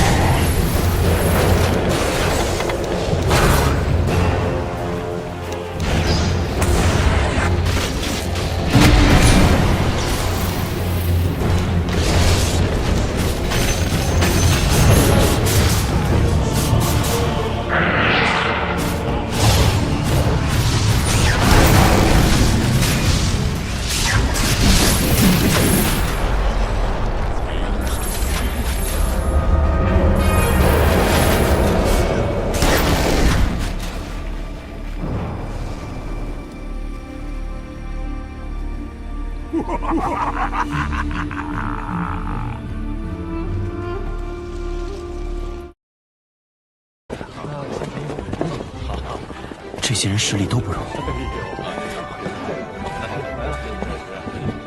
没想到才到这里，就遇到了凤青儿身边的2名长老。要是在这里被他们认出来，怕是无法再见到风尊者。快！第5招，只要接下这招，就能参加比赛了。不能太早。哎呀，可惜就差这么一点儿。不通过。能接下老夫5招者，便可由此路去参赛。当然，若是前来捧场观赛的，请从左边10道登山。走。此行目的只为寻风尊者，还是低调行事，尽量避免暴露身份。下一位请上台。这位朋友，我看你已经达到参赛资格了，为何不来？这位朋友，我看你已经达到参赛资格了，为何不来试试？不必了，我来此也只是寻人而已，对大会没有兴趣。这小子看起来平平无奇，竟也是个高手。这家伙也太嚣张了。此人有什么不对吗？不知道。我也只是在他踏入10道的时候，感觉我的火属性能量波动了一下，多半是错觉吧。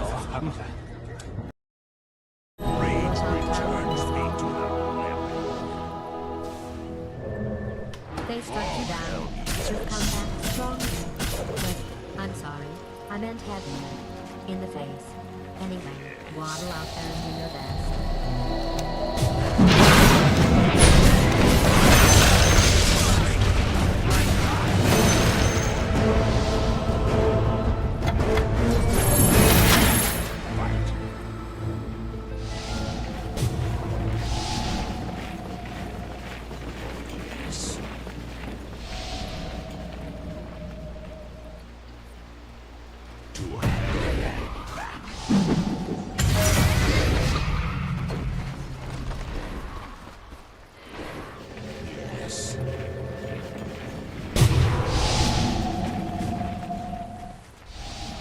Your middle tower is being attacked.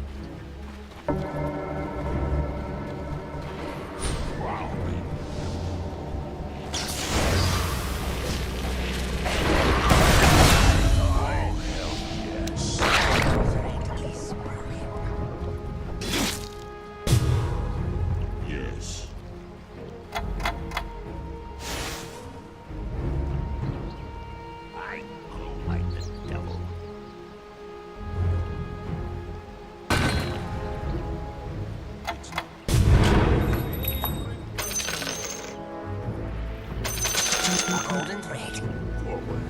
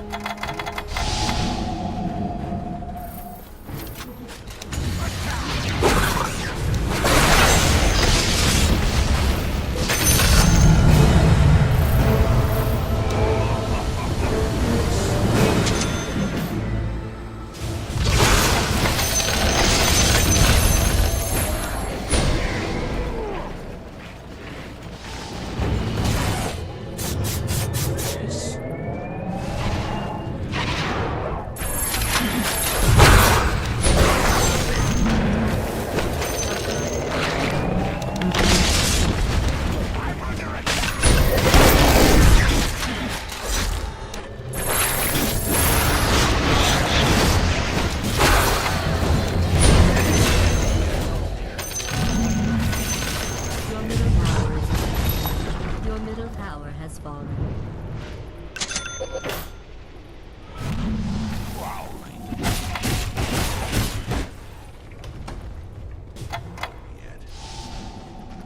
It's not time yet.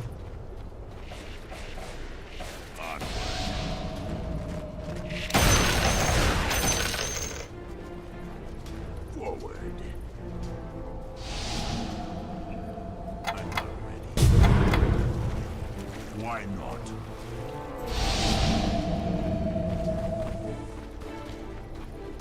To hell and back.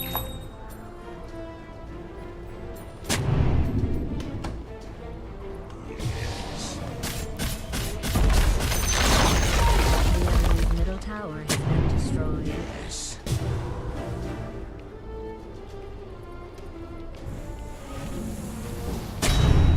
Yes. I'm not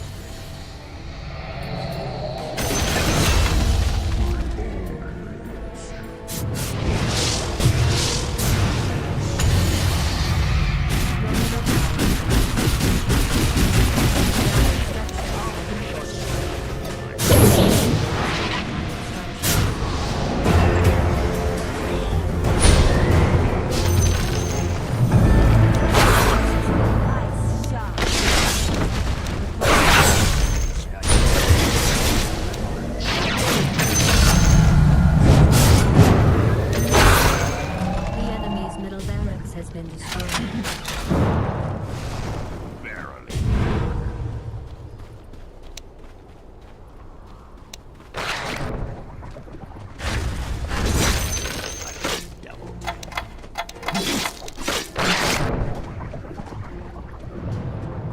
Prowling.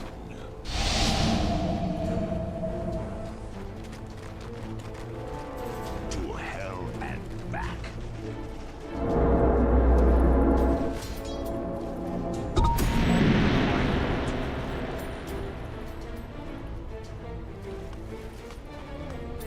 Barely. Money changes hands. Yes.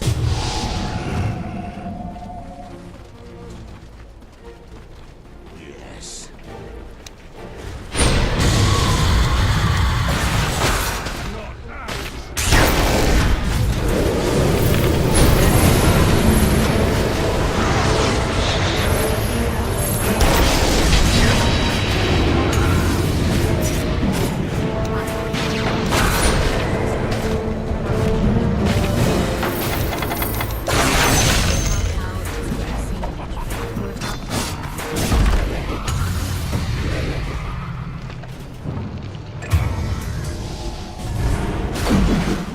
Your top barracks has been destroyed. Your top barracks is under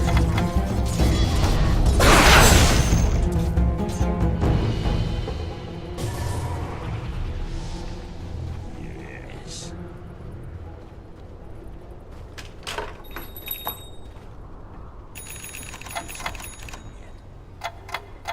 I'm not ready. Yes.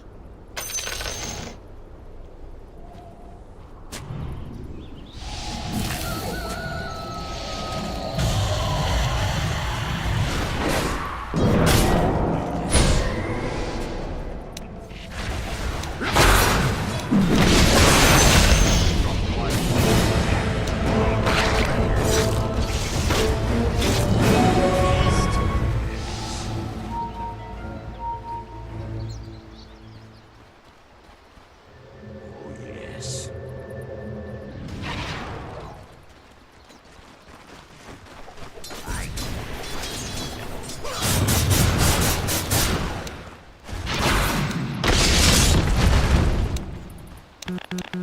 Yes. Your top barracks is under attack.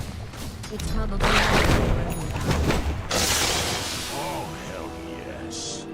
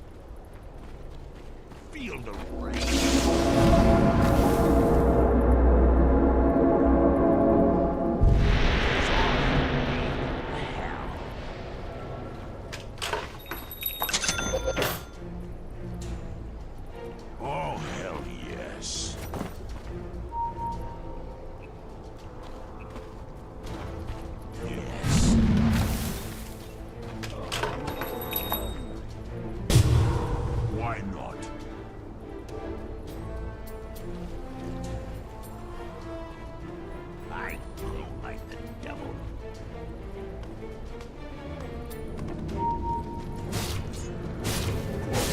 Your top barracks is under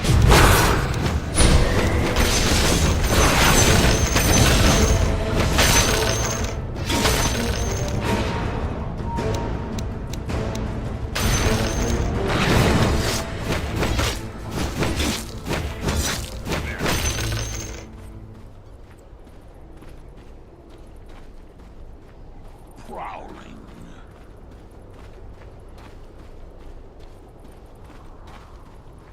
Prowling.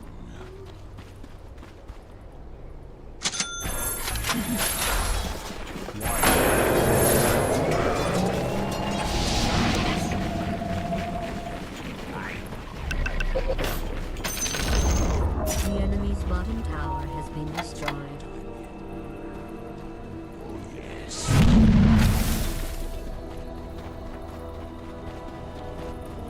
Yes.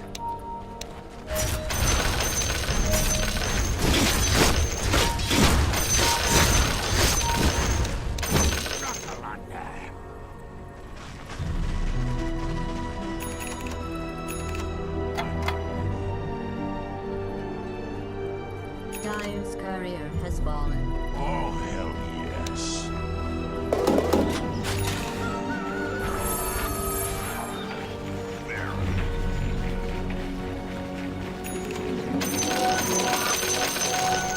Yes.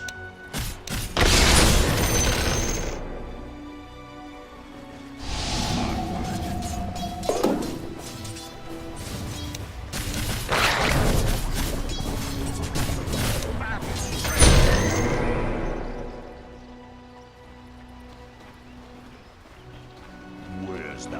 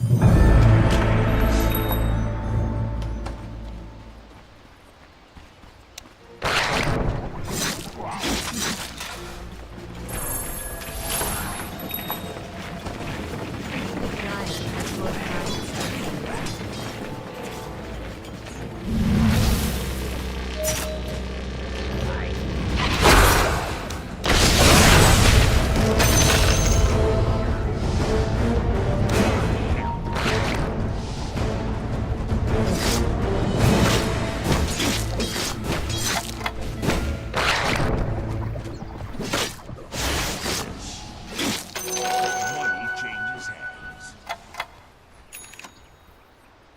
Oh, yes.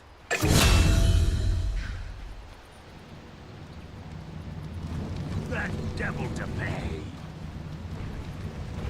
Your middle tower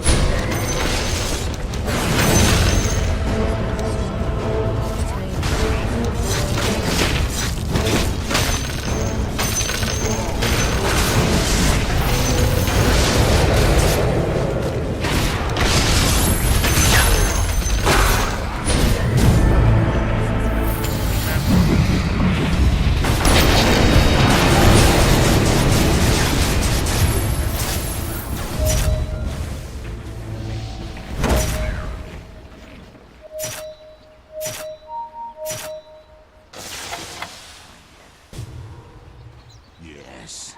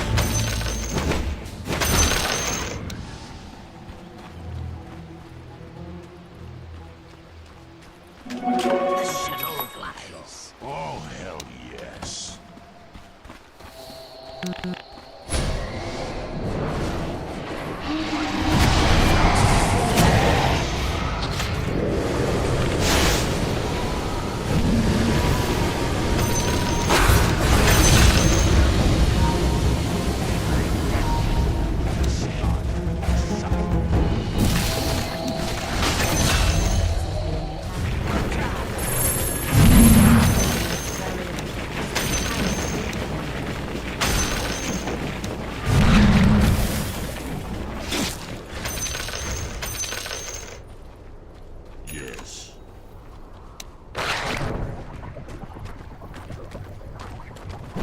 Why not?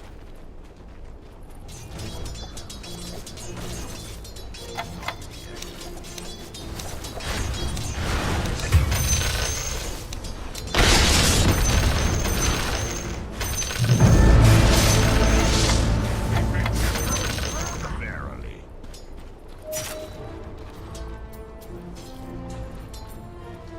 Yes.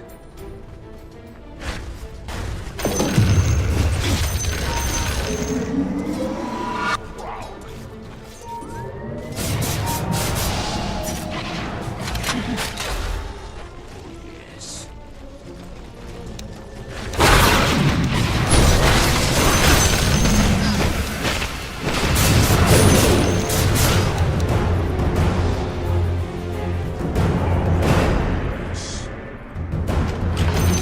Golden thread.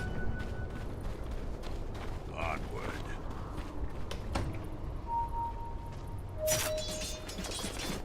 Yes.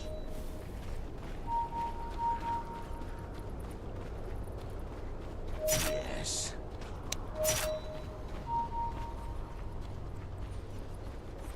Forward.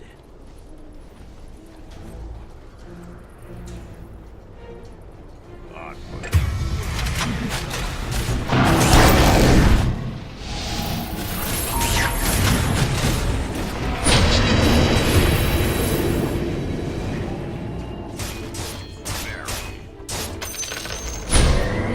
Top tower.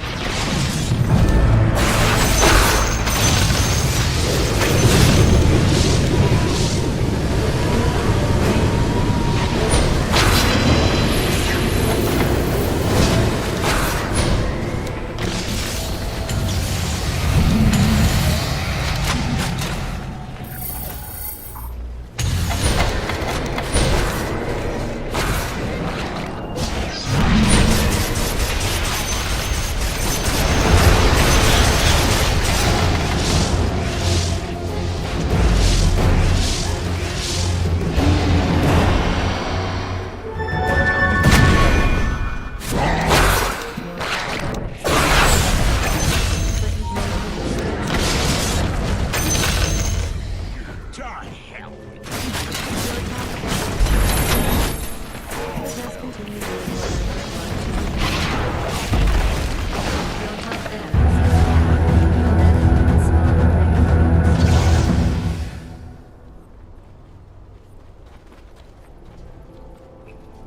I go like the devil.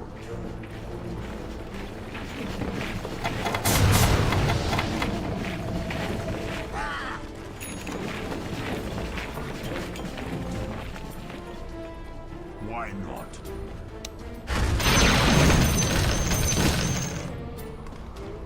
I go like the devil.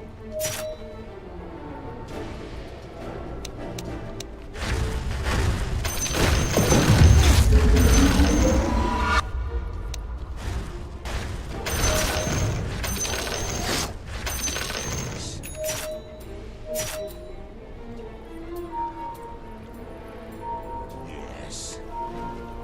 Your middle tower is under siege.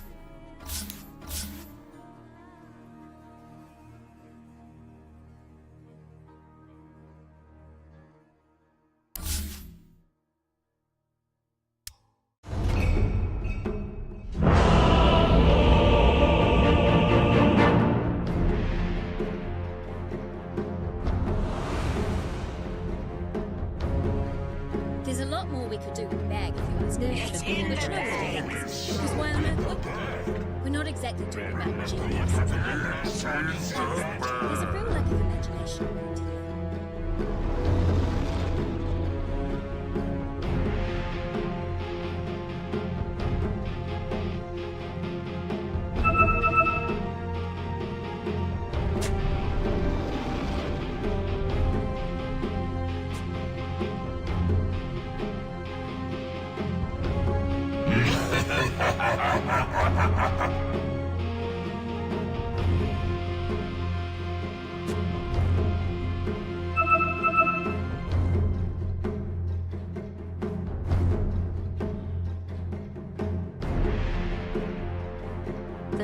Seconds to battle.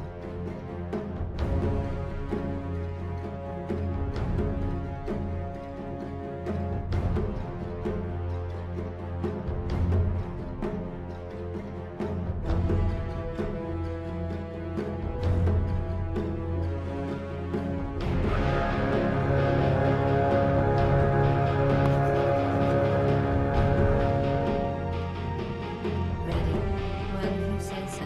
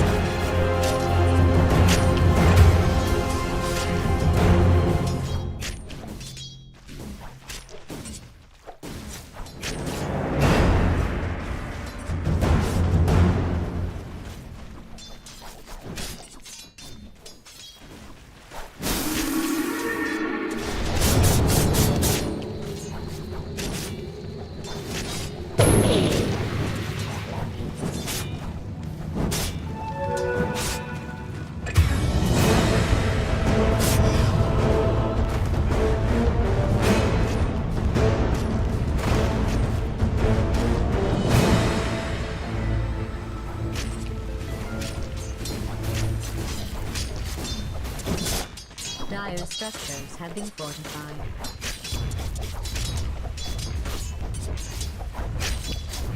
Riyadh.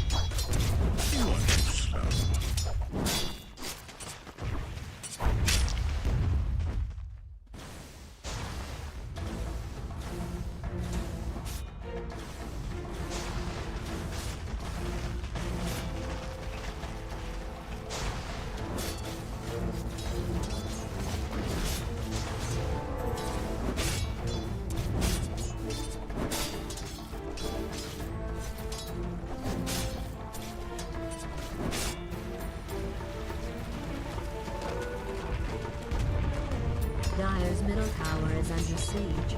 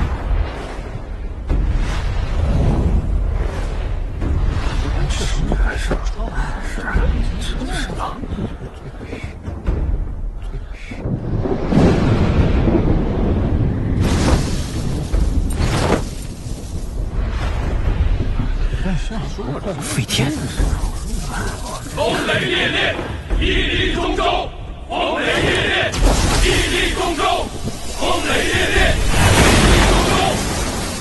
东迎雷尊者。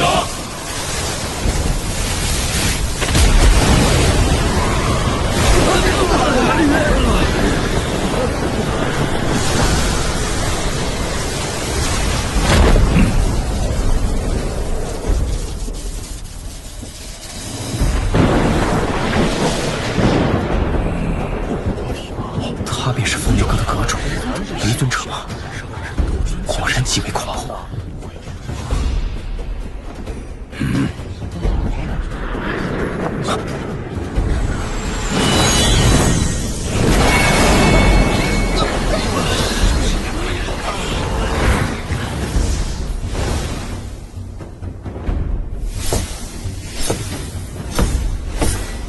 哈哈哈，剑尊者。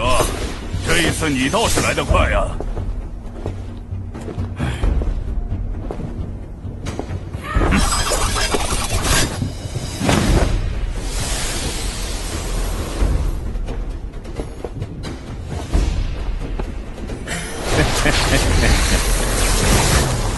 剑老头还是这副臭脾气。啊！剑尊者又来了。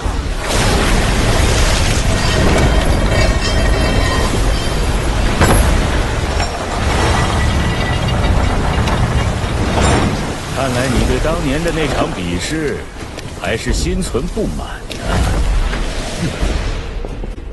黄泉尊者，雷尊者，当年老夫只是惜败于雷尊者，但比起某个在风尊者手中仅支撑了100余回合的人，却是强上不少。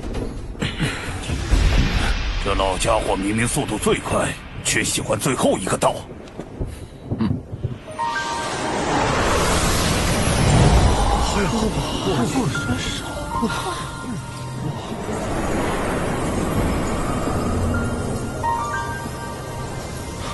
4名尊者都来了，真可谓群英汇聚。也不知这次大会胜利者会是谁。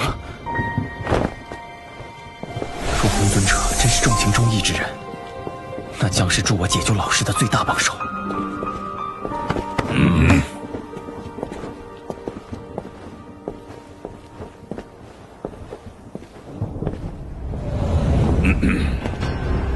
今日是四方阁盛会开幕之日，雷山圣地乃我风雷阁所在。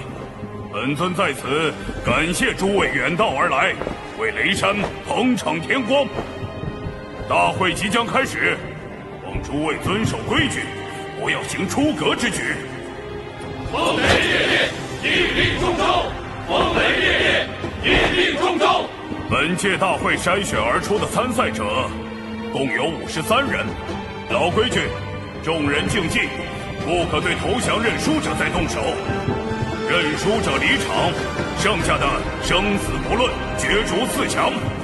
现在，请参赛者入场。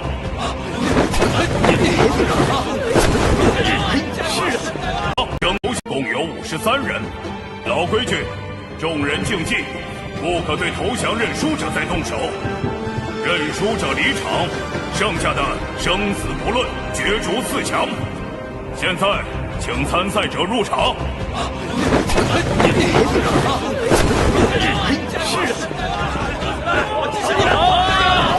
有氧加油啊！加油！加油！咱们也加油！加油！2场。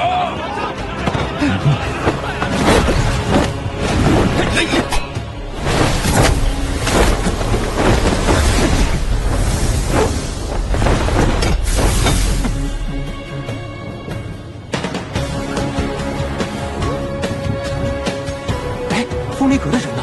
风雷阁怎么没人来啊？就是风雷阁是啊。哎，风雷阁的人呢？风雷阁怎么没人来啊？就是风雷阁是啊。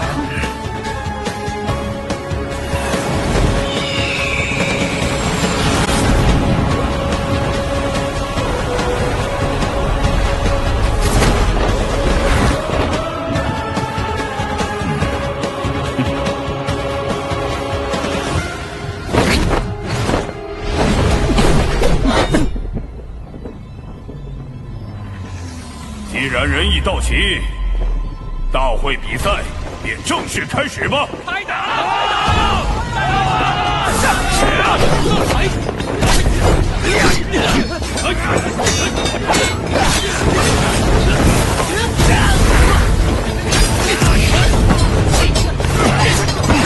仗着人多势众，欺人太甚！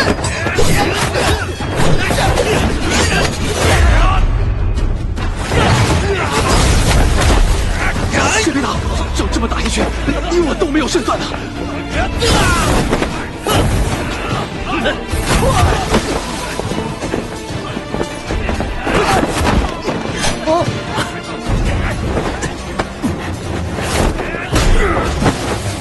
我们联手吧。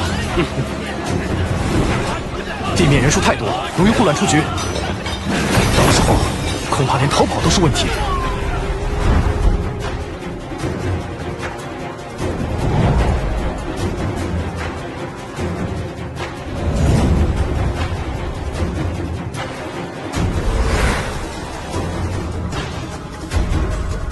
我们要凤七20级，这次的4方阁大会必然是我们第一。那要问问我们万剑阁同不同意了？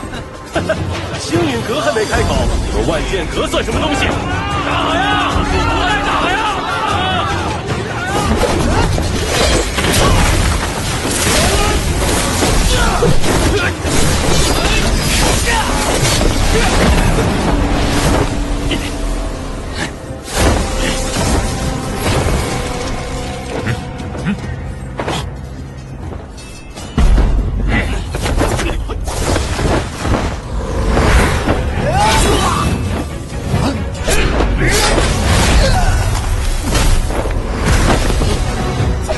这螳螂捕蝉，黄雀在后。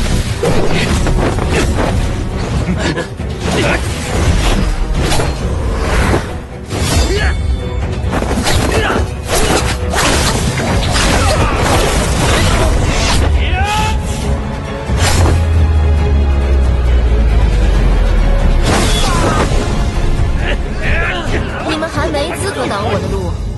可恶，竟然完全看不透他的实力了。雷尊者亲自调教的弟子，果然不一般呐！风雷阁真是深藏不露啊！这届大会，应是风雷阁胜算最大。哈哈哈！风尊者过誉了，你那女弟子也不是凡俗之辈，若是施展天伦血脉之力，也是年轻一辈中的翘楚啊！王晨实力不及这几个，看来这次大会黄雀又要垫底了。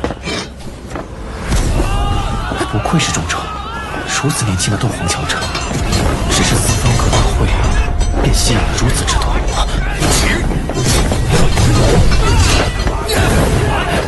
林燕，这家伙怎么会出现在这里？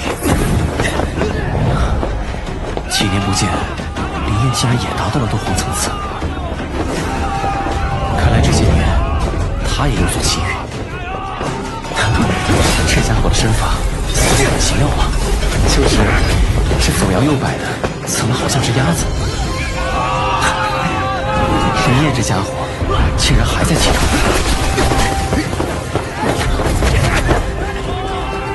不对，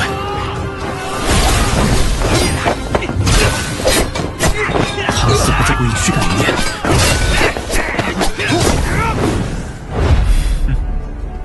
不好，是个圈套！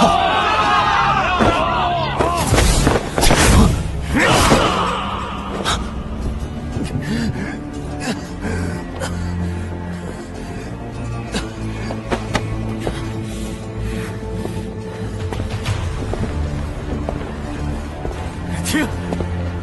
不认输，这就认输了？我可才热身呢！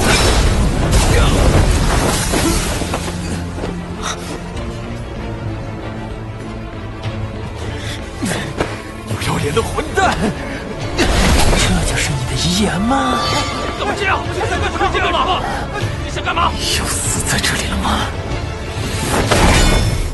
你这家伙，来这种地方掺和什么？嘘，别出声。你怎么也来中州了？来者何人？他为何干扰大会？此人无视大会规则，对认输者继续下杀手。诸位不去找他，为何还来问我？一个依靠运气闯到这里的废物，杀了就杀了，有什么了不起？你黄泉阁的人看来也就这般素质，你能留到现在，不过就是靠着偷袭这等苟且的手段而已，有何可嚣张的？这小子真是不知死活，敢得罪黄泉阁！这人，你是何人弟子？黄泉阁如何？还轮不到你个小辈来评论。连我都看不出他的实力，这小子有古怪。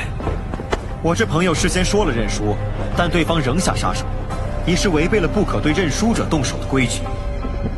雷尊者，尽快解决掉这些小麻烦，不要耽搁了大会进程。两位认为此事该如何？按照规矩办事，冲撞大会举办者雷杖50下，逐下雷山。错可不在的，赏罚不明，你这是想让雷尊者顶个不公的名头。风尊者所言不错，不如各退一步，让此人带着他的朋友出场，大会继续举办，如何呀？既然你对我黄泉阁的行事有看法，那么本尊便给你一个机会，让你与王晨比上一场。你若胜了，便可带着你的朋友安然离去，如何？这老家伙一点斗尊应有的气度都没有。这王晨实力很强，若是不敢应战，那就给家师磕3个头谢罪，再拜我为师，此事便作罢。否则你们走不掉。别冲动。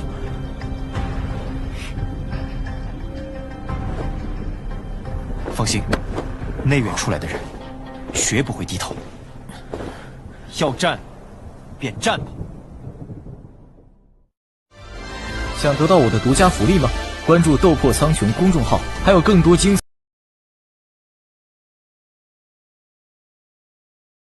扩展的疆界是明天。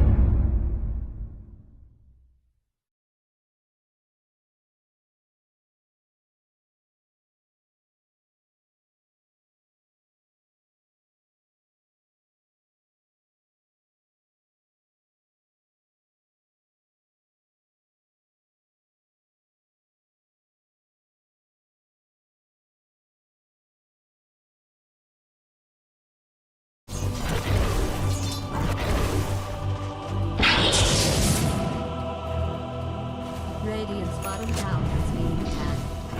Dire structures have been fortified. Radiant's bottom tower is under siege.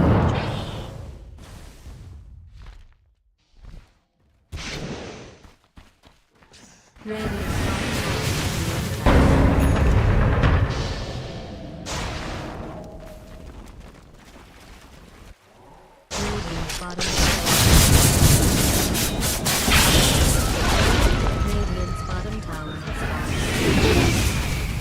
Radiant's middle tower is being attacked.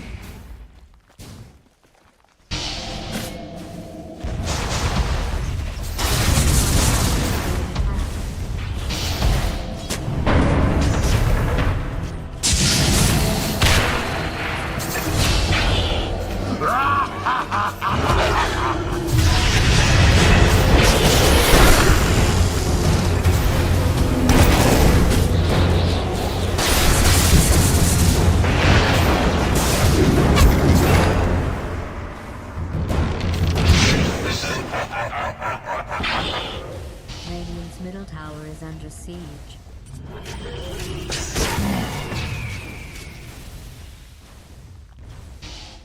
Radiant's middle tower is being attacked.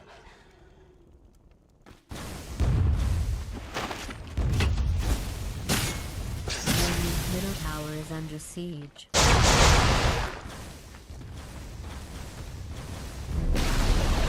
Radiant's middle tower has fallen.